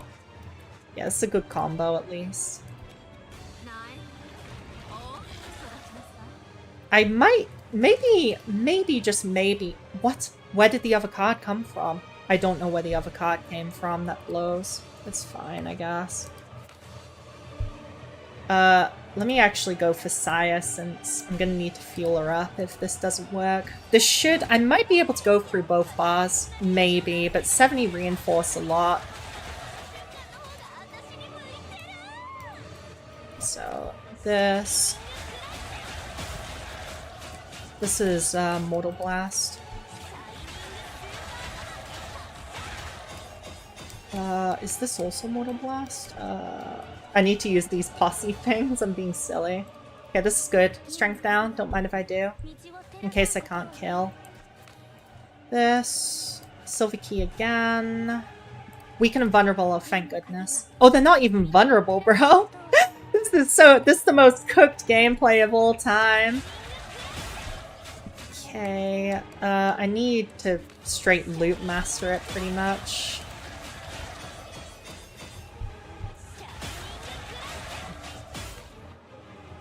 Oh, that's... Nah, the fixed damage doesn't work.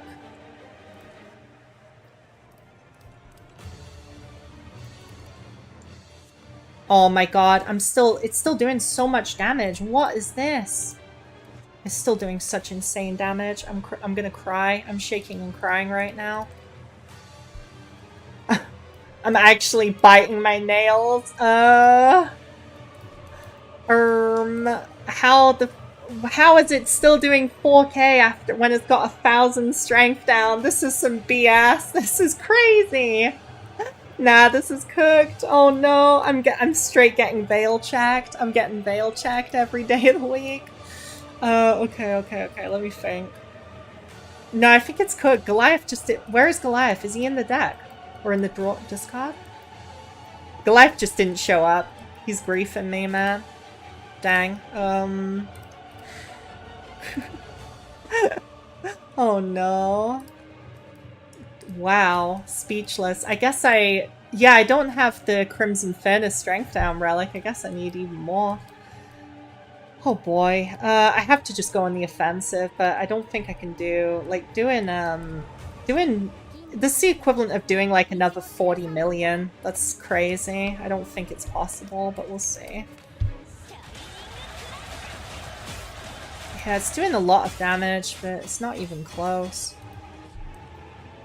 I don't even have the temporary crit damage. I'm cooked. It's cooked. Okay. Let me just... If only I had like another good defensive relic. This team has nothing. This boss is so... This boss, without the foot relic, this boss is some bullshit. Oh my god.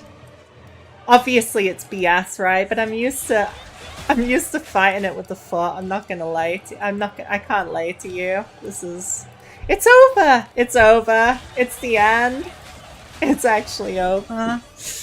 Oh my god. This is tough, Ramona. Well, it was fun. It was a fun attempt. There was an attempt. There was an attempt at beating Paradise Vale. Oh my god. I'll just notice this and finish the job. What a cursed run. It's fine. Okay, so...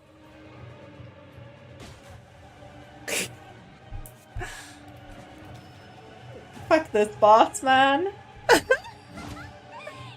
In this, like, honestly, I don't like, the Sorrel T-Wheel. I don't really like it in this mode. That's mostly what I was testing here.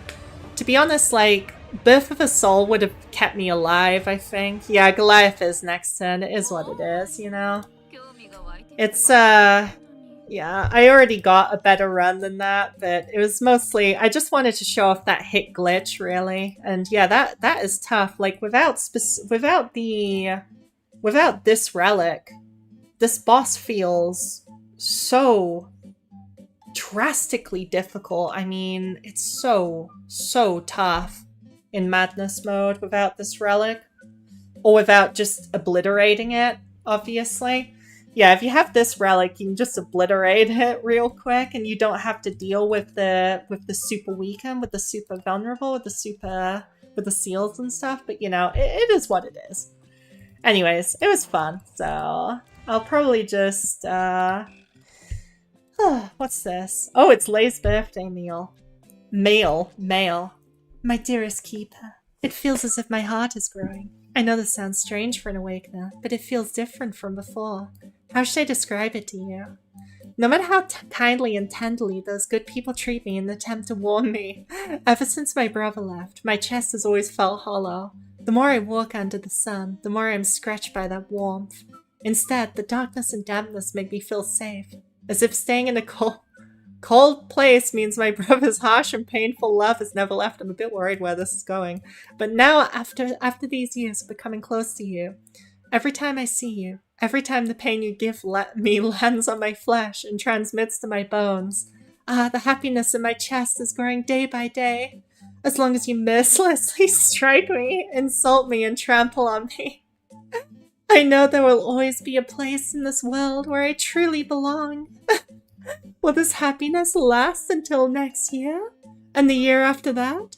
If all the wishes made on my birthday come true, my only wish is to be constantly scrutinized by your contemptuous gaze, along with pain, more and more pain. When you raise your hand, the first thing I will feel is that familiar, cruel, blissful scent. Very, very much hoping to be struck by you, Lay. This is quality writing. This is why. The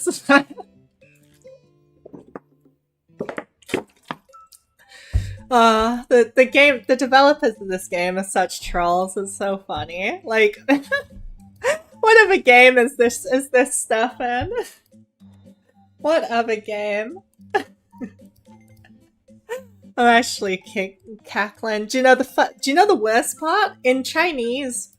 So in the Chinese, lei basically means it's more like leia or rea, you know, is how they spell it out in the Chinese. So if that's supposed to be my self-insert, I'm pretty insulted. Light's got a lot to answer for, I think. Okay, I'm just gonna do a few runs of the stupid farmy cat event while I Zatsudan, and then I'll just chill for the rest of the night.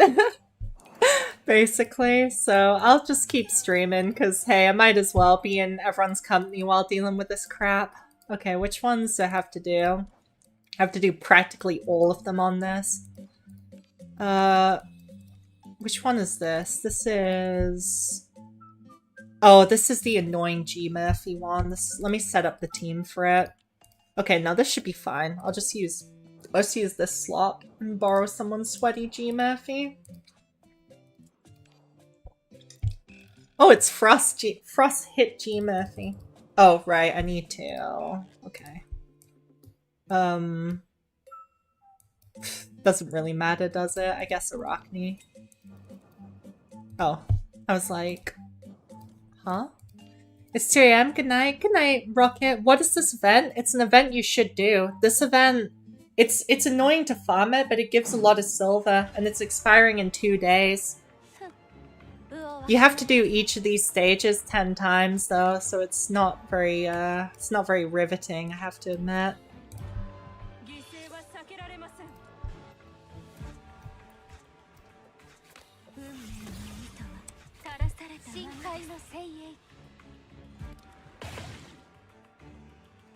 I think this is the best strat. If I remember correctly, for this Ichor Ultra one, you just borrow G Murphy. I think you can use Arachne as well, but G Murphy is just easier.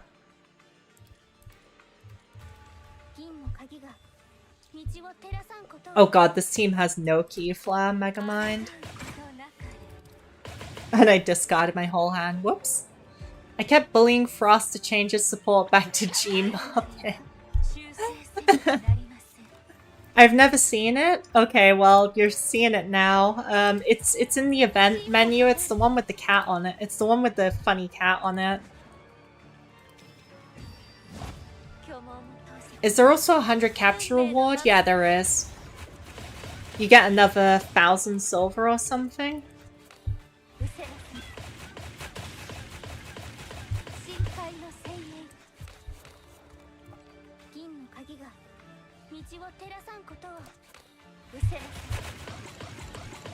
Oh god, give me something to hit this idiot with. Okay. Okay, that's better.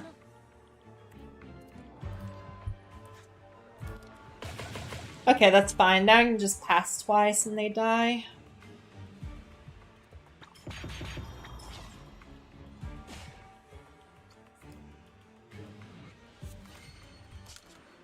Oh wait, I didn't check. I'm gonna die to fucking DR probably. If I fail in 99%, that'd just summarize my day. Okay, no, I didn't. Okay, let me tweak the team so it's a bit more effective for this stage, rather than just running a out-of-the-box one. But yeah, you just have to do each of these stages 10 times, and then, you know, like you have to do additional ones too. I'm not gonna lie, it's pretty boring. It's pretty damn boring, but it's got good rewards, so we'll do anything for a good reward, us Morimens players. Is there any requirements for an account? Is it not? Wait, can you not see it if you're a recent player? Did they pull something like that? Because as far as I'm aware, that it shouldn't be like that. It should be. Let me just show you. It should be in the sidebar below Dreamy Rendezvous, above Invisible Symphony. If it's not here, I guess Light scammed I guess they. Let me see. Is this a mistake on the part of the mods? Like, have they made it so that if you don't already have it, you can't see it or something? I hope you all can find it anyway. I don't see this event. Oh. Wow. That's so weird because it's supposed to...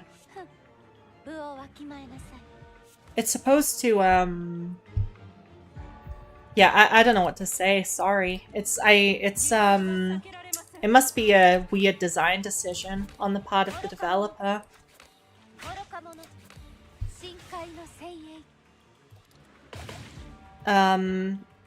Because technically the 1 million cat kills got hit, I don't know, like 3 weeks ago? Maybe when they reintroduced it, it got bugged. Oh no! But no one reported the bug. It's gonna be so late now. That feels very cooked. I'm not gonna lie. Oh, my throat is a little hoarse. Yeah, I honestly had no idea because I hadn't mentioned it to anyone that much.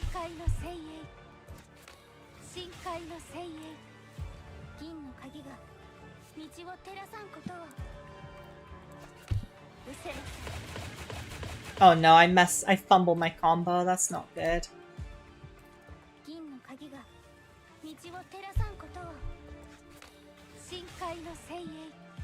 Well, what can you do? I'll just have to wait. I'll just have to sit on my hands now because I messed up the combo. I should probably wait for turn 3 just for more tentacle scaling, so I don't have problems like this.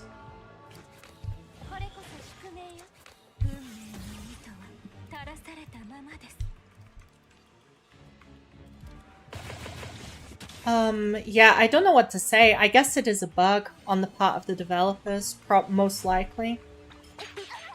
Oh, my Arachne's so bad on this account. It's not, she's not dying. God, this account is so cooked. It's crazy.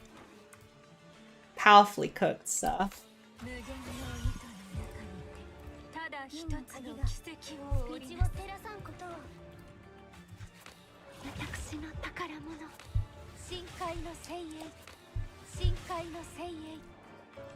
Ah, what a pain. It's fine. I can just Arachne Pursuit or use Red Tide or something. It's so funny. If you whiff the kill, you have to sit around for like 3 more turns when you're farming this event. It's some content. Okay.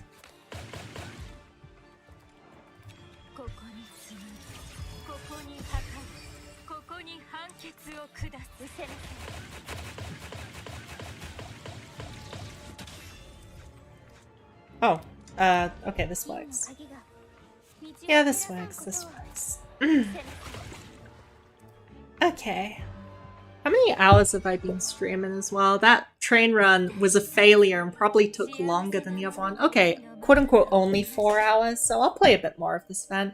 Hi, I'm new here, just start playing. Welcome! I'm just farming. I basically finished a lot of the stuff. I'm just farming this sad event now. This riveting event. Only 50 more. Yeah, I already farmed this on one account, but I gotta do it on my Cursed Alt.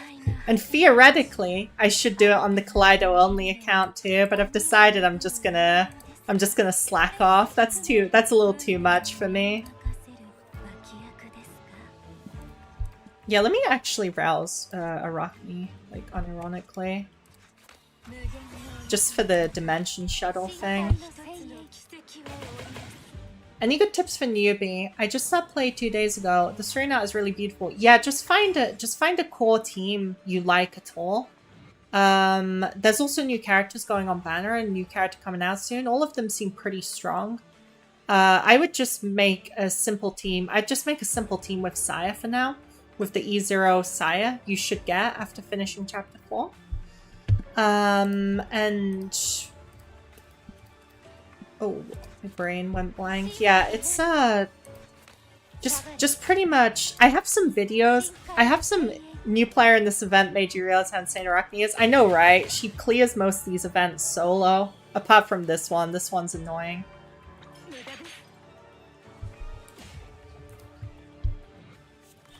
Like, this event's just a pain in the arse in general. I don't know what they were thinking.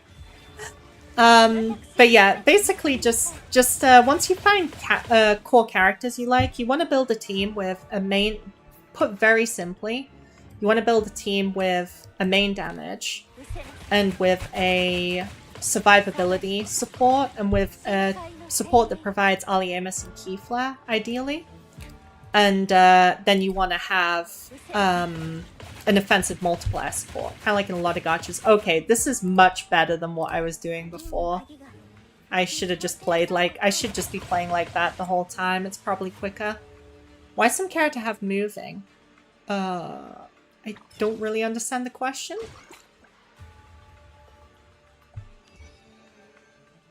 If you're referring to the gameplay, it's like weird gameplay in a specific event I'm having to farm. These stages all have a theme and they basically force you to run a certain team.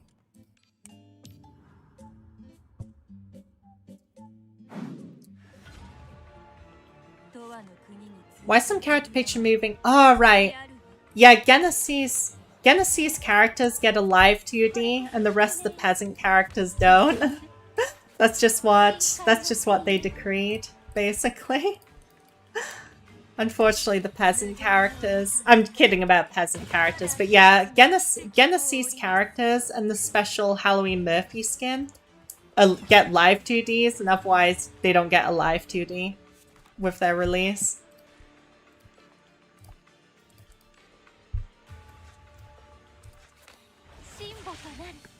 Can I kill this turn? Probably, right? I think so, yeah. I should be able to kill just with light. Yeah, just with light. Does the moving character stronger? Nah, they're not actually like stronger. They just look cooler. I mean, they so G Murphy and G-Doll, they're both good characters, but they're not like game-breaking characters or in a better tier or anything. They're just basically like for specific events. That's one way to pronounce Genesis. That is how Genesis is pronounced. If we're being a nerd here, at least. Like it's not an English word. I don't know. I'm not even. Well, I don't want to talk too much about it, but yeah. It's just. It's like it's weird to me when people are like, you know, amen and stuff, but ultimately people can say whatever, you know.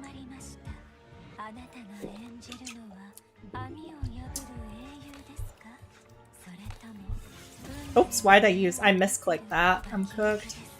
Cooked in the head.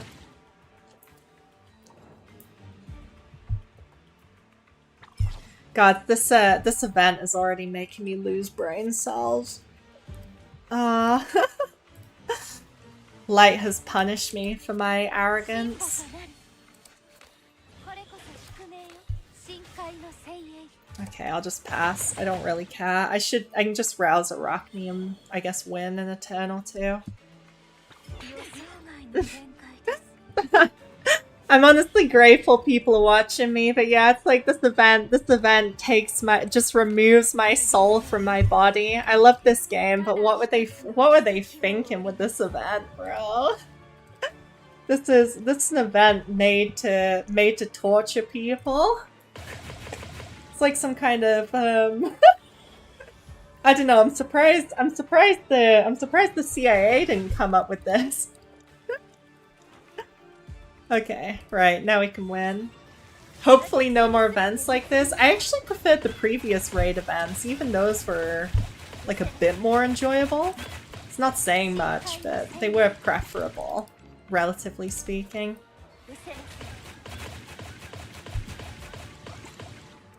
Okay, they're dead. Okay, all good. But yeah, after I finish a couple of these stages and wrap up the stream, I'll I think the way that I narrated Pontos' kit was actually pretty decent. So I'll just edit some of the kind of flop segments out of it and post it as like a video that's basically a separate VOD, kind of like that Mouchette video I did real quick. Because I wanted to do a full scripted video, but I just won't have time before Pontos comes out, right? It's pretty difficult, because they only give you about 2 days. Yeah, which is fair, but they only give you about 2 days from when the character comes out to when, from when the kit comes out to when the character comes out, right? I did the 10 kills on Ultracar of Arachne. Yeah, Arachne just one-shots the Ultracar one, right? It's pretty nice. Pretty nice. Okay.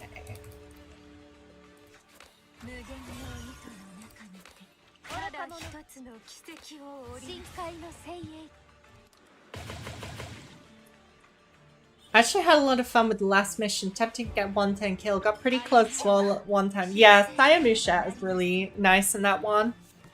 I did the somewhat foolish thing of already farming out a bunch of extra clears. I honestly don't know what I was thinking with that, because it's like...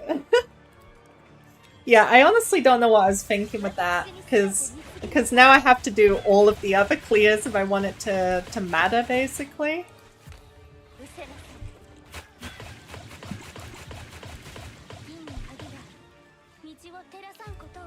Let me grab the double play. There we go. Oh wow, this G Murphy's really powerful. It's just bashing him. What's its build? Titan and yeah, Titan and Uteri is a good build. They must have good stats on the Covenant as well, because it's hitting a bit harder than usual for just like off the dime. I think we're what, like 5 clears into this now? I mean, this is riveting, isn't it? This takes about... It ends up taking about, like, 2 hours to finish the whole event, even if you're really fast. I'm a lot slower than that, so... Yeah, I'm in jail, basically. And to top it off, you have to do... If you care about getting all the resources in this game, you're gonna do your Trophies all pick monthlies, don't forget. Don't forget, you're here forever with the Trophies, with the mandatory Trophies enjoyment session, according to Light.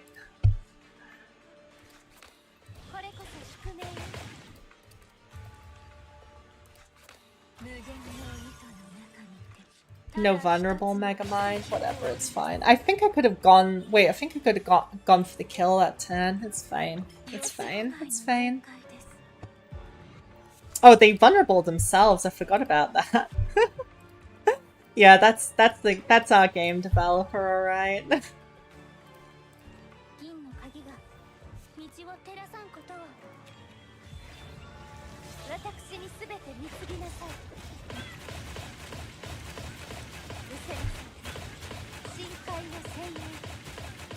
I'm just kind of getting the zone with it now.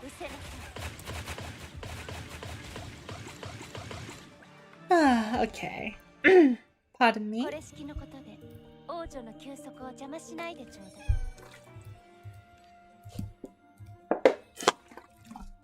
I'll check the number of clears I have on the stage after this. Oh, that's a weird G Murphy build next in the list. Not this one, but the one after. I saw a Twisted Twins Black. That's a choice. That's a choice of Covenant.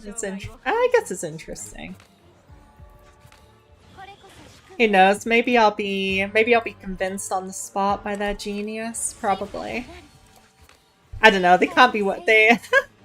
Why I'm acting smug? They're definitely better at G Murphy than me. Your tentacle damage is insane. Here I need to sack poison free turn to do 1,000 damage. Yeah, poison. Poison early game is not really the best. I mean, it's playable, but it's definitely. I'd certainly say it's not the best. Yeah, admittedly.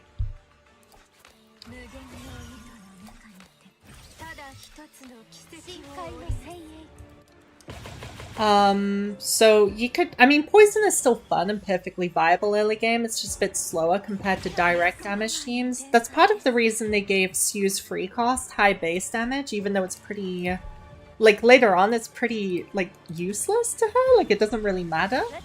It's just so that she can speedrun through early game a lot more succinctly. Which, honestly was a good decision. It was the right choice. I almost misclicked Fate Binding Web. That would have been tough. Okay, end turn. Okay. But yeah, pretty much all of the stages are pretty much getting a team that can execute a certain combo and then executing it over and over again. Okay, 9 out of 10. Right.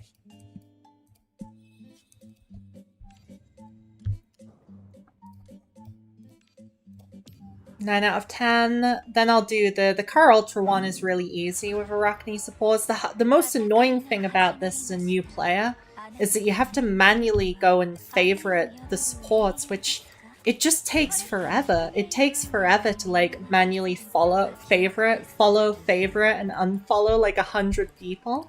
It actually takes so long.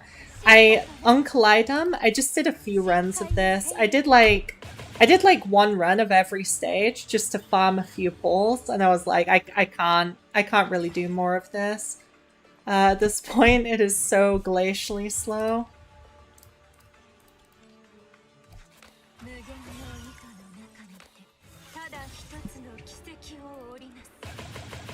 Oh, cool, cool. I can use Arachne's ult on this just for the variety of it. Just for the variety. Oh.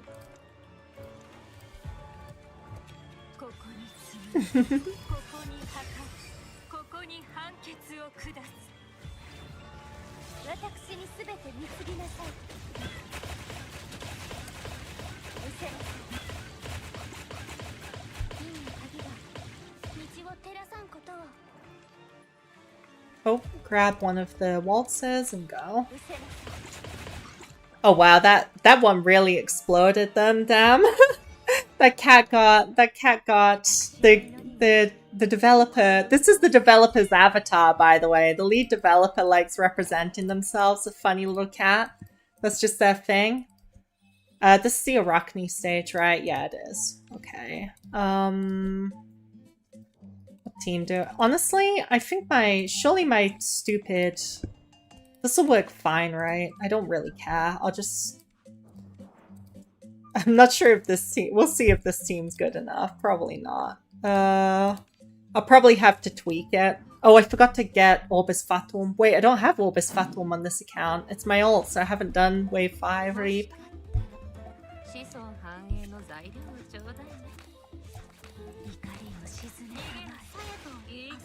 I need to switch the team big time. This is cooked.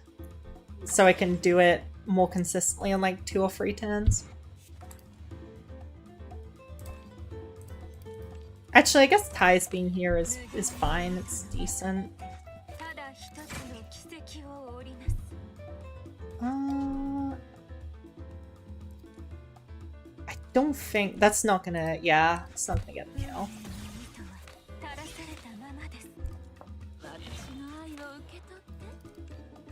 Alright, I can kill next turn. I've never gotten the favorite system or... and they never show up, and I can't select them in the favorite page. That's terrible. It is very buggy, to be honest. Okay. Oh, I didn't put Eternal Loom in it. I'm cooked. Whatever, it's fine. Okay, I was gonna say, if I don't find Eternal Loom, it's time to cry. Cry myself to sleep.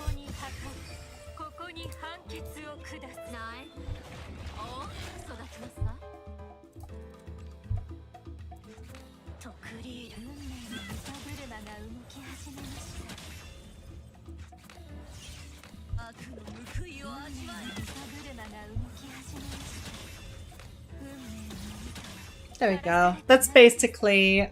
What's the website you use as a wiki? I can't find the timestamp. It's skey... It's dancer.skeydb or something. Let me read it out for you real quick. Dancer GitHub.io. If you look up... Let me look up. Morimens SKDB. If you look up Morimens SKDB, it'll come up. Wait, they have a .com now? Wow, it has... Okay, skeydb.com. I didn't know... I know the person who made the site, but I didn't know they paid up for a nice .com site, so that's nice and easy now. Arachne is actually disgusting. That's true, although in fairness, let me just grab something that gives more keyflower. Sure, I guess this. It doesn't really matter, honestly. It really does not matter. Oh, this, I guess? Yeah, sure. And then, let me just grab something like Miriam's posse. I'll just use this team. I can't really be bothered to change it. I get awfully lazy with... Truth is, I get awfully lazy with team building. You're welcome. Glad you found it. Huh? What? Oh, there it is. I was wondering... I'm so blind. I was wondering where Miriam's posse is. To be fair, Arachne is mostly disgusting in this stage because it gives you like an additional 300% damage amp, but she's still a really powerful character with the right setup.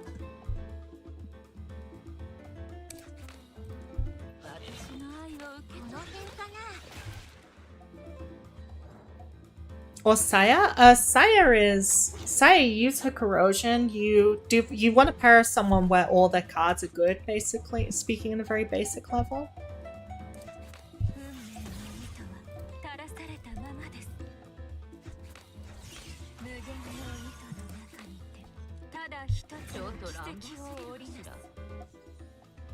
Wait, can I... Hold on. I'm kind of cooked on the posse. Oh well. Yeah, I'll just wait. I don't know why I should just go fast without thinking. The less you think, the faster it goes. It's just kind of funny, but if it works, it works.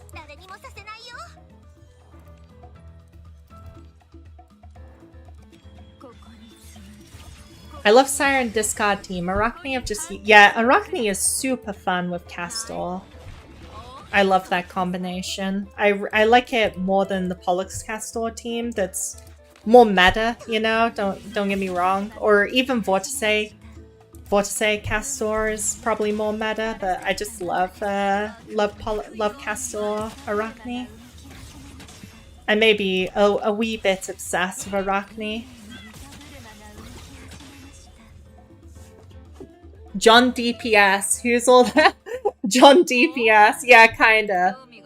Someone who benefits from Exalt stats, and someone who's John DPS. And usually, here's the thing, she's a Karo character, but believe me, you usually don't want to pair her with a Karo main damage.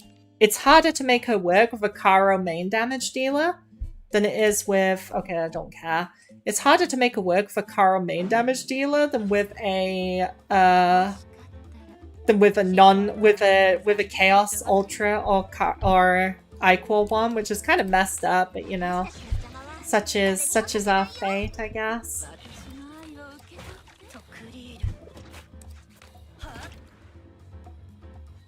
But yeah, feel free to chat or ask me any questions, because this is just chilling for me right now. This only requires about 5% of my burgeoning prodigious brain power.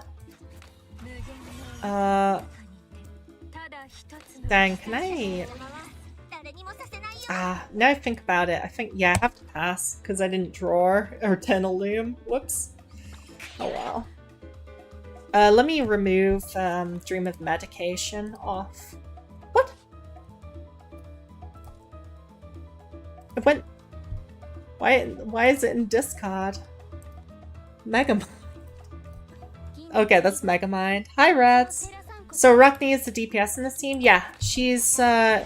This isn't just viable. Well, it's mostly because this is a gimmick stage. But truthfully, she's actually pretty good as a main DPS in certain D-Tide stages, and even in hard story, with the caveat of needing a lot of investment. This is cooked. This is cooked. Eternal Looms. I'm taking so long to draw Eternal Loom. Is Arachne good for Train as a DPS? No, she's really bad in Train as a DPS, actually. Even though I love her very much, she's really bad.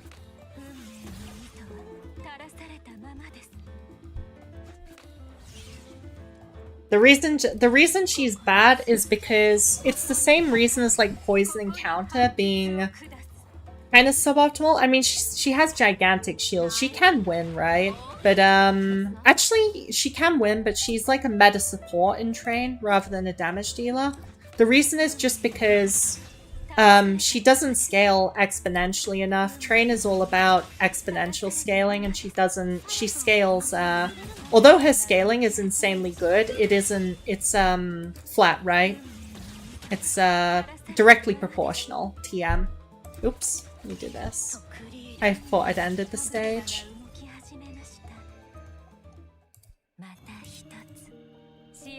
Oh, I love Arachne's voice so much too. It's such a relaxing voice. Right, let me fix this covenant. I'll just put... I guess I'll just put this on. Oh my god, I forgot. I keep forgetting that I have rude covenant names as jokes because I have the sense of humor of a 10-year-old. Don't go look at the VOD, thank you. Thank you for your attention to this matter.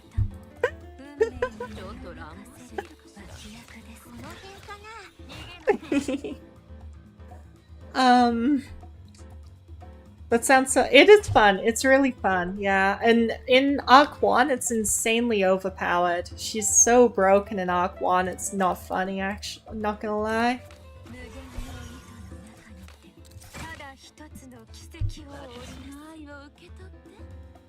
I'll just wait. Too late, but it's the best humor. Yeah. Glad you like it. Alright, let's grab everything. It's basically the same logic. I think Tides Arachne is easiest for this stage. There's possibly an even easier team that's basically the same thing, but...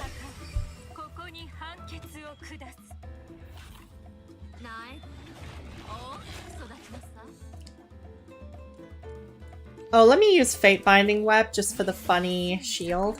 Why not?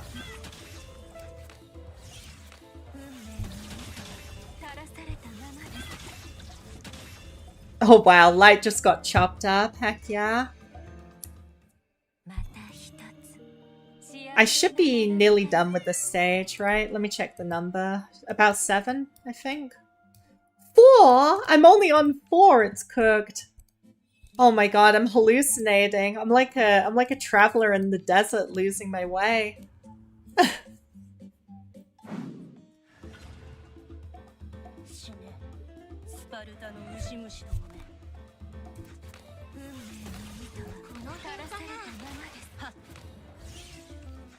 Alright, I'm just gonna go full speedrun mode now. All speed, no brain.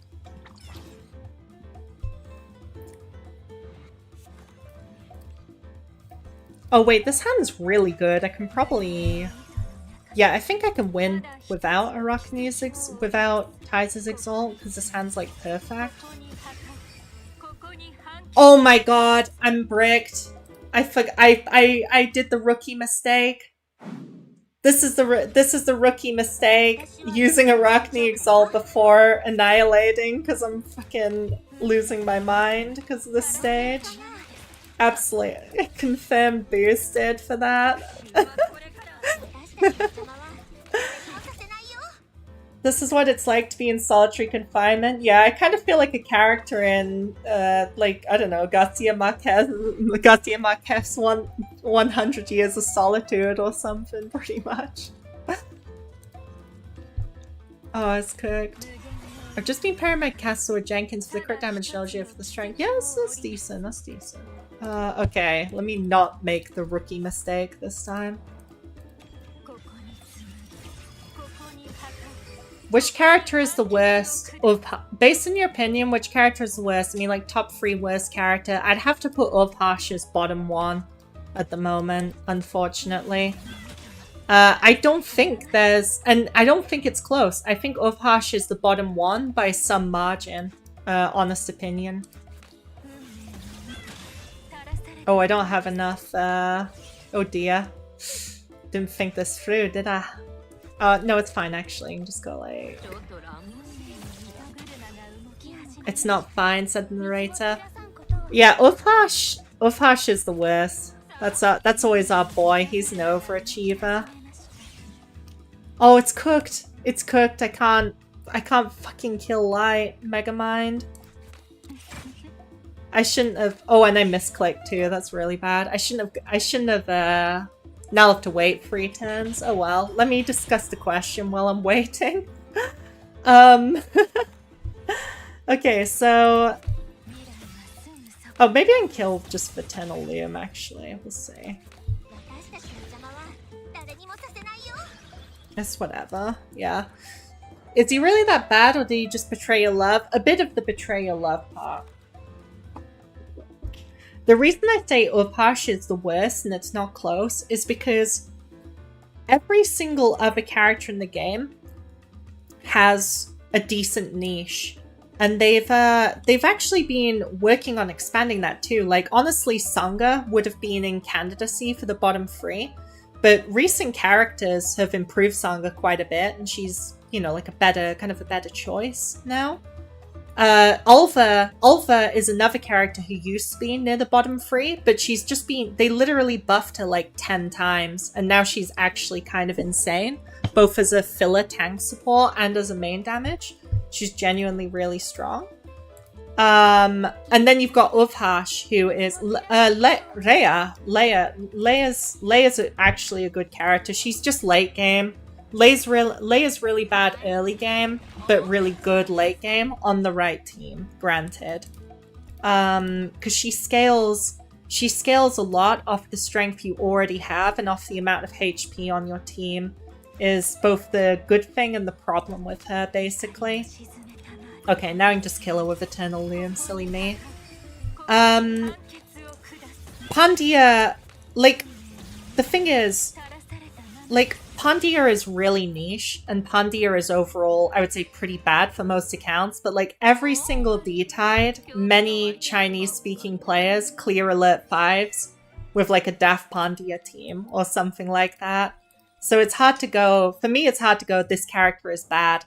The only character that consistently has bad representation in D-Tide nowadays is the hit character Uvhash, because all Uvhash can do is Berserker-style damage. And as a Berserker-style damage character, he is unfortunately directly worse than Mushat by a lot. I mean, obviously, him and Mushat basically function as incredibly similar characters to each other, in my opinion. That's part of why they've been pushing Uvhash to be more based on Exalt damage dealing. And Exalt damage dealing Uvhash is nice and all, but no, there's no two ways about it. Exalt damage Uvhash sucks. It's really bad. I feel bad saying that, but it's really bad. And there's no two ways about it. It's bad. It's just bad. The reason I say it's bad is because there's a Chinese player, Waterheart, as well, who shows it off a lot. And the thing is, they like playing Uvhash in Alert 5 D-Tides just to flex, pretty much. Fair enough. Very cool. But the thing is, they also play Aegis main damage. They play Aegis main damage in D-Tides. And I tell you this for free, the Aegis main damage clears the Alert 5 bosses faster than Uvhash Exalt DPS. Like, Uvhash is so bad that he's getting low diffed by Aegis. Like, I love Aegis, but how are you getting low diffed by a character that's not even a damage dealer? Oh, I bricked myself again. This is Opash's fault. Sorry, this is Opash's fault. Opash did it again. Nah, I'm kidding. But yeah, because of on that basis, now I want to be clear, although I do consider Opash the worst character in the game, he's not that bad and he can still easily clear D-tides and stuff. But he doesn't provide a single beneficial thing over any other character. There's nothing he can do that multiple characters can't do better, and that's basically why I say he's cooked. How long does it take for characters to get a rerun this game? Vortice and Mouchette mainly. Mouchette should be fairly soon, unless they're gonna artificially slow her down. Because they normally give characters their first rerun about 5 or 6 months after release. And it is about that time. But it's like, who knows, really? Because they don't have a rerun schedule. We didn't know who the next reruns were until like a day ago. They posted it like under a day ago. What the reruns are gonna be. Vortice will probably be a bit longer. But yeah, we don't know because they've never had a collab character before. So maybe they'll artificially slow down Mouchette's rerun speed, but everything they've said implies that she'll be rerun and treated as normal, basically. Given that she's a very popular character, a high demand character, it's kind of in their interest to run her again about now. She also goes great with Saya, who's still on banner, and is like probably like one of the selling points for people, I would imagine. Pardon me. Sorry, I answered that question so lengthily. But yeah, maybe short answer, maybe within like 2 or 3 months, hopefully. TM. I'm such a yapper today, my goodness. But yeah. Alright, okay, draw. This should work fine. Yeah.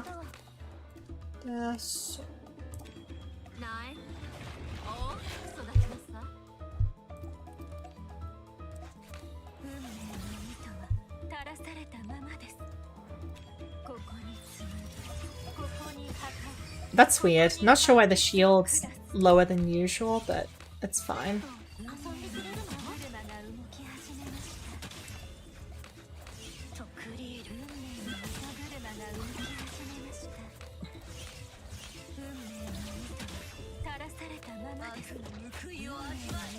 Okay, chillin'.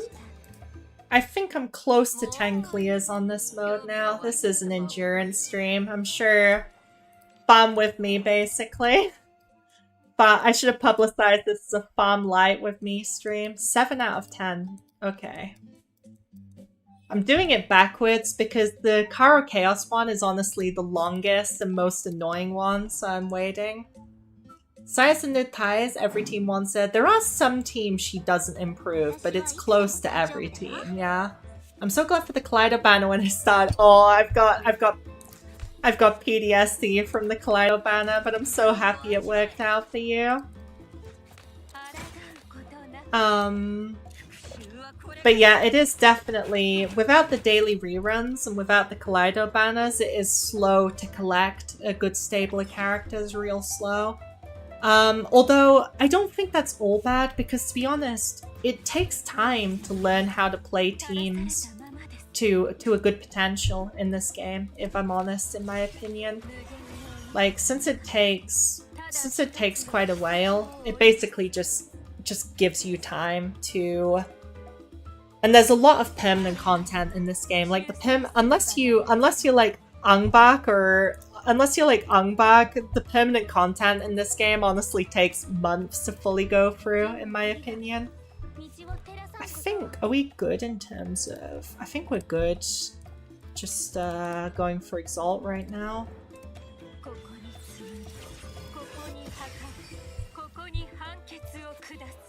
Yeah, I can go like this, chillin'.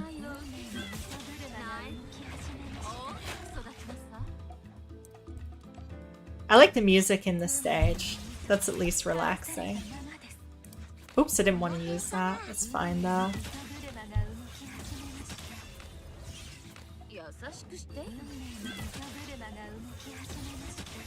Cool. You can say that again. I've been scrambling. Yeah, I know. Yeah. That's the thing, like, theoretically the Elite 1, the Elite 2 difficulty...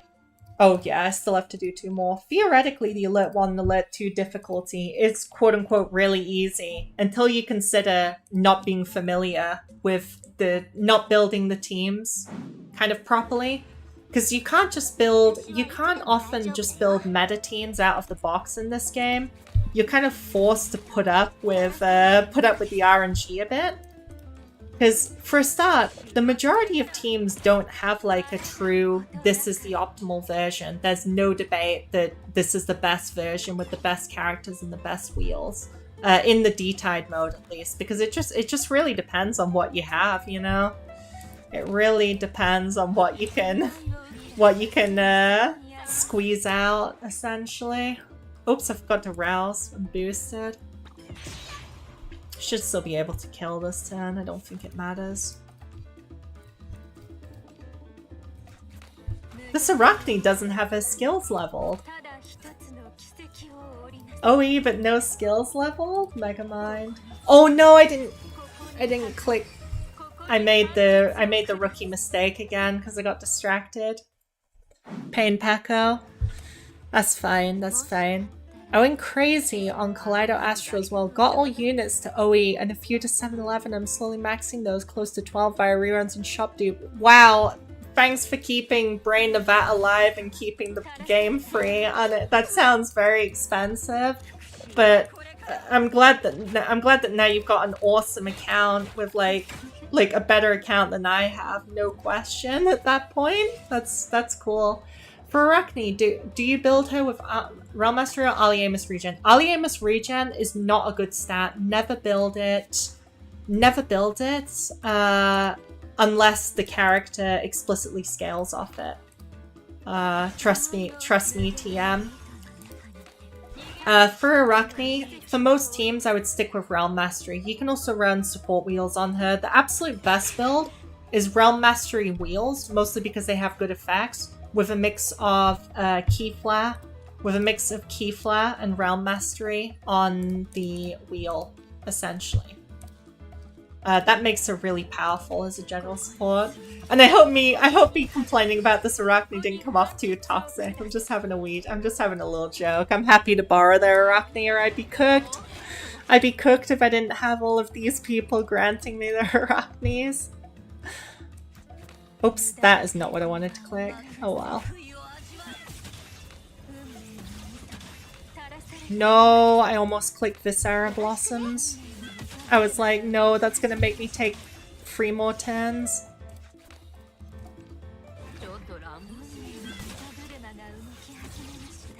There we go. Okay, is that the last one or the penultimate? I think it's the penultimate, but I don't wanna run over, so it is the penultimate, yeah. Reap. Okay, one more time, and then I don't remember what the Karo Aikwa one is straight up. I straight up don't remember. It's probably G Murphy again. Look at this one's funny. I like how someone switched their G Murphy support to Arachne and just forgot. Is this still worth investing in Kafagura these days?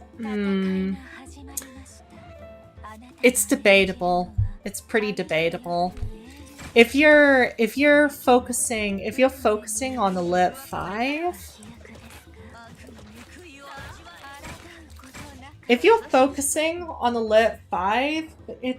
there's debatably better value options because she really needs her level 80 to be able to get stuff going on a lot of teams. But she is still a good character. Just again, like level 70 kind of, like level 70 almost feels, I want to say the word power crap, but I don't know what else to say, you know? Once you have the levels though, and some just decent wheels for her, then yeah, she's pretty good. To be fair, Kafigura is probably cheaper to get functioning to clear A5s consistently than like Genesis Murphy, even though I consider Genesis Murphy to be a better character overall. So yeah, your mileage may vary, right? Unless you're broke, if you like her playstyle, unless you are really struggling on resources, I'd still say she's probably worth it. She's still I think she's not in the top 5 of main damages anymore, in my opinion, but it's close.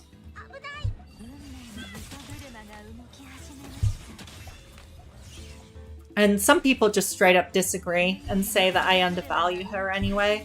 She doesn't really fit my playstyle because I have more of an offensive playstyle, to be honest, when I play.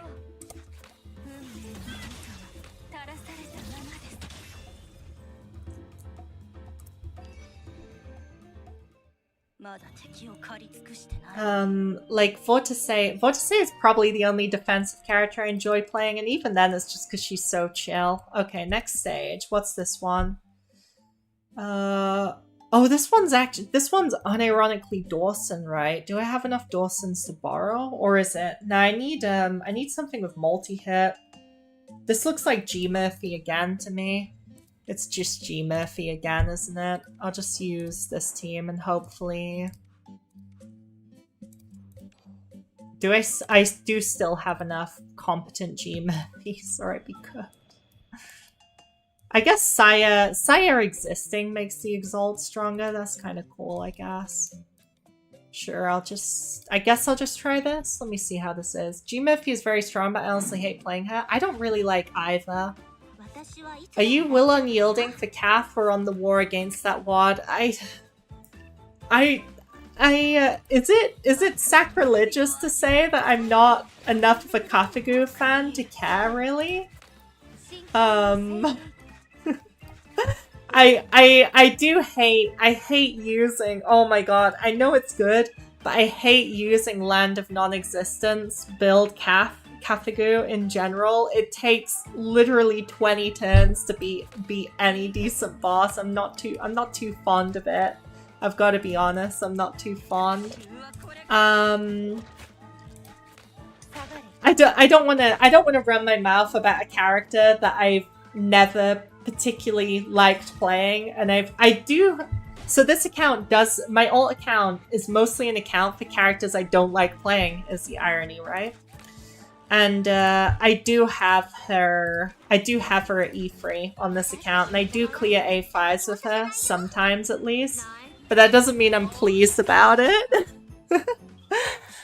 That doesn't mean I'm pleased about it. And I usually prefer the Hauler Wheel on an Ultra Calf team, at least for my shitty account. I normally prefer the Hauler Wheel. It's E0, I think, on this account too, just to make matters worse. It's absolutely cooked.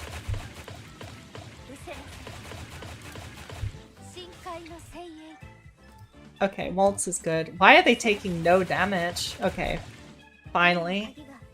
I probably should have just waited for G Murphy's Rouse to stock up, honestly.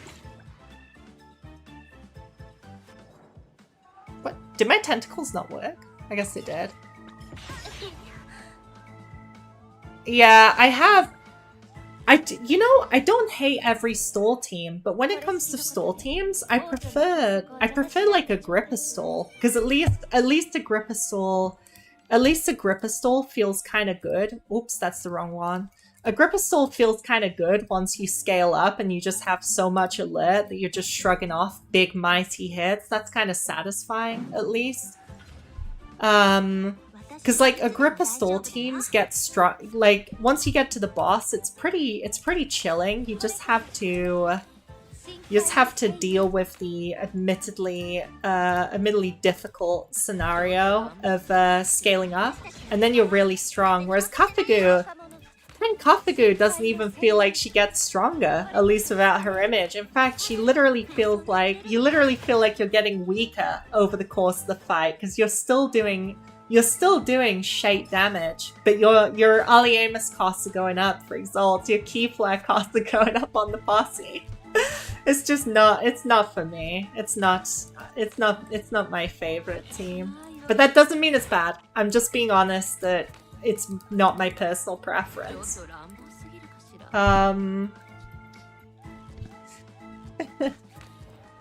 Okay, I guess I just wait for G Murphy Zoe, honestly. That just makes it a sure deal. Yeah, I should probably run Tiny-ish, maybe, actually. God,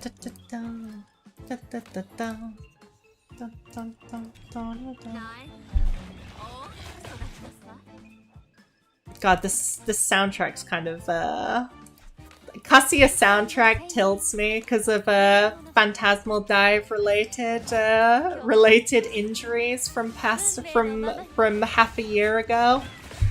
The recollections come back. I should be able to just kill like this. Oh my god, Murphy, please. Still teams where you're like constantly sweating if the next time you got one shot sure is something. Yeah, my sister Shinoa quite likes playing stall teams actually. And I've literally seen her. She was stalling for like 18 turns and was pretty much on lock to win. But then she had then she just drew the most abysmal hand configuration. And that's fine. Just use your Kathagu Ra Exalt. Well, Kathagu Ra was one Ali Amos off using her Exalt. And it's like, oh no, that's not great, but let's just use let's use Undying Sun, the posse. Oh, she was like 5 key flare off using the posse. So she just got one shot after like 18 turns, and then she did the whole fight again and won, and she was probably doing that for like 50 minutes in total, and I was like, I already play pretty slowly. I'm not dealing with this. That's my honest truth about it. I'm too weak mentally for Kathagu Ra. It's not that Kathagu is weak, it's that my mental TM is weak. My weak mental means I'm like, help, where's my character where I just def res 6 times and then do 50 million damage?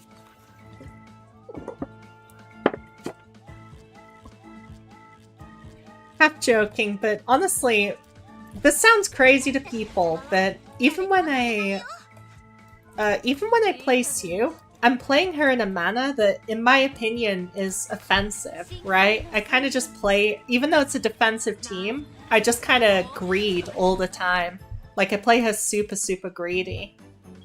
I've not got G Murphy's Exalt, and I'm wondering why I'm doing shit damage. I'm actually brain dead.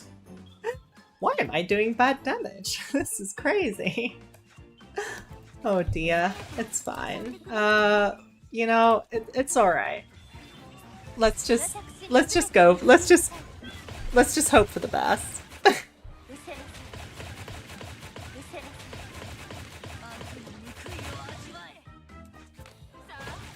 Oh, almost failed to use that. Oh yeah, they're dead. Good. So powerful. It's honestly a lot more fun to do this on stream than just do this by myself, sweltering at like 35 degrees inside this house. So I appreciate the comment. Oh, this G Murphy's nice. I like the plus 12 to wheel is pretty chef's kiss.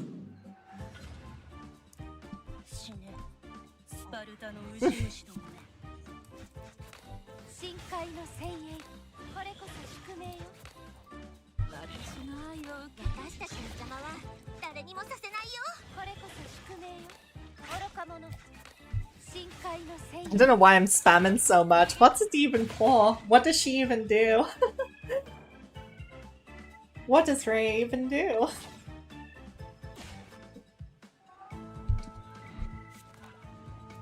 But I tell you, there was one time where I managed to do a pretty good madness run in like 30 minutes total before the reset because I was just rushing. That was pretty cool. I kind of wish I could have shown that off, but it's alright. Oh, come on.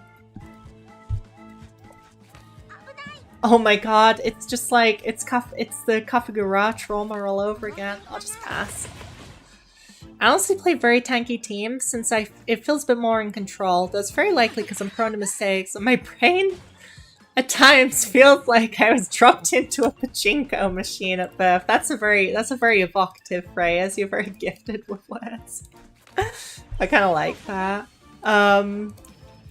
Yeah, it's do you know, it's funny, I don't feel that defensive teams are actually more forgiving in this game, but they kind of give the illusion of making you feel like they are, and I suppose sometimes that's just as good. They give me the illusion of it too. But honestly, like, big mistakes or bricks are kind of punishing, even on a... Heck, I took a death res against a random elite on a wave 5 just because on my SU team with my plus 12 SU because I just can't resist the plus 12 SU, right? Just because I got a big fat brick all of a sudden, I was like, wow, okay, I got nothing. What can I say?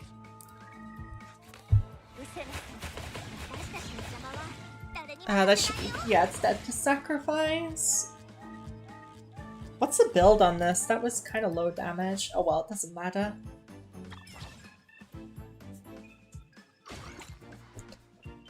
I like the G-Doll Suyo defensive type of teams. You debuff monster oblivion instead of making shields. Ah, it's pretty funny. It's pretty fun, isn't it? And I love Ms. Yu so much. And I tell you, I meant to do this last time, but I was too busy being distracted by hot peppers. Next D-Tide rotation on my main account, I am plus 12ing Alva, and I'm gonna play Alva as one of my A5 teams. I'm a big Alva fan. I've been borrowing her and cooking with her a bit, but I wanna... Because to be honest, I just kind of want a new main damage to play with, and I have the Proto Paradises for it.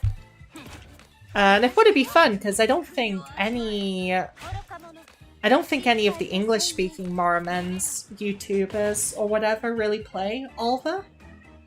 So yeah, I could show off something a little unique in terms of gameplay. But yeah, I think granted, I'm not necessarily recommending her for new players, just because she's a standard character. She's not expensive in terms of limited pools.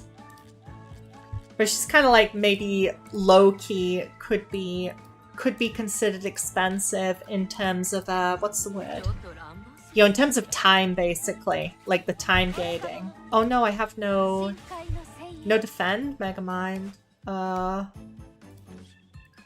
Okay, I'll just go for it. Doesn't matter.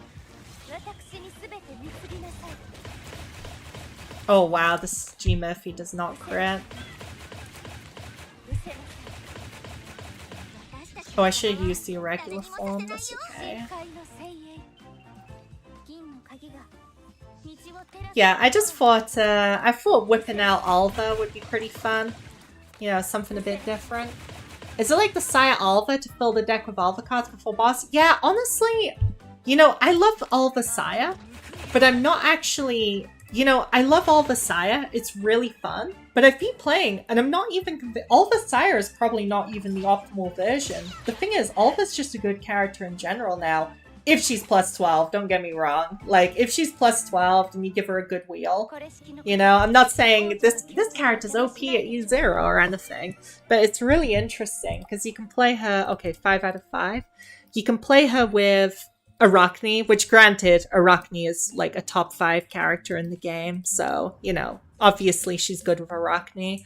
But someone did 1.8 million damage with a single Alva precision slash with the Arachne version of the team. I nearly fell out my chair when I saw that replay. I was like, what the heck am I looking at? You know, this is why you know, the power of Chinese-speaking Morimens players cannot be comprehended. It's on a new level, you know. No, some of them really cook up some interesting stuff though, for real. But yeah, apart from Alva Saya, Pure Chaos Alva also pretty good. I was really surprised how much damage Pure Chaos Alva could put out, because I honestly thought, before then, oh, but you know, if you don't have, I thought if you don't have a Helot, because Helot basically gives Alva, it's like with Mushat, she basically gives Helot double damage. Sorry, Helot gives Alva double damage, because basically all of her damage is based on strikes. And then I also thought, I thought there's no way Pure Chaos can keep up at all in terms of damage, but because of the posse spamming and OEing Alva, just easily over-exalting Alva every single turn, I was like, wow, they actually just kind of cleaned up. It was pretty insane, honestly. Do I have... Yeah, I have Waltz and Dak. Let me just Viscera.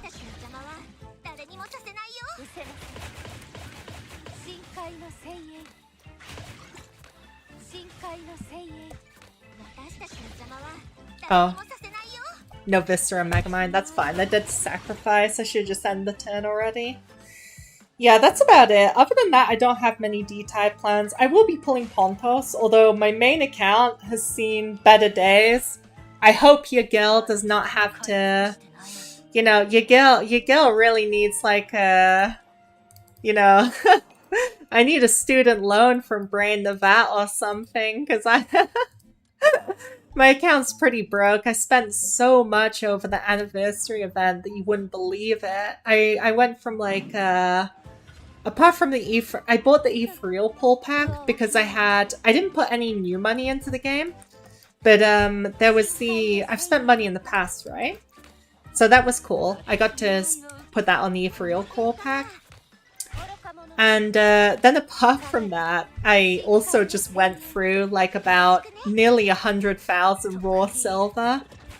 It's pretty cool though. I basically got like almost my dream account. I have almost everything I want that's not like absolute axioms now.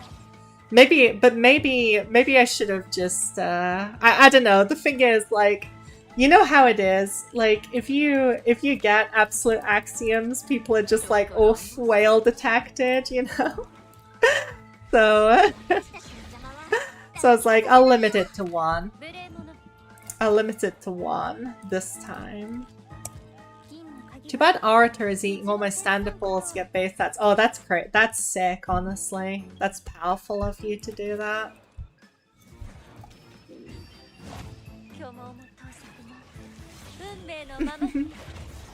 Really powerful stuff. I keep forgetting that I should do a little bit of, what's it called? I've forgotten the name of it. Gnosis Refinement. That's it. Gnosis Refinement. I keep forgetting that I should do a little bit of Gnosis Refinement.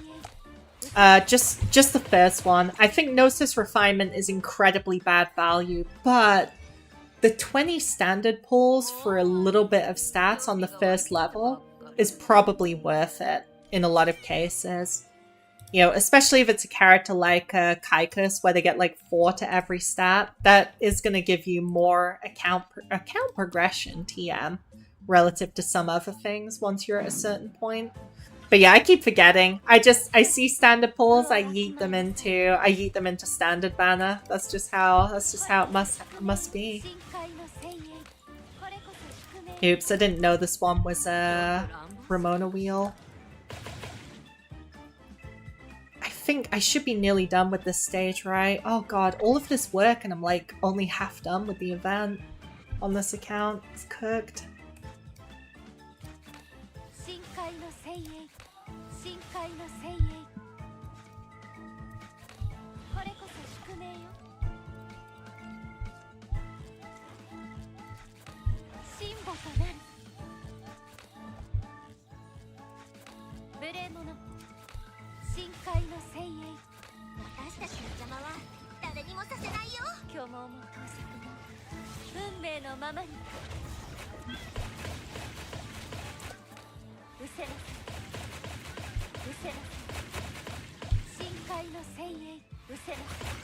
All good? Okay. Oh, the sun's starting to set. It's so bright here. It's 9:20 p.m. and it's only just resetting. How many times is this? 8 out of 10. I'll definitely do the other two.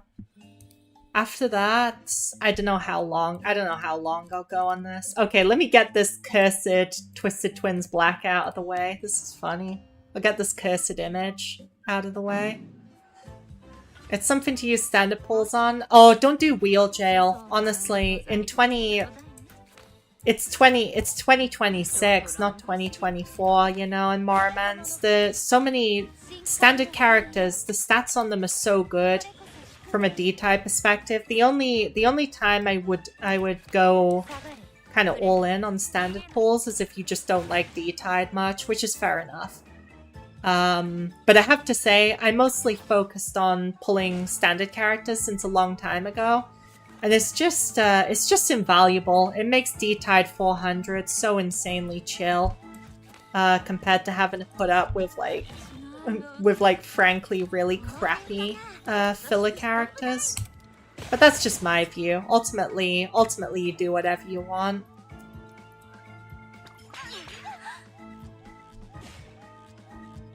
There's a lot of different. The thing is, there's a lot of different content in this game, so I don't think there's really a wrong way to play or a wrong way to build an account within reason. But like, you know, no one's really discussing like just going all in on like the. I mean, I love Hauler, but going all in on the plus 12 Hauler, AA Hauler DPS. No other damage dealers on the account. I mean, heck, the funniest part is, I thought Hamelin Absolute Axiom was just for Hamelin fans only, and then I saw some replays, and I was like, damn, Hamelin, Absolute Axiom Hamelin has got hands, actually. Not that I'm recommending it again, I was just caught way off guard by how good it becomes with the AA and with level 90. Wait, okay, next, this will be the last of this. Okay. Kiss Silas. That's a hell of a that's a hell of a keeper name. That's a classic.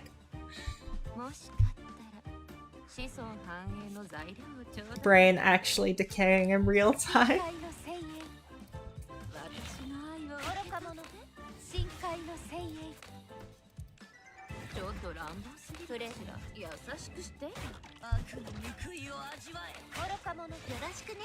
Okay. Oh, I hope it didn't pick up my tummy grumble on stream. That would be pain. That would be a wee bit embarrassing. Okay, cool. I can just go and just get the win now. What does Absolute do? You mean Hamelin's or the Absolute Axiom in general? Hamelin's, it just basically makes their Exalt and Soul Overture do a bunch more hits, which is a lot more impactful than I thought because of how Hamelin works. They basically, Hamelin works, so Hamelin is a DPS, again not recommending, just informing. Hamelin as a DPS works a lot like, actually, they work a lot like Katana, unironically, where, except they come with a lot of strength down, have Keyflare, in exchange for less damage. But they work a lot like a Katana, where the more you stack their Exalt and the more Soul Overtures you spam, they suddenly start getting much, much stronger every time. It's the same with like Pigman's Chromophage, right? Where every Chromophage does significantly more than the last. You see that. Oh, this is yet another G Murphy stage, right? Oh, this is riveting. This team looks fine. I'll just keep going. The fact they make you play so much G Murphy is cruel and unusual torture, in my opinion. I mean, I don't dislike G Murphy. I like her, but I think even the hit Frost Thief would say this is too much G Murphy.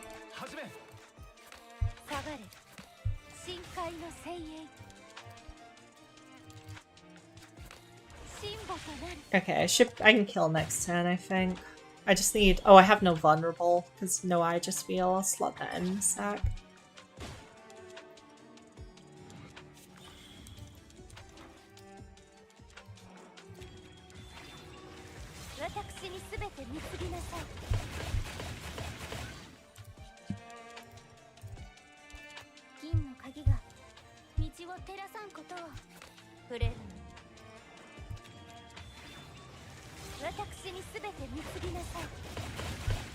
This should be chillin' now, I would hope, anyway.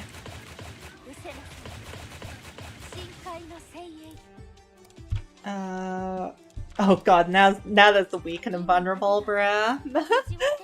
No weaken, no vulnerable. Megamind. Okay. Draw something, please. Dang. It's cooked. Assault Thesis, help me. Yay! Okay, actually worked. Heck yeah. The RNG paid off. Okay, now I can just end turn twice and light's cooked. Yeah, let me make sure to put Aegis Wheel on after this. So it's a little bit less tumultuous.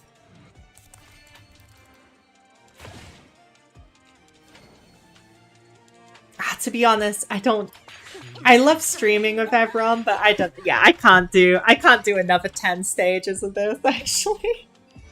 I gotta finish out the rest tomorrow.